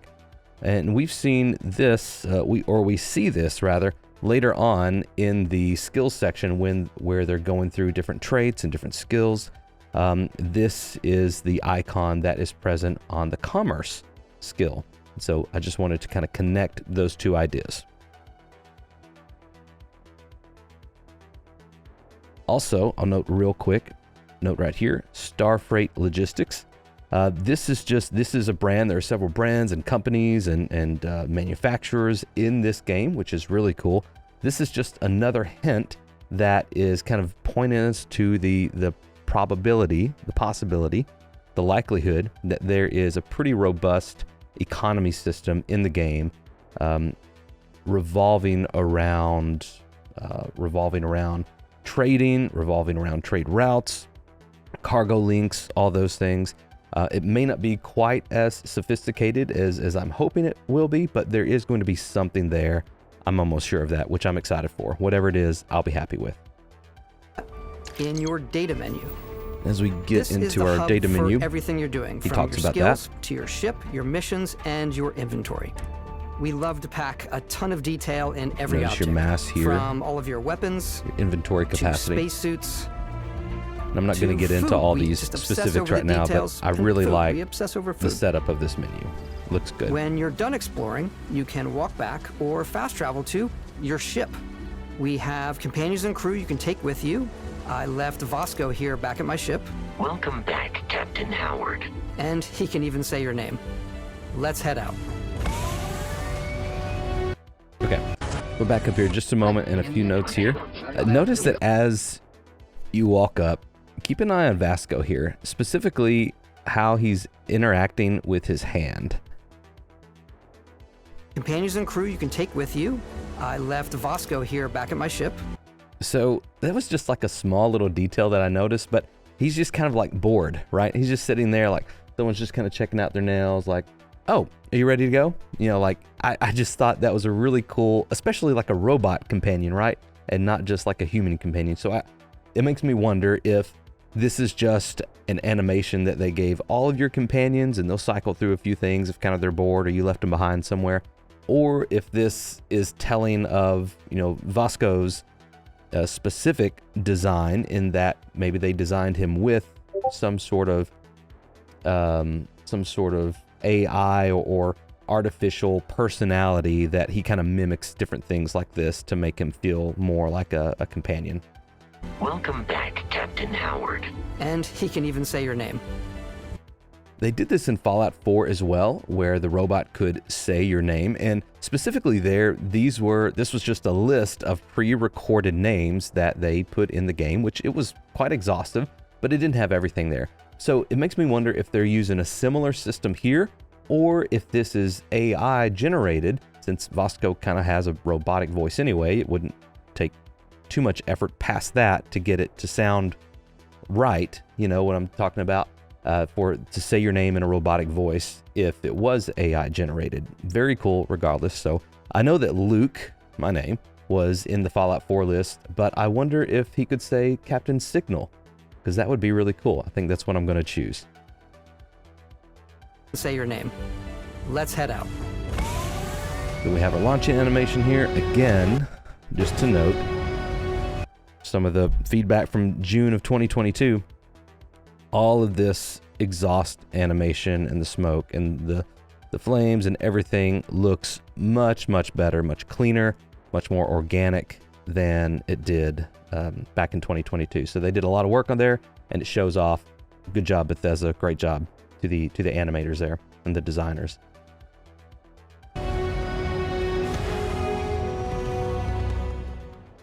So that was a great first look at the first 5 minutes of the Starfield Direct. I hope you enjoyed that. If you are newer to Starfield, and specifically my channel, I would love for you to consider subscribing. We're going to go through all of the Starfield Direct in detail soon and tease out all of these little things that we're missing. If you could give the video a like before you leave, I would really appreciate that. That helps other Starfield fans find our channel and connect with our community. We love being positive and excited here and would love for you to join us. A big thank you to all of our patrons and our YouTube channel members. You all are awesome. Thank you so much for all the support. If you are interested in supporting the channel in some way, you can go to patreon.com/StarfieldSignal or youtube.com/@StarfieldSignal, and you can hit that little join button there to see all of the different perks that are available to you. I also wanted to note real quick a few of the Facebook communities that I've engaged with over the past few months. There are some really great communities there. We're just positive and excited people as well. And so I'm going to leave a few links in the description. If you're on Facebook and you like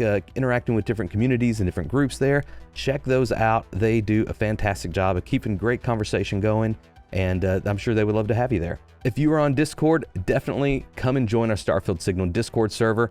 We have a lot of different things going on over there, and it's kind of a great way to come from the videos back into the community. You know, comments are great. I love reading through the comment section and see people kind of having a discourse there, but even then it's still a bit limited. I feel like in Discord we can really have great conversations and make those interactions much more natural and much more organic. So head on over to Discord and join our server there. We would love to have you. Thank you so much for watching. We have a lot more videos coming out soon, so be sure to subscribe, hit that notification bell. For now, may you find wonder as you journey through the stars.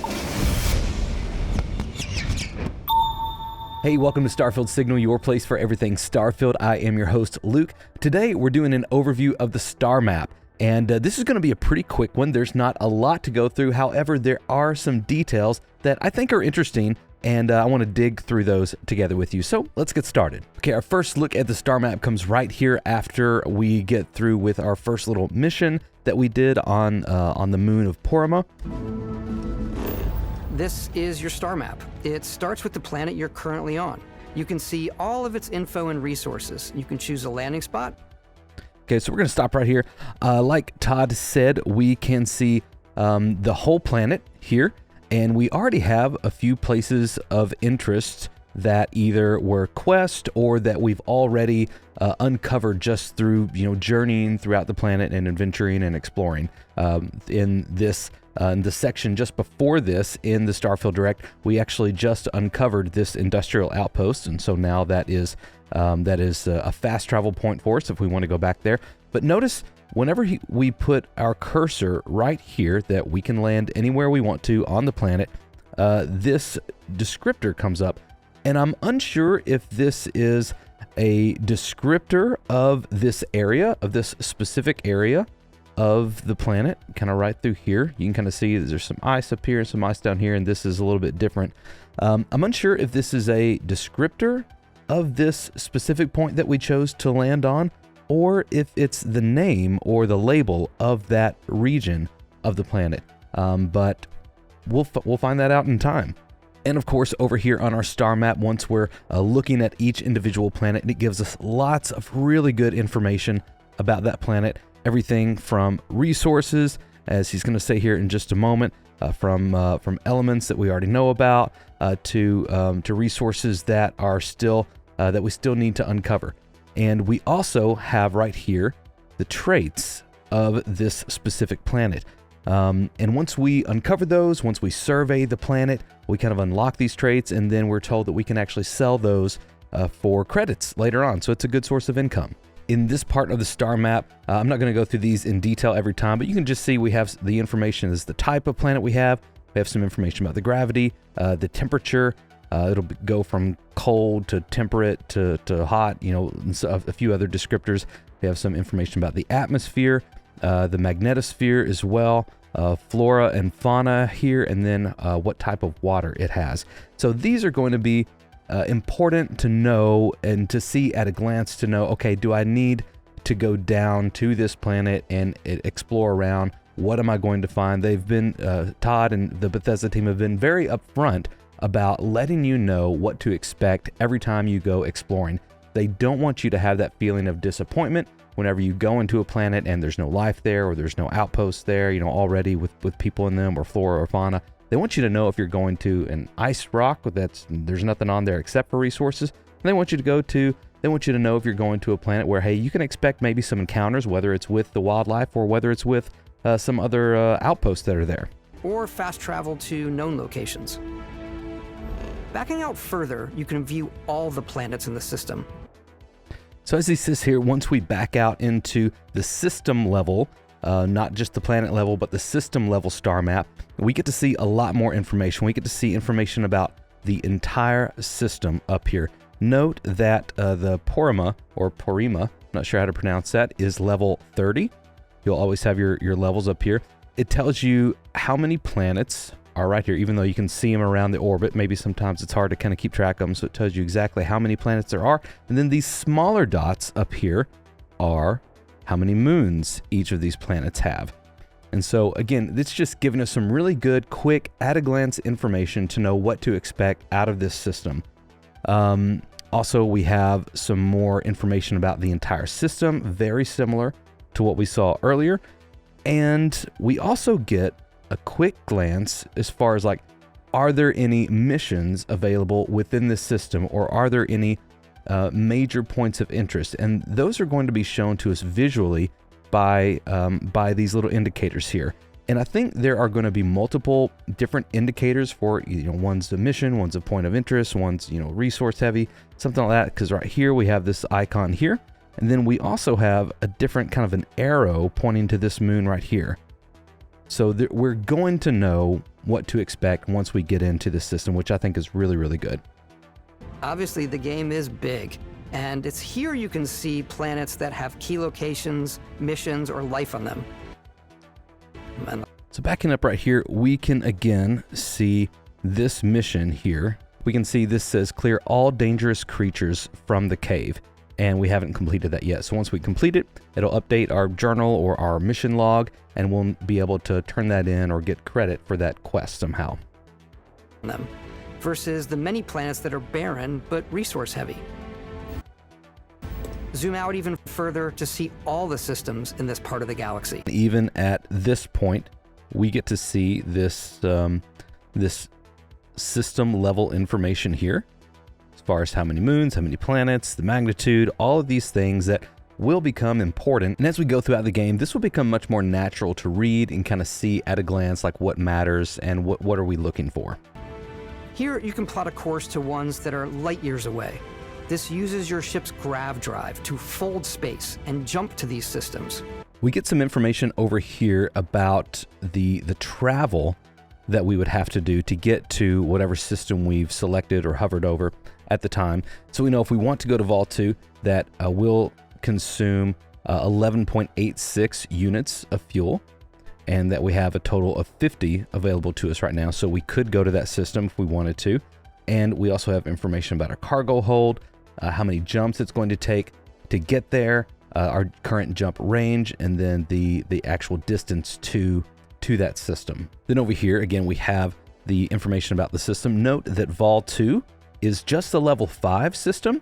This is good news because Vol 2 is the system that hosts the city of Neon, which of course is a big interest to us because that's where Aurora is made and where there's probably going to be a lot of quests out there. So anyway, it's nice to know that we're not going to have to wait long into the game to be able to go to Neon if we want to kind of make that a priority first, which is really cool. Also, that is home to Ryujin Industries, which the developers have said has a really interesting quest line. So it's nice to know that we don't have to wait, 20, 30 hours into the game to be able to get to this high level spot. It's just the level 5.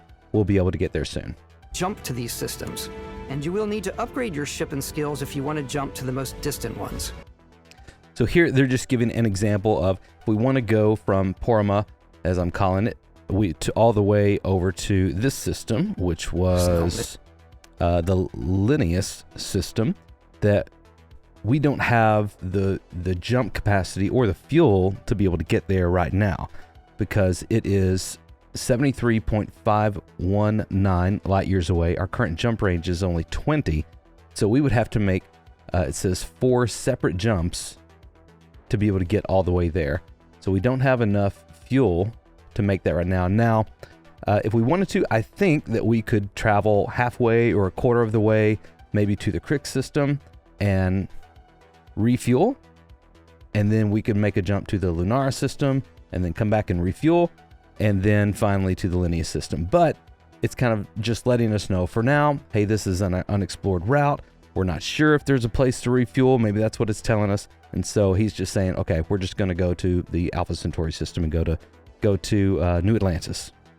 Also, note that this is a level 45 system, so that's maybe a higher level system, which maybe is why they designed it to be a little harder to get to, and that you're going to have to spend some time upgrading your ship before you make it all the way there.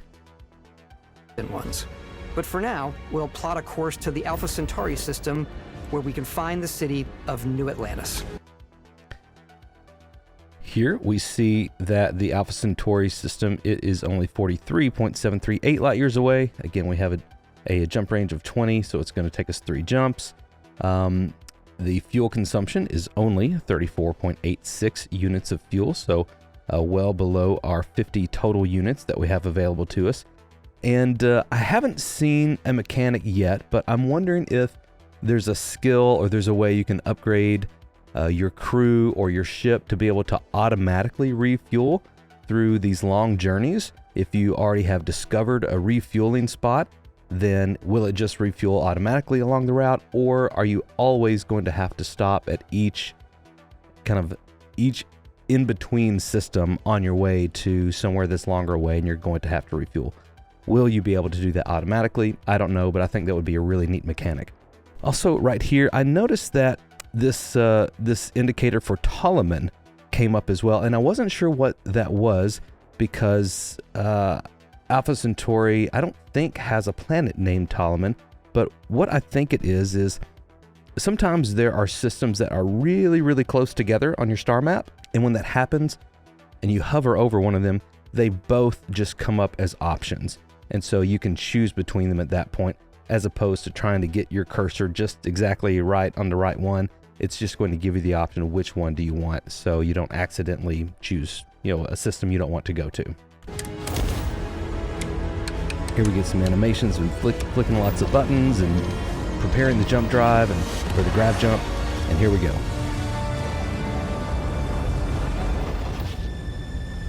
Welcome to UC Space. And we won't spend much time here, but of course, as you enter into controlled airspace or controlled space, they may scan your ship for contraband or illegal activity, and then you may or may not be able to enter into the system at that point, or the planet or the city, and there could be repercussions if you've done something illegal. They may take a hostile action against you.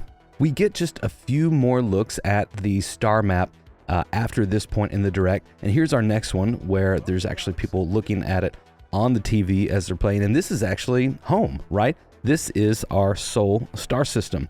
We have our sun right here in the middle, and of course all of the planets that we are familiar with.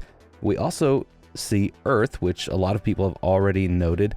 It has a very brown color to it, and we've also seen in previous videos, and other people have speculated that the St. Louis Arch is present, and it looks like the Earth is just kind of covered in desert or mud or something that's all dried up. And so we may not have our luscious blue-green planet that we love so much anymore here in Starfield. But a quick note about this part of the star map. We have our system information here. We have all of our planets that we know and love, and all of our moons. And we also notice that this is a level 1 system, possibly supporting the theory that as a miner, starting out as a miner in Starfield, we could potentially start on Mars. And so that would be really interesting if we were able to start the game in our own solar system on Mars in the mine on Cydonia. That would be really interesting, but I'm not 100% sure of that theory, but this certainly kind of gives a point to that theory. And we also see over here in the top right hand of their screen that we actually have a bounty with the United Colonies in this system. And so we better be careful about where we go and what we do and who we interact with, or somebody could come looking for that bounty.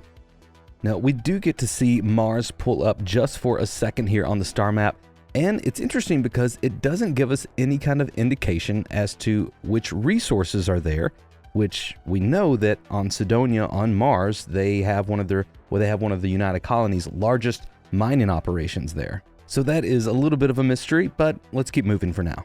Okay, here just a little bit later in the direct, we see another version of the star map, and we are here at the system Erenai, and Olympus is right next to it. And remember how I said earlier, if two systems are really close to each other as far as from your perspective on the map, it'll kind of give you an option of which one you want to choose. That's what's happening there. And move forward just a little bit. We'll see that, go back and see that Erenai is level 15. It feels so cool to play it. We're over here at the Procyon system. At specifically, we are at Procyon 3. So the third planet in that system, and we have all of our jump information here. Your own path in this universe. Again, we get a good look at the star system level here of Erenai, and we'll see it has 4 planets with, or excuse me, and we'll see it has 5 planets with a few moons on some of those, and that we have 35% surveyed. There are over 1,000 planets out there. Right here we have the planet. You guys love making fun of the way I pronounce things. Kazal or Kazale? Now that one's not as easy, so go easy on me. But this is a moon of that of Kazara in the Nira system. And again, we have all of our information here, all of our resources. This one has 3 traits, so if we can scan everything there and get all 3 of those traits, we have something good to sell. We have a couple of different points of interest, as we've noted on our map. Keep moving. We see another one here.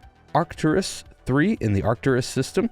Looks like a large ice giant, and this one is completely surveyed. However, it doesn't show us any of the traits that we would have learned from that survey information. So I'm unsure if they're just hiding those from us in the direct, or if after we do get it surveyed, it just kind of goes away because it doesn't matter anymore. Not sure. And just another quick note here while we are on the Arcturus system. As we've seen, several systems have planets that are the name of the system and then the number, which makes me think that all planets aren't specifically and uniquely named, but some planets are, like we just saw here. The planet Kazara in the Nira system is named. It's not named Nira 3 or Nira 4, unlike Arcturus, which is named Arcturus 3.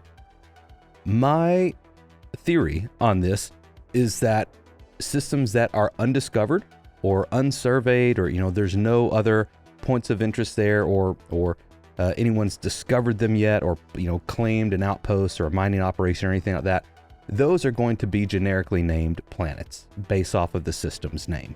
I think it would be cool. I don't know this. I don't have anything to base this theory off of, other than it would be a really cool game mechanic. If that's the fact, if that's the case, that these planets are kind of generically named, once we discover them, once we survey them, once we put up our own outpost on them, I think we should be able to name these planets. I think it would be a really cool mechanic to be able to name your own planet, even name your own system if you get there first, kind of plant the flag in the system, so to speak. Anyway, just a thought, just an idea, just a theory. I don't have anything to base that off of, but I think it would be a really cool mechanic to let us name our own planets. Waiting for you to visit. And this last one we see here in this sequence is the planet Nira in the Nerion system, and we already have a couple of points of interest here, and again, we have some ice caps up here, and this looks to be like a pretty habitable planet.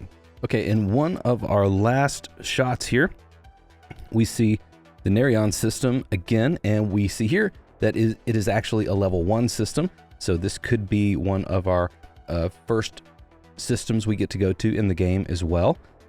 We also have a bounty here with the Freestar Collective, not with the United Colonies, so again, watch out.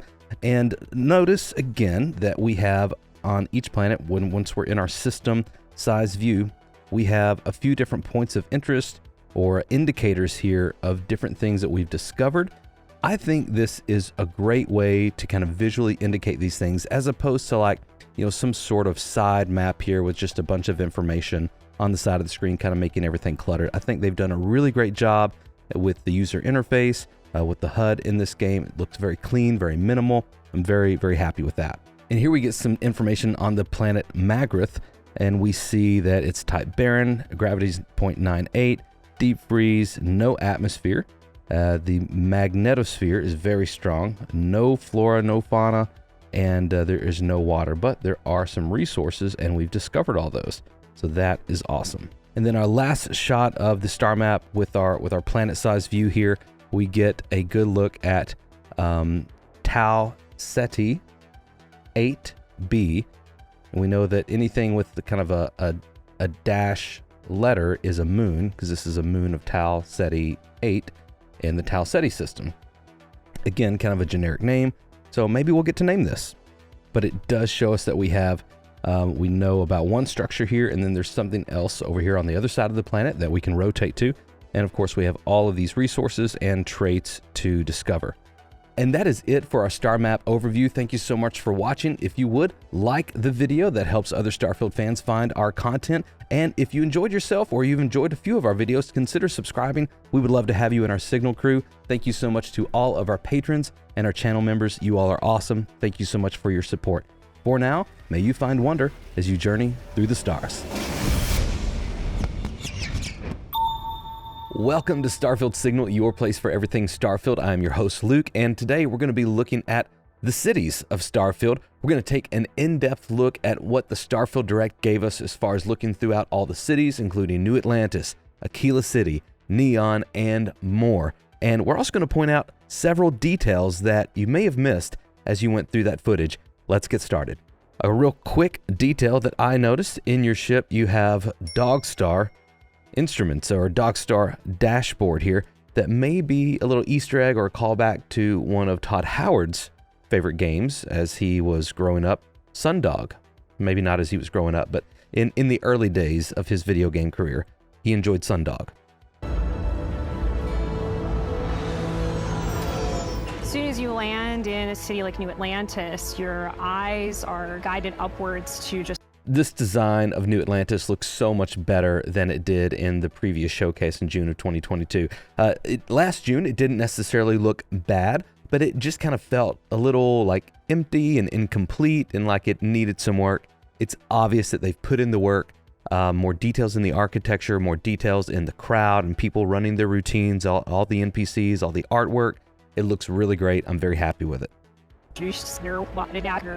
Are guided upwards to just these boundless valleys. We get our first really good shot of Gal Bank right there, which if you get the dream home or starter home or whatever they're going to call it at this point, you will be paying them several credits every month, I believe. So that'll be fun. Vast buildings. It's the biggest city we've ever made, not just in size. Real quick here, one thing I noted over here on the left side of the screen, we get our first good look at some outposts in the distance.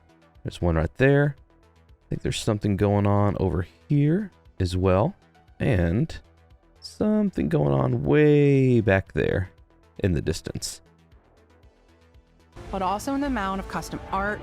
Right here we see one of the first good looks at a store in New Atlantis. We see Jemison Mercantile. I didn't realize this was a J at first until I was like, Emerson Mercantile? That doesn't make... Jemison Mercantile. That makes sense. All right, and then, of course, over here we have some food products. Over here we have clothing, some... looks like different casual outfits, not spacesuits. It would be interesting to see if any of the clothing that you could purchase has any sort of perks or buffs on it. You know, for example, maybe it gives you an increase in your persuasion, We haven't seen any of that yet. I think all of that is just going to be integrated into the RPG system and the leveling system, but they could include some of that in the clothing. More food over here. And then we just get a little shot of a grocery sign right there before it fades out. Crowds. I really love this shot. Again, it's kind of sped up, but we see just a lot of good, routines running in their NPCs coding, right? They're going about their day, they're running their own routine. You could probably follow them, and they're going to do, they're going to do something that they're supposed to be doing. They're not just going to stand there, except for there's one little guy, not this guy. He does something interesting. He kind of like checks his watch, but behind him, right here, there's another guy. We'll see here. Or girl, I'm not sure, but they're just staring at this wall. I don't think there's a message board or anything there. It's just a wall, and they're just standing there, not talking to anyone. Very interesting. Here we see SSNN, Settled Systems News Network. Todd Howard has mentioned in the Kind of Funny interview that he did maybe a week or so ago at the time of this recording, that there would be a radio station for a certain location, or that it would be constrained to a certain location. This could be part of that radio clue that he gave. So maybe it's not everywhere throughout the settled systems, but maybe just around your bigger cities where they would need news going on. I wondered at first if this was specific to the United Colonies, or if it stretched out and was in the Freestar space as well, and we get a confirmation of that answer later on in the video, so stay tuned for that. So the main focus when we're designing a city is obviously what supports the story. We try and tell as many small stories as possible. I love what this developer says here about telling small stories. It really is these, the stories in between the lines and in the margins of kind of your questing and where you're going, the things that happen along the way that start to make this world feel real, feel lived in, like this character has desires and goals and things that they want to do, completely separate from whatever you're doing to try to save the galaxy or build your economy or whatever. And that's what starts to really make the game feel real. So I'm glad to know that's one of their key philosophies moving forward with city development and NPC and the routines and all of that. And a quick note here on this scene, this looks to be like some sort of class or maybe some philosopher or preacher reading from something. And some people are looking a little bored, stretching their fingers, shifting in their seats. But I did notice that none of these NPCs are doing the same animation. They're all doing something just a little bit different, which is nice to know that they've put that work into the animations and into the uniqueness of a lot of the NPCs that you'll encounter. Back that up so you can see that again. Many small stories as possible. This is a Colony War memorial. A few things we see here. We see the mast office in the background. That stands for, let me see if I can understand, Military Administration and Science Triumvirate. I had to look this up. Triumvirate is not a word that I'm familiar with, but this was, I think, coined back in the Roman days with the Julius Caesar, or maybe even before that, but it alludes to a triune authority. And so this is an authority made up of three, typically it corresponds to three individuals, but I believe here it corresponds to three unique entities within the government. And so the government branch of military, administration, and then science, and that forms your triumvirate. Let me know if I'm completely wrong, but that makes sense in my mind, but let me know if you know something else. We also see a little glance at a sign for the commercial district up here in the top right hand corner, and so this is probably where we're going to see that store we were at earlier, the Jemison Mercantile, and also our coffee shop that we get a little look at. And there's also seems to be like a little commons area outside that window that we'll note earlier. The last thing I want to mention here on this screen is this memorial. This little patrol bot is going by. This says it's a memorial for the Colony Wars, or this is what this security bot tells us. And I was surprised that once I looked a little closer that there weren't more names on this. And that's not like a dark comment. I don't want, the lore to be lots of people dead. But, I think about in real life here in the States, we have all kinds of memorials.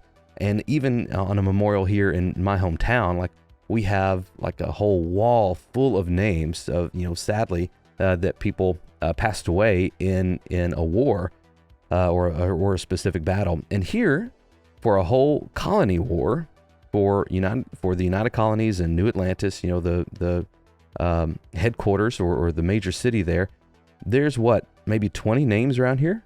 We see each of these dots. Let's see, we've got 1, 2, 3, 4, 5, 6, 7, 8, 9, 10, 11, 12, 13, 14, 15, 16, 17, 18, 19, 20, 21, maybe another 5 or maybe 10 up there. So 25 to 30 names that are a part of this memorial. Now, who knows? These could have been the only officers in the colony wars that were that had fallen. Who knows? But I did think that was interesting, just a little interesting part of the lore there, that there weren't a lot of names here. But it is a nice little memorial, so that's great. It's a few moments of gameplay that make the space feel like it's full of real characters. Off here in the distance, we can see another outpost. Characters that are going about their day-to-day lives. It's paralyzing if you really stop and think about it. Buddy, it's coffee. Okay, so here's one of our first good looks at the coffee shop, Terra Brew. And we see out here, this is kind of the commons area that I was mentioning earlier outside of this window. And this looks really great, right? Like we have this global illumination coming in that we've talked about before. We also have this interior lighting, but the lighting in here looks really great. The design is really interesting. It looks like what you might think a coffee shop would look like in another 300 years. And they do a good job of designing this, right? They have all kinds of, menus, different things you can buy, different kiosks that you can use, some merchandise down here. And so it makes the world feel lived in, like you're coming through and like this world is kind of pulling you in. It's telling its own story almost, which I really appreciate. This is kind of an aside, but I'm playing through another big RPG game right now, and it's not doing that for me. It's kind of just the action, and it's just about this one very, very like narrow story, and I'm having a hard time like getting into it because the world isn't pulling me in, because it doesn't build out all these smaller stories along the way. So that's I'm not going to say which RPG it is, because people will get very mad at me, I'm sure. But that's just something I've noticed like directly this week that I think I'm really going to appreciate about Starfield. Buddy, it's coffee. It's also where your adventure with Constellation begins. I love this new design they have of this scene. We've seen this scene before, right, in the June showcase of 2022. It seems like this big door is more golden, right? I don't think that's a trick of the light. I think this looks kind of more like a golden material as opposed to maybe like a bronze, what it looked like before in June of 2022. But notice as we kind of play out this, it still has that golden color that we were noting, and we're opening it up with the watch, right? Very similar scene. And as we keep going, it opens it up.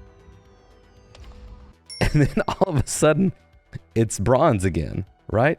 I mean, am I crazy? Is this is the same door, right? It's not like, I mean, we have the same design on it, the star, the kind of the triangular handles here, and the design stuff on the outside. It's the same door, right? I'm not crazy. And then when we open it, it's the same door, right? We got the star, we got the triangle handles, all the design, and it's bronze again. Like, am I crazy? Tell me that you see that too. I just thought it was so interesting that they put all this work into the new design and the new lighting, and it's obvious that this scene has been facelifted and tweaked as well. And then they lost the color of it. So somebody failed to change the color or the material that this was made out of in the coating. So anyway, it was just a little design fluke I noticed. Welcome to Obviously, Sarah looks very different here. Lots of updates. I'm not sure if I like this better or worse. It's obvious that they've tried to do some more with the lighting, with the hair light or the rim light back here. Her eyes almost seem to be glowing. Like I feel like that was maybe a design oversight. But the lighting on her face, kind of the shadow fall offs and all that, looks a lot more natural, looks good. Her jacket looks a lot more detailed as well. We can kind of see all the little design things that you would have in a jacket like that. And of course we see the constellation patch over here on her left arm, our right. We have a lot to talk about. Yeah, her eyes are just really popping there. I like this shot of Constellation too, how they have this big open sky panel in here. That's really cool. And I like this little shot of the telescope there. Nice little flare. By the time you meet them, Constellation is sort of seen as this mythical group. Most people don't even know they exist anymore. They're the last true explorers in the galaxy, and they're trying to find the answers to some of humanity's biggest questions. I don't want to spend a lot of time on that. That's kind of like a lore thing. We'll come back to that in a later video. But I do appreciate that Will Shen, the lead quest designer, he clarifies a few things about Constellation that we had questions for, just kind of out of curiosity. And I had made some speculation before about Constellation, and I think that key point about, you know, that, hey, they're kind of this mythical group, lots of people don't even know, oh, they're still around, you know, like, I think that helps clarify like where they are as far as like in society's viewpoint. You're not going to be this famous person, this famous explorer. They're kind of on the outskirts of society. Getting back to the video, we see this shot right here, which is really interesting. This, I'm guessing this is either some sort of first generation head for Vasco, maybe, or maybe a spare head, but it seems like it's here amongst all of these kind of statues and relics of the past, if you will. And I'm not well versed enough in modern day science and spacecraft to know, but this is very possible. This could be like a callback to like a Mars rover or one of our current spaceships or designed robots that have gone out into space or onto other planets or surfaces to take pictures or to take images or to gather data. I don't know. If you know, let me know in the comments. I would love to have that piece of information. The artifacts are so different, so alien, and I'm certain one of them reached out and spoke to you. Vision, and if that's familiar, this is updated, right? This looks more like the kind of sequence we saw at the end of the launch date announcement trailer, right, that we saw back in March. So it looks a lot more like that. So it's unclear if they've just updated the visions as a whole or if there are different visions for different artifacts. If you could place it on the table here. Oh my god, look at how it's coming together. This is a really cool scene. There's a set built by an intelligence outside the settled systems. It's definitely... I like this scene for a few different reasons. One, it kind of shows each of their characters, right? From the scientist to the two guys around the perimeter of that circle there, and of course Sarah. But you know, she's the scientist, like, oh, hey, this is what it's happening, and he's like, oh, it's part of a set. This is your financier, right? He's the one who kind of wants to be making money off of your expeditions and off of your efforts. And so he wants more of these so he can sell more data or whatever his motives are. And then this guy says what I think a lot of people were wondering or maybe hoping would be the case, that, oh, you know, these are from an alien species outside of our galaxy. And everyone's like, whoa, did this just confirm what we had all been thinking? And then Emil, the lead designer, comes on and says, well, he's actually a theologian. So he's kind of bent towards this idea that there is something else out there. There's this alien species that is trying to connect with us. And so that is just a cool way that they're wrapping in this storytelling and this world building into this moment here. But that's not necessarily confirmation of what's true within the galaxy.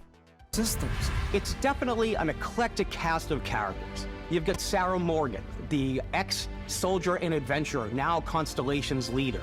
Mateo, the theologian who believes that there's definitely something else out there. Noel, the gifted Noel. scientist and Sarah Morgan's protege, and Walter, a very successful businessman and So it says he's a very successful businessman. And so it shows this shot of him here. And this is one of the manufacturers we have for your ship parts and making your ship and upgrading those, Stroud Eklund. And so it makes me wonder if, you know, he is Walter Stroud or Walter Eklund. And if so, maybe if we, you know, cozy up to him and are nice to him and kind of do the things that he wants us to do, maybe we could get some nice discounts on some bigger ship parts. So that would be nice as well. man and the settled systems, and Constellation's financier. Anything goes as long as you have the money. There's also Vlad, the ex-pirate. Sam Coe. So Vlad, he's an ex-pirate. He's probably done some shady stuff before, but remember in the first showcase, the whole thing about the Crimson Fleet is no one quits. You know, once you're in, the only way out is death. And so he must have done some shady stuff or been really slick to get out of the Crimson Fleet. And then, of course, we see Samuel Coe here. Sam Coe, the former space cowboy, and before we move on from Sam Coe, we see a shot a little bit later that contributes to this theory. But my theory is that he is a descendant of Solomon Coe, the founder of Aquila City, capital of the Free Star Collective. And again, we'll see something later that kind of attributes to this theory. But that's my working theory for now. And so I don't know, it's been about, what, 170, 160 years since 2167 when Aquila City was founded. The game set in 2330. So he would be, I don't know, a great grandson, depending on how you work that math out.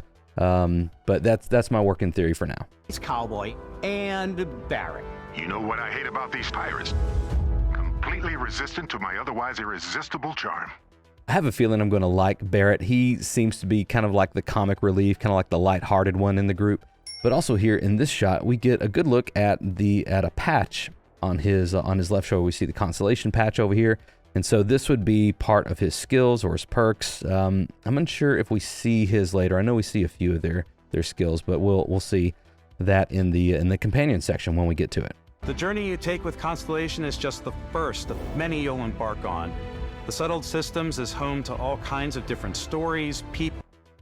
Right here, just notice that in this scene, I didn't notice this the first time around, but these are grave sites. The rocks kind of set up over the graves. So I wanted to point that out. Maybe this is after a big battle, or maybe this is part of the Free Star Collective's memorial for their fallen from a recent battle. And adventures for you to uncover.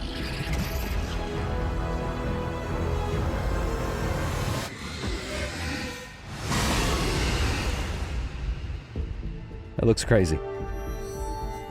The United Another good shot of Colonies New is Atlantis. where you'll find New Atlantis, the first major human settlement in space. The people who Another live shot of here the coffee value shop. law, Nothing new there. discipline, and the legacy of Here in this you see- shot, I studied this for a long time and tried to do as much research as I could. I was very curious to find out, okay, here's all these emblems on each of these flags. There are 6 different emblems. 1, 2, 3, 4, 5, 6. This one starts over the same as the first one. We haven't seen any of these just yet in any of the trailers or any of the showcase from last year. Even the United Colonies, we've just seen kind of the UC, right? We haven't seen this emblem.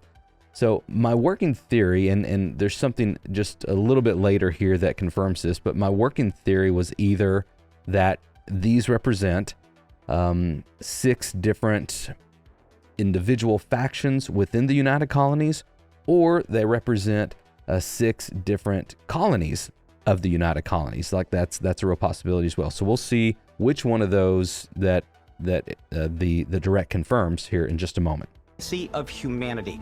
They can Also, right here, this guy, Lone Vault Wanderer, right?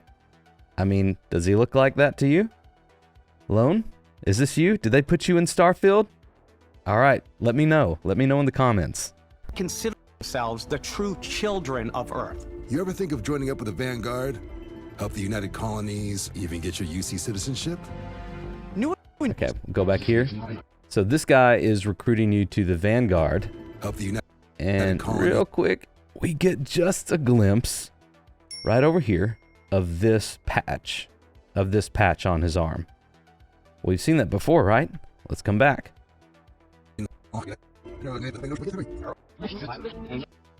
Where do we see that? Right here. So this, we can assume from the Vanguard recruitment guide trying to get you on his team, that this is a Vanguard emblem, and that's the Vanguard flag. So if that's true, it would lead me to believe that these other 5 are also connected with different smaller factions or branches of the government, if you will, of New Atlantis. And what did we see earlier? We saw MAST, right? This is military, administrative, and science. So my guess is that 4 of these are for the military side of things, and 2 of them are for administrative and science. I don't know which ones they are. I wouldn't, if I was just guessing, I wouldn't have guessed this one for the Vanguard. I would have guessed like the one with the sword in it or something. But just within the military side, we also know that we have we have the UC security. We've seen all those around New Atlantis and other United Colonies worlds, making sure everything's secure. And we also have UC system defense. So we have UC system defense, UC security, and then Vanguard. So there may be one more military faction that we don't know about just yet. And then we have administrative and science. Maybe the science is the little cogwheel, maybe just a callback to Bethesda. Or it could be that the cogwheel is administrative because the administration keeps things moving like a cog in a machine. I feel like that's a little bit stretching. But anyway, if you have any theories about this, let me know because I'm really interested to figure this out. Or if you've seen anything confirmed about any of these other than the Vanguard flag, let me know as well. Thank you. New Atlantis isn't the only city within the United Colonies.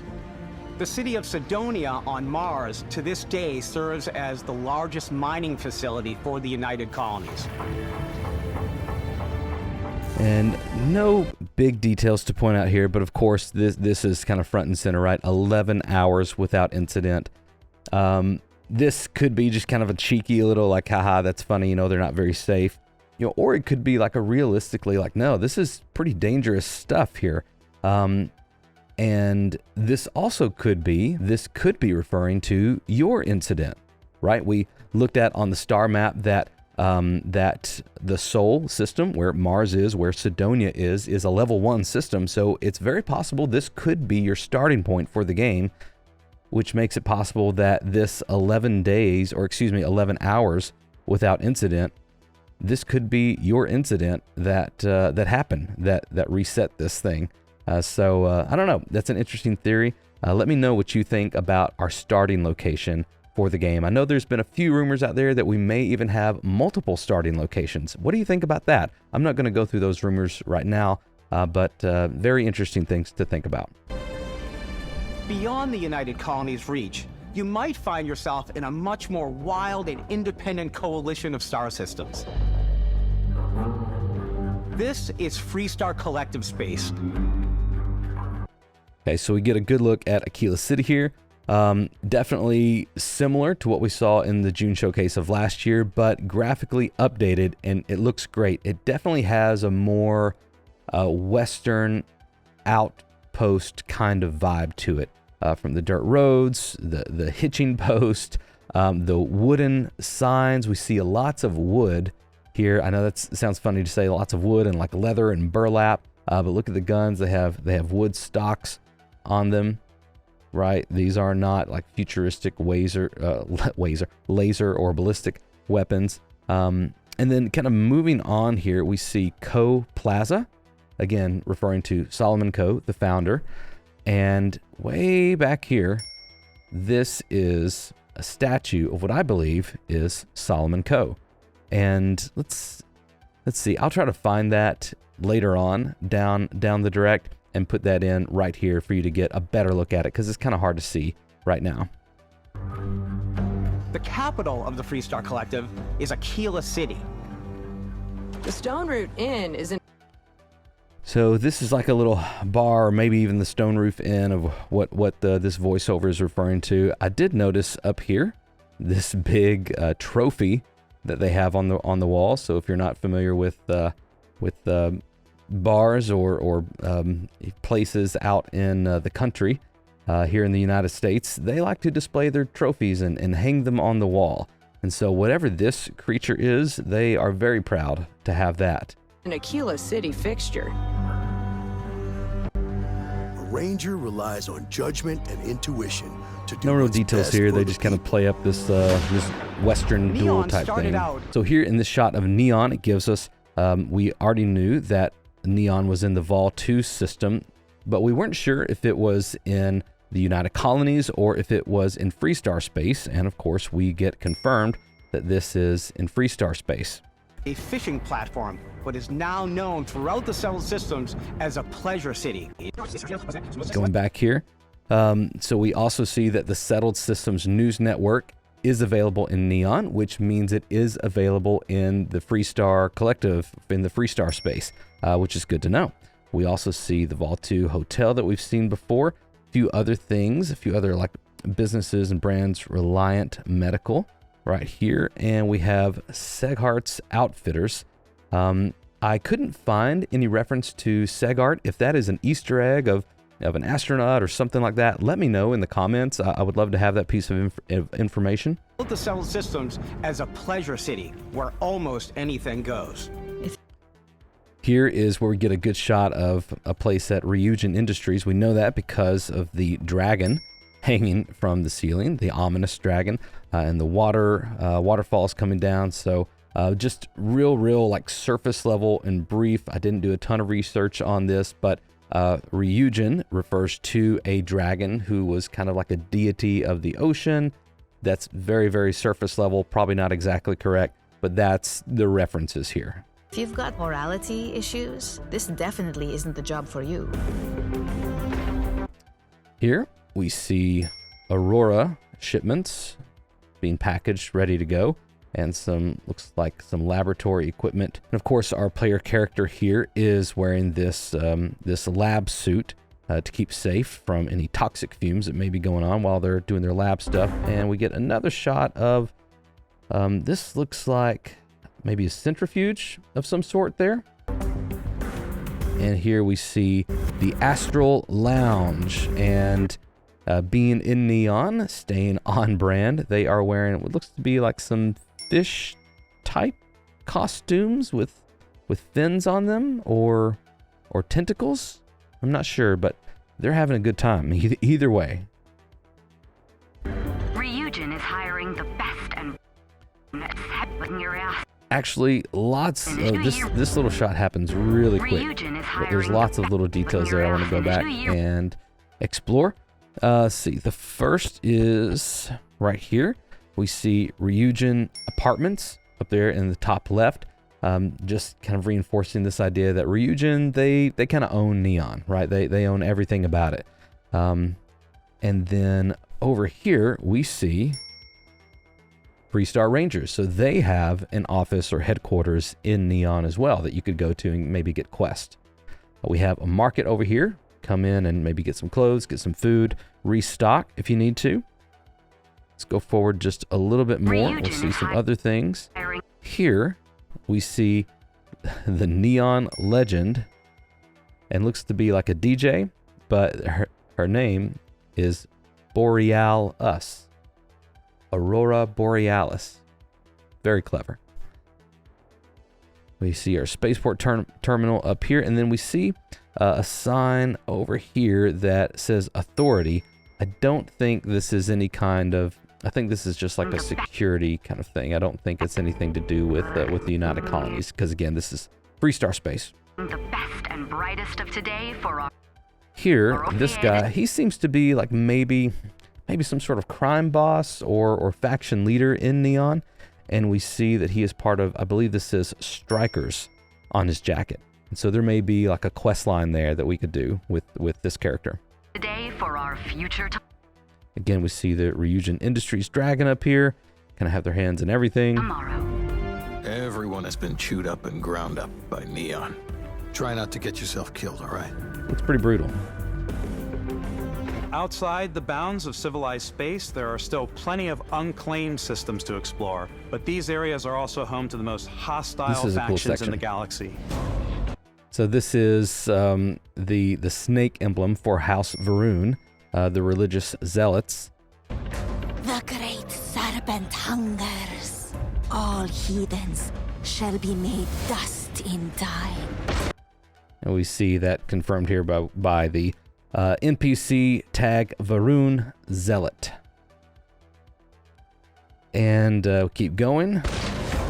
And to my knowledge, this is the first time we are seeing the Red Mile. It is on Porma 3 in the Porma system. And let's just keep going, and it'll give us some more context. We see some weather effects here. This is the face of a brave runner here to challenge the Red Mile. And so you see here, she says, "Are you a brave runner?" And then we see all along the wall, run, run, run, run, run, run, run. So I'm assuming this is where you get some quests if you are a cyber runner, which could give some more context and kind of fill out that background a little bit more for us. I would assume this is some sort of cyber hacker with all these terminals around. Maybe this is a type of arcade for hackers or a library for hackers. I don't know. If you have any more insight into this, please let me know. I haven't done a ton of research on that yet, but this really sets a very interesting tone for that background, and I'm kind of considering it now when I wasn't before. We get a good look at the key, the Crimson Fleet headquarters in the Crix system. We have heard of the Crix system before in the email that Emil Pagliariello was typing up that was talking about the Crimson Fleet. This looks to be like either an abandoned or more likely an overtaken Star Yard, right? We've seen the Star Yards before, and there's lots of things you can do on them, from economy to merchants to stores to buy new ships. This looks to be like a big Star Yard that the Crimson Fleet has just kind of taken over and said, this is ours now, go away. Or they just killed everybody in there, who knows. But let's take a look at this. They think the galaxy is theirs. They are wrong. It belongs to the Crimson Fleet. It always has. In Starfield, we're just back up and take a little bit slower look at some of that.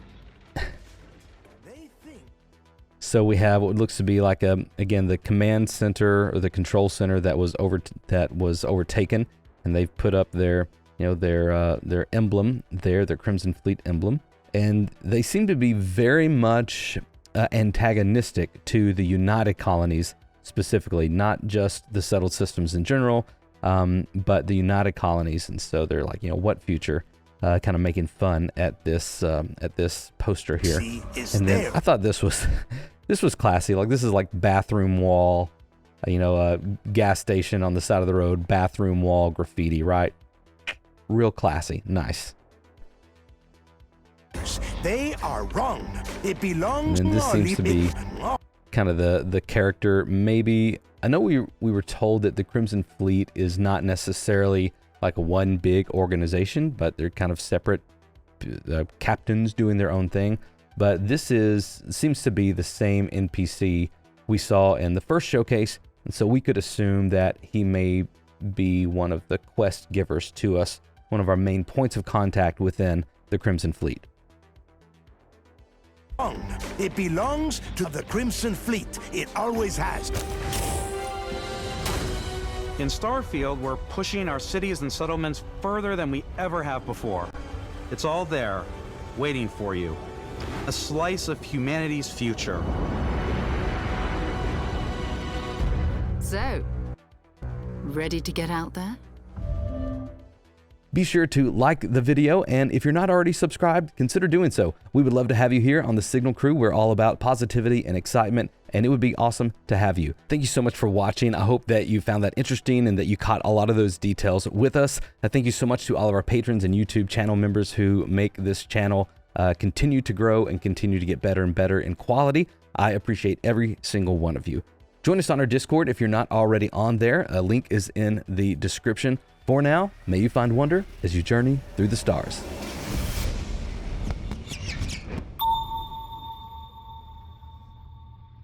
Oh my gosh, you made it through that 5-hour-ish long video. I just wanted to kind of take a moment to celebrate you, give you an attaboy, congratulations. I even put on my Todd jacket. It's the middle of summer. All right, so the special message that I had for you all, I just wanted to kind of take the curtain down a little bit and just kind of be me for a second. I usually try to be very authentic and genuine with like a little bit of flavor, a little bit of showmanship for the videos to kind of spice them up and make them entertaining as much as I can. But this is me. And so if you've spent any amount of time with my channel, I feel like you probably know I try to have that authenticity about me. But it's the internet, right? You never really know, okay, is this guy just putting on a show? What's his real character and what's his personality like? And is he a jerk, or is he fun, or is he nice? I don't know. But I try to be a nice person. Family values are very, very important to me. I have a lovely wife and 2 beautiful young daughters. And you know, I'm an entrepreneur. And so I kind of stumbled into this Starfield thing this past January.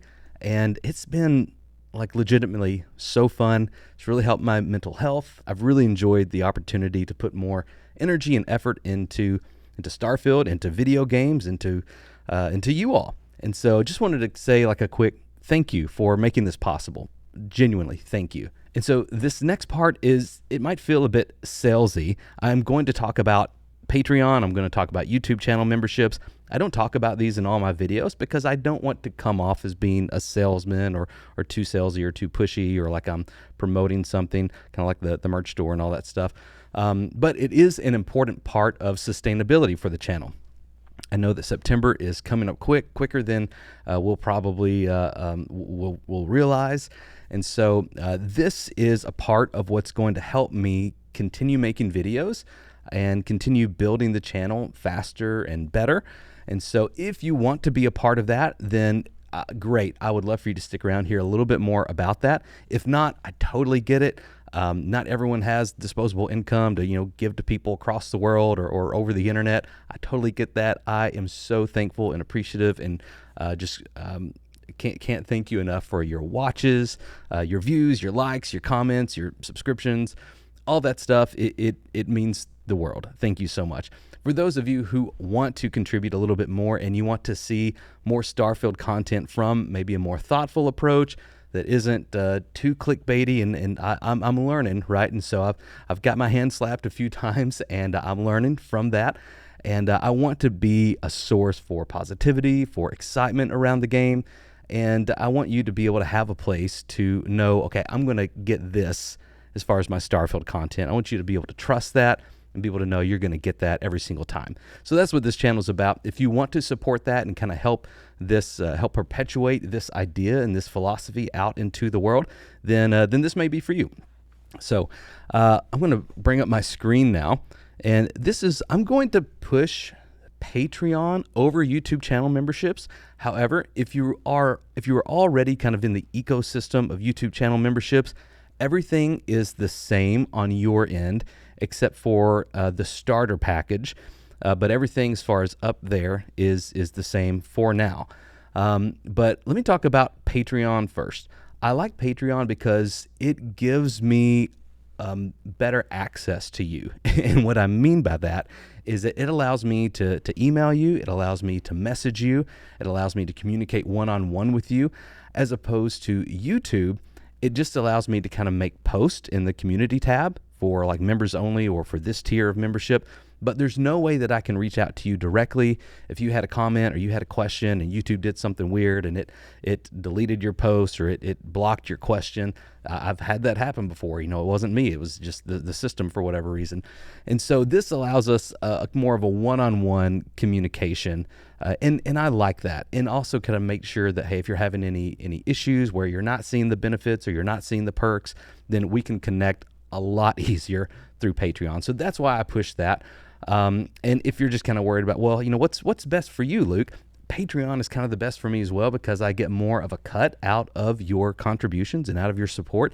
I'm not going to, you know, look a gift horse in the mouth. I have no idea what that phrase means, but I think I'm using it in the right context there.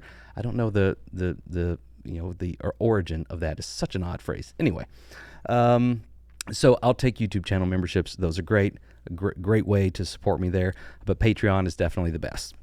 So you can see I'm already kind of babbling. I'm not going to cut this out. This is me being authentic and genuine. This is my personality. I'm a bit absent-minded and aloof.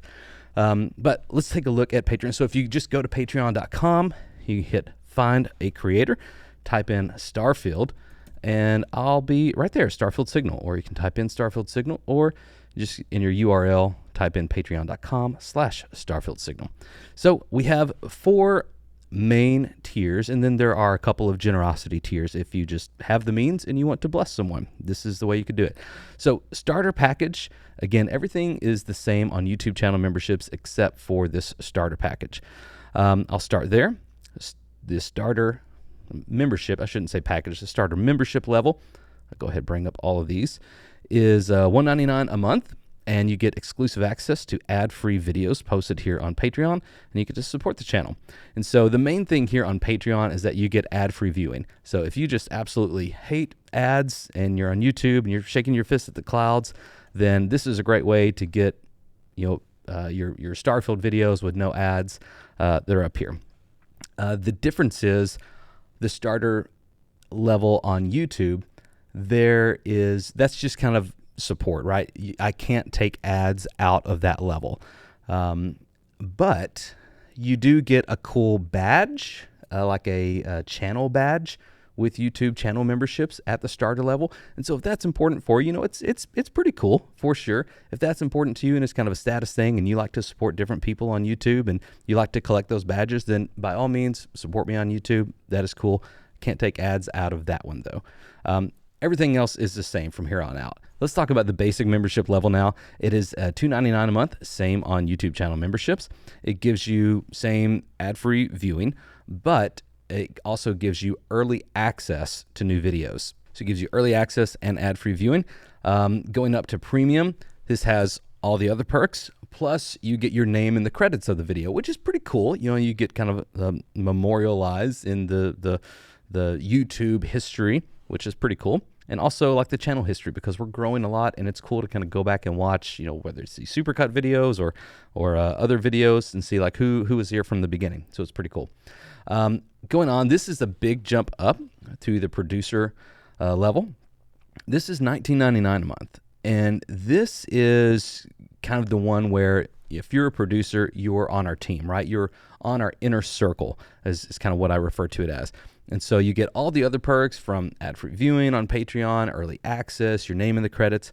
In addition to that, you also get access to a private Discord channel on our Discord server where we chat. We also have a monthly video call, which is really cool because we kind of get to do some Q&A and we get to just kind of talk about the game and what we've seen and different theories. I pull some of my content from these ideas. And also, once we get into the game, we will also take, or these producers will get priority in kind of contributing videos to the channel. When we do gameplay videos or community-focused videos, they get priority to kind of get their videos shown off and featured. We have some pretty big ambitions to create some short films and some short film video work, video projects. And you get your name in the credits of those as well. These are still kind of, I say that these are non-guaranteed just because if you're familiar with short filmmaking, nothing is a guarantee at all. And so some of these may flop, they may fall through, it may be too expensive to do once we kind of get the ins and outs going. But these are our ambitions, and this is a perk that these producers will get as well. Another note on the producer level, these are filling up surprisingly fast. I haven't set a specific cap in mind just yet, but eventually all of these producers are grandfathered in, still for you now. But eventually I'm going to put a cap on this $19.99 a month producer level, and I'm going to move this up to, I'm not exactly sure now, but it could be $30 a month, $40, $50, kind of depending on maybe how I tweak the perks. But everybody who gets in now at this $20 a month are grandfathered in and will have that for as long as they want to stay a supporter of the channel. Clear as mud, right? And then, of course, we have some just generosity tiers is what I call them. No extra perks or bonuses over anything from the producer level. But if you just have the means and you want to support the channel and support me and support what's happening and kind of what we stand for here for the channel, then I would absolutely be honored and very gracious to you for supporting in that way. And that's pretty much it. And just to go back over to YouTube channel memberships, everything's the same except for starter. Basic, it's $2.99 a month. Early access, premium, everything. Plus, you get your name in the credits. That's the member shout-outs there. And then the producers, you're grandfathered in here as well. And we get the Discord member chat, and we get the monthly video call, and we get your credits in the short film project and priority featured gameplay. So everything's the same there. So just wanted to kind of not necessarily pitch this to you, but just say, hey, these are options. You may not be in a place where you can support or help right now. Just continue viewing, continue liking, continue commenting, continue being a part of this awesome community, and that is amazing. But if you do have the means and you're looking for someone to bless, then I would be, again, very gracious for your blessing there. That's all that I had for this. Again, I've tried to not cut this up too much, just be very real and transparent with you guys. But this is it. I am so excited for Starfield to come out in September. I guess it's supposed to be September 1st, right, for the early access. I should have access to that as long as the shipping and all that stuff works out. We never know. But September 6th for the world. And man, I'm just pumped about it. So thank you so much for watching even a little bit longer as I babble on about this for this 5-hour supercut. But if you're still watching at this point, then I consider you a friend because you've stuck with me through lots of learning, through lots of mistakes, and through lots of trial and error. And I this is so cool that I get to do this. So thank you for making that possible. I guess what I got to say now is, for now, may you find wonder as you journey through the stars. Thank you very much for watching this far. You all are awesome. Thank you.